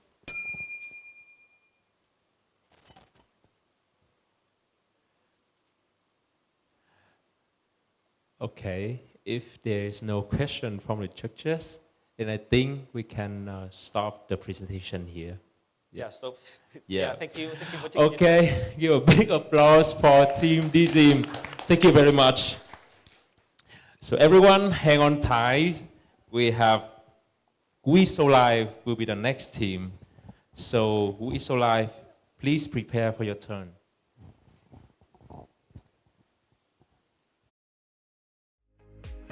WESO-C is a sustainable disinfection solution which applies the direct seawater electrolysis technology and uses titanium electrodes to create chlorine to sterilize the water for aquaculture. The system has not only a closed design but also a stable operation. In addition, it also uses IoT technology to control, monitor and operate remotely even if there is a change in input water quality. Less than break time equals once, greater than. Good afternoon. Hello, Josh, and everyone. Thanks for having me here to present our disinfection solutions for the water treatment that apply in the swim farming industry. So we saw life. So meaning to say that we are having solutions for life. And talking about the chlorine usage nowadays, like us, like the people, they use the chlorines in production as well as for the daily life usage, and especially for the swim farming. Chlorine is applied everywhere in that, and then you can see that we use the chlorine powders to do the water treatment for the swim farming. And there's a very big problem when we're using the chlorine because that this you can see that it may be that affect a lot for the environment, and then also create a lot of greenhouse as well as the climate change as well. So if we use a lot of chlorine, this will affect the environment. So we use our own solutions that to replace 100% of the chlorine. So this is our solutions. The product that we create, the chlorines, we're using this one, the machines that using electro tank as well as with the rectifier sources. Then with the electro, we create the chlorines, okay?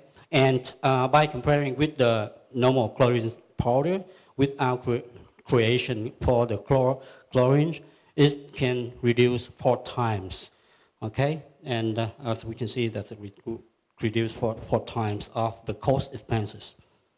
And this is our business model. We're selling like B2B and B2C. So we're selling both device as well as we do the rental as well. So meaning to say that the customer, they can buy or they can rent our devices.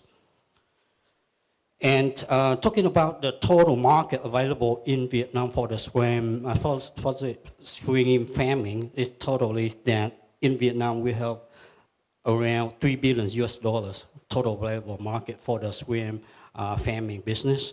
And in Mekong Delta areas, as well as in Cà Mau, that is our hometown. So because you know that Cà Mau is the one that doing a lot of business in swim farming and crab, right?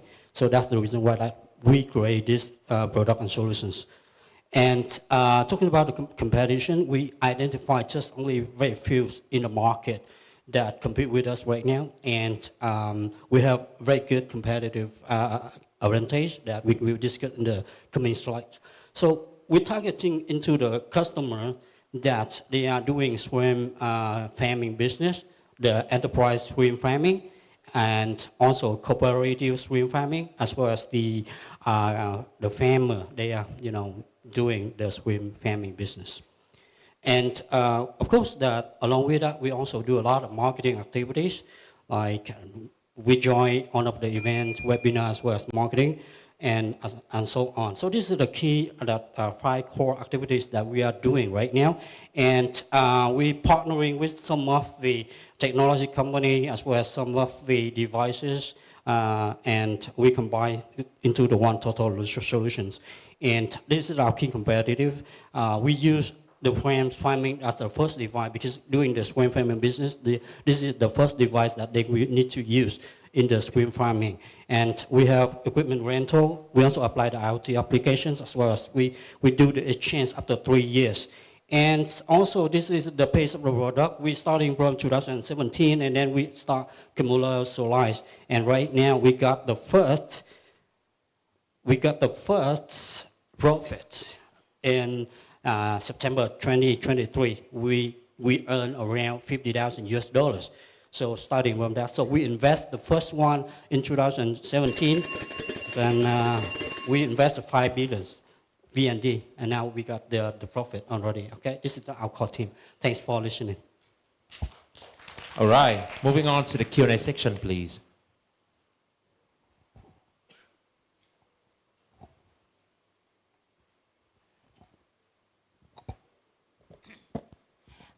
Hello, I would like to have one question that regarding to the effectiveness that you show on the slide. that compared to the traditional, that without using your solution, that maybe that you are missing one line, that if the user that they are buy or they rent your equipment, that they have to edit the cost? I mean the The very yes, the yeah. slide. Yes. This is that they can do the rental or they can even buy the home. Because they have to pay a little more for equipment rental or equipment purchasing, so that why we have to put it here to make a full picture. This is the whole equipment, not do the rental. Yeah. Yes. The second question is that now that compared to why that you use the stream as a sector, and that is your very first target. And another question that can look into your financials picture, that the selling cost is small, almost half of the total expenditures. Yeah. So what is make up those things? Is it because of the B2B selling, or is it because of that? Do you have any struggling in terms of the approach your customer? Yeah, thanks, Miss. It's a very interesting question. Why we do this business? Because that we are coming from Cà province. That's one everybody know about the Cà They got the crab, right? And also the swim business. That's why when we do this business, we create the solutions, and we got a lot of support from the cooperative, and also with the government based in Cà. So when we join in every of the show trade as well as the events, we got a lot of support from them, and then they connect us with the farmer. That's the reason why that even though that the operation cost is very, costly, but for that when we reduce the device, we can got very unique customer, and with that's one we can say that very unique solutions and products that we sell. Yeah, that's the reason why that the cost is very high, but for the sell out business is very good, because this is, as you can see, that we don't have much competitors in the market. Yeah. I'm sorry, I have to cut up. My question is that, is this your product or solution that will expand to another aquatic farming, or just not only the stream sector? Right now, we just target on the stream sector only, but in the long run, of course, that we say that the core business. And then because this is talk about the water treatment, right? So in the long run, we will maybe build it to expand, not just only the scram, but also for like the crab and also the fish, especially that on of the province that they got the sea. So that's our target customer and target market. Yeah.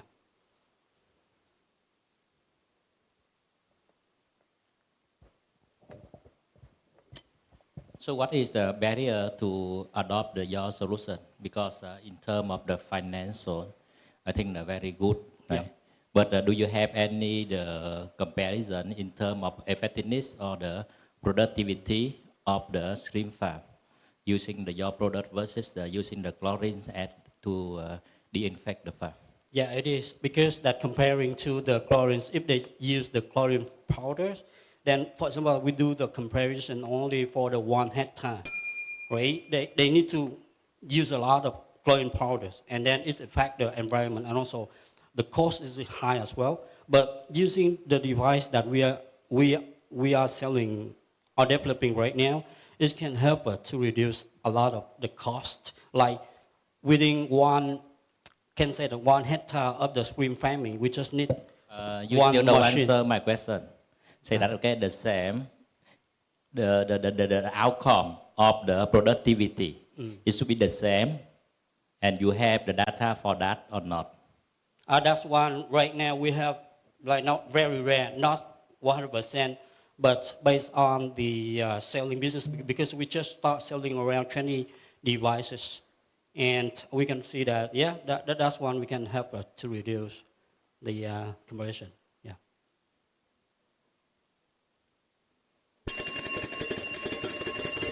All right, so the time is up, and thank you. Thank you for the very much. questions. And the next team, Gap 1, will be the last team of today. So everyone, please give a big, big, big applause to rising up the energy for the last team. Okay, so moving to the video for Gap 1.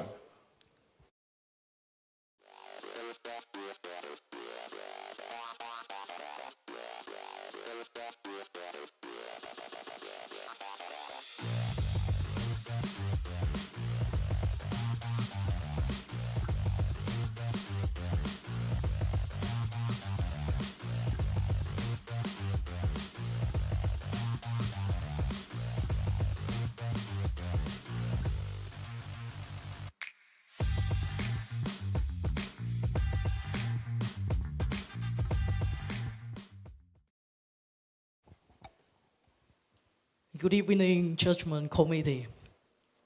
I'm the last one.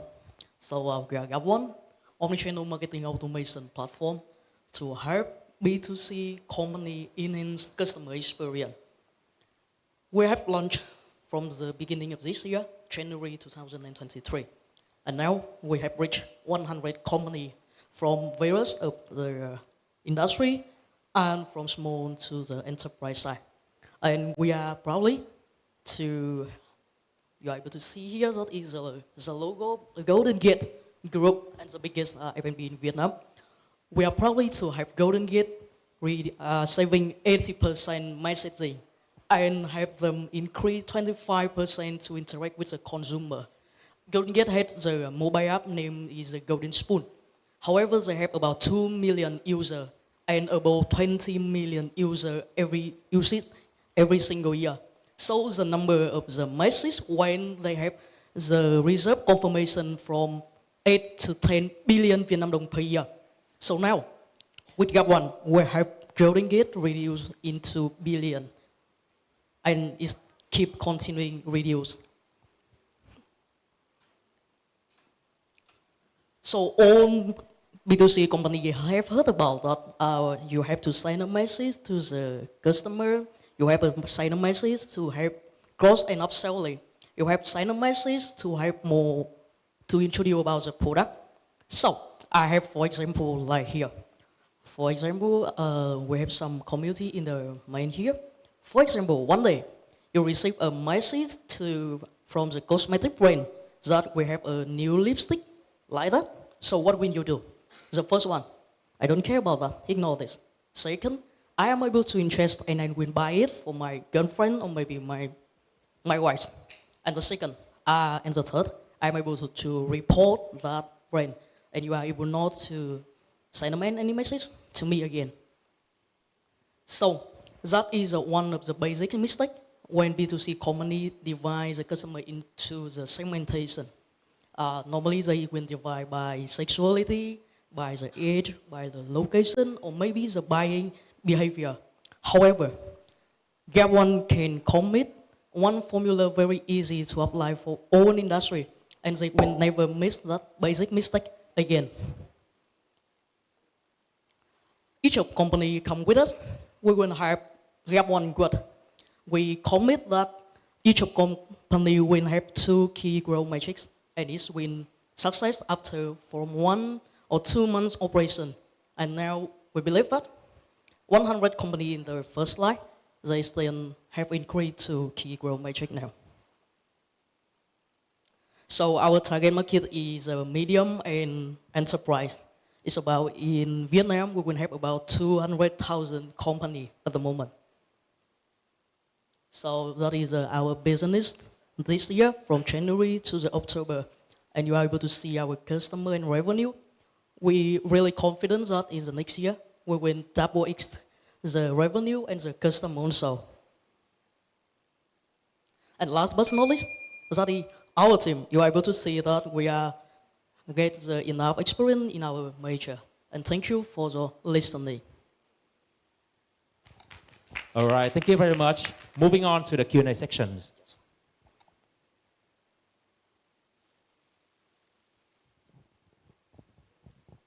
Hello, thanks for the presentation.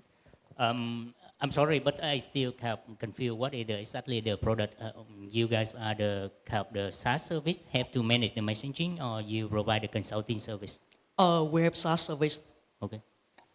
Secondly, that is, what is your, it seems that your client everywhere, right? You know, you have a SME, you have small one. You also have a kind of a different industry as well. Actually, we are focused on the medium and enterprise now. We are able to skip small size. Yeah. But on any kind of particular industry, you try to focus on you just kind of we are everywhere. focused in the retail industry, B2C company. Okay, thank you. Yeah, thank you. My question would be very, like straightforward. Yep. What exactly you are doing? Oh, sorry. What exactly you are doing? We are doing to develop a SaaS platform. We make a SaaS platform. I have to batch. Yeah, that is the omnichannel marketing automation platform. Here is our UI. You're able to see that. That is a SaaS platform. I know that you started with the SMS gateway, Yes, and that's almost the customer that you mentioned here is the SMS gateway customer. Yes. How many of them to move from SMS gateway to become the omni-channel marketing platform? And who are the customer for marketing platform, not about the SMS gateway? Yeah. We have luckily, because all our customers are using SMS gateway, move into the one to use messaging and in customer experience. Can you go back to your list of customer? This? Okay.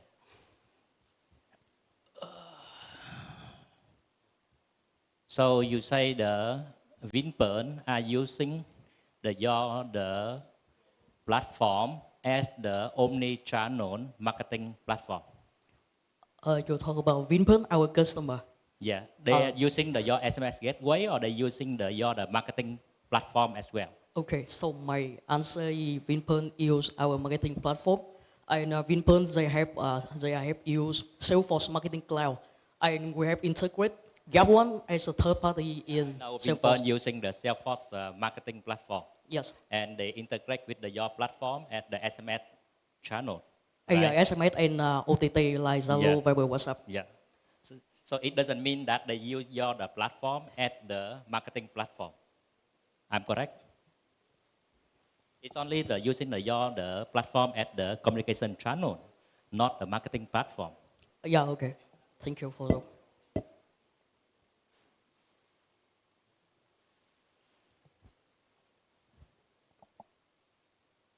Well, I think the judges have no other questions for you. So thank you very much for your presentation. Yep. So thank you. Well, congratulations for the top 20 of Techfest 2023 for completing their presentation and Q&A section. So now, I would love to welcome on stage the top 20 to receive the certificate from the contest organizer. So please welcome the first 10 teams: PVA Pro, Hubtech Asia, Omicron, Trenizy, AX Carbon, Vision, Uptin, Bio and Rare Cooling. Xin trân trọng kính mời lên sân khấu bà Mandy Nguyễn, trưởng ban tổ chức cuộc thi, giám đốc vận hành Quỹ khởi nghiệp doanh nghiệp khoa học và công nghệ Việt Nam. Ông Phạm Lê Nhật Quang, Partner and Executive IC Member ABB Private Equity. Cùng lên sân khấu trao giấy chứng nhận cho top 10 đội thi.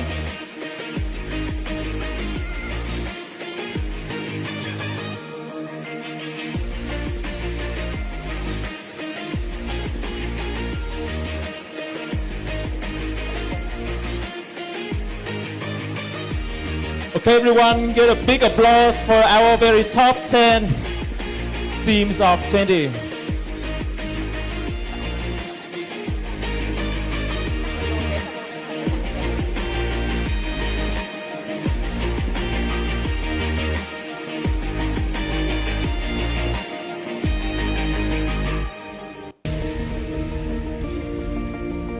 Okay, let's get a photo group.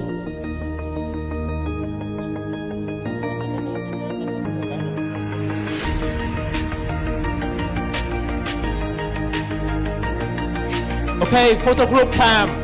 Everyone, 3, 2, 1, cheers! Great, thank you very much. So now we would like to introduce our next 10 teams. Please welcome Cellwork, Synergy, Source, BA3, Megasoft, P-Kids, Toothless, WeText, DZIM, WeSolite, and Gap1. Please welcome on stage. Xin trân trọng mời lên sân khấu bà Lê Hồng Minh, Chủ tịch Hội đồng Quản trị Công ty Cổ phần iValue, thành viên Hội đồng Quản lý quỹ FVF, và ông Trần Viết Huân, Giám đốc Công nghệ Tập đoàn Sơn Kim Group, để cùng lên sân khấu để trao giấy chứng nhận cho các cuộc thi.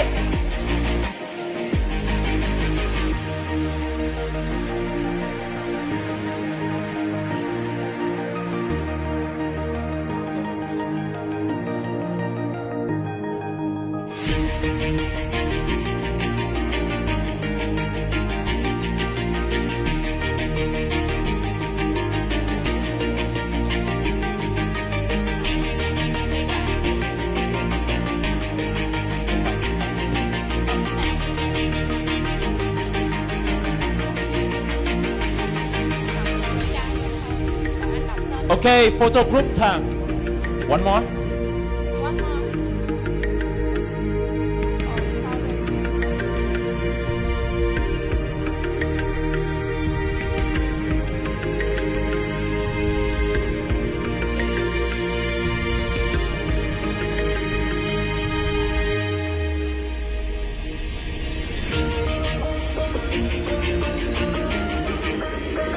Alright. Mình đổi sau nha. Chụp hình trước nào. Cùng nhìn vào máy ảnh nha. Cùng show photo group first and then exchange later, alright? Okay, look at the camera. 3, 2, 1, cheers. Alright, thank you very much. And now, great, thank you. So please back to the seat.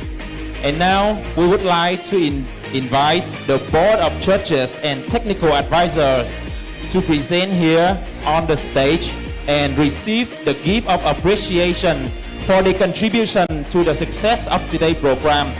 So please welcome Ms. Nguyễn Thanh Thảo, Senior Business Development Manager, Quancom, Mr. Lâm Quốc Thái, Senior Manager, Vina Capital Venture, Mr. Nguyễn Hoàng Việt, Head of Technology Investment, Vietnam Investment Group, Ms. Đặng Kiều My Kimmy, Director of ITI Fund, Mr. Sohan Bay, Principal ABV Accent Venture, Accent Vietnam Venture, Mr. Trần Mạnh Trúc, Investment Manager, Du Venture, Mr. Lương Hữu Tuấn, Technology Director of CMC Global, and Mr. Giang Bửu Châu, Account Manager, Endeavor Vietnam.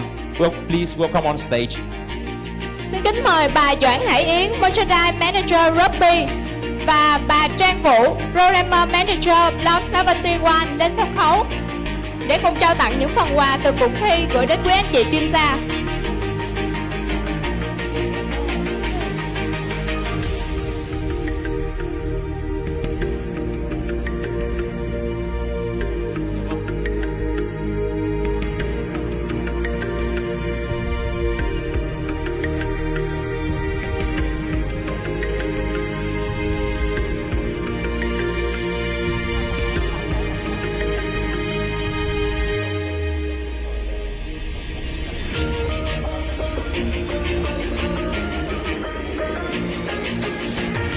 Okay, photo group time. Everyone look at the camera. 3, 2, 1, smile. Great, thank you very much. Để tổng kết lại chương trình bán kết Techfest ngày hôm nay, xin trân trọng kính mời lên sân khấu bà Lê Hồng Minh, Chủ tịch Hội đồng Quản trị Công ty Cổ phần iValue, thành viên Hội đồng Quản lý quỹ FVF có đôi lời phát biểu. Xin trân trọng kính mời bà. Xin trân trọng cảm ơn tất cả các anh chị, quý vị đại biểu đã có mặt và tham gia với chương trình Innovation to Green Go 2023 ở cái hội thảo ngày hôm nay. Và sau qua 2 ngày liền thì chúng ta đã đón chào gần 100 chuyên gia đến từ rất là nhiều tập đoàn và đã chia sẻ những cái kiến thức và những kinh nghiệm trong phát triển bền vững và đóng góp những cái ý kiến của các anh chị để lựa chọn ra những cái giải pháp đổi mới sáng tạo trong cái vòng bán kết của Techfest Việt Nam năm 2023. Và đại diện cho ban tổ chức, Minh xin phép được chân thành gửi lời cảm ơn đến các anh chị chuyên gia vì cái công sức và đóng góp của các anh chị ạ. Đồng thời, Minh xin gửi lời cảm ơn đến các các đơn vị truyền thông và các anh chị phóng viên đã đưa tin về chương trình. Gửi lời cảm ơn đến tất cả các anh chị là đối tác đồng hành của chương trình trong suốt 2 ngày vừa qua, Standard Chartered Foundation, YBI, Droppy, rồi có cả Sinhan và rất là nhiều các tổ chức khác. Và cuối cùng là cảm ơn các anh chị startup đã không ngừng nghỉ trên cái hành trình mà luôn luôn đi tìm kiếm các giải pháp để hỗ trợ cho cái sự phát triển của cộng đồng. Và cuối cùng thì xin cảm ơn ban tổ chức và mọi người đã dành thời gian ở đây ạ. Kêu gọi cho mọi người là sang năm cái summit của năm 2024 sẽ được chung tay đóng góp nhiều hơn nữa cho cái hành trình của SVF. Xin trân trọng cảm ơn mọi người ạ. Dạ vâng. Vâng, xin trân trọng cảm ơn phần chia sẻ từ bà Lê Hồng Minh. Kính thưa quý vị đại biểu, vậy là bán kết cuộc thi tìm kiếm tài năng khởi nghiệp đổi mới sáng tạo Quốc gia Techfest Việt Nam 2023 xin chính thức được khép lại. Xin chào và hẹn gặp lại tại chung kết cuộc thi diễn ra vào sáng ngày 24 tháng 11 sắp tới tại hội trường Thành ủy thành phố Hồ Chí Minh. Xin trân trọng cảm ơn. Goodbye and see you soon in Techfest Final 2023. Dạ vâng, xin kính mời các vị đại biểu mình có thể nán lại và di chuyển lên.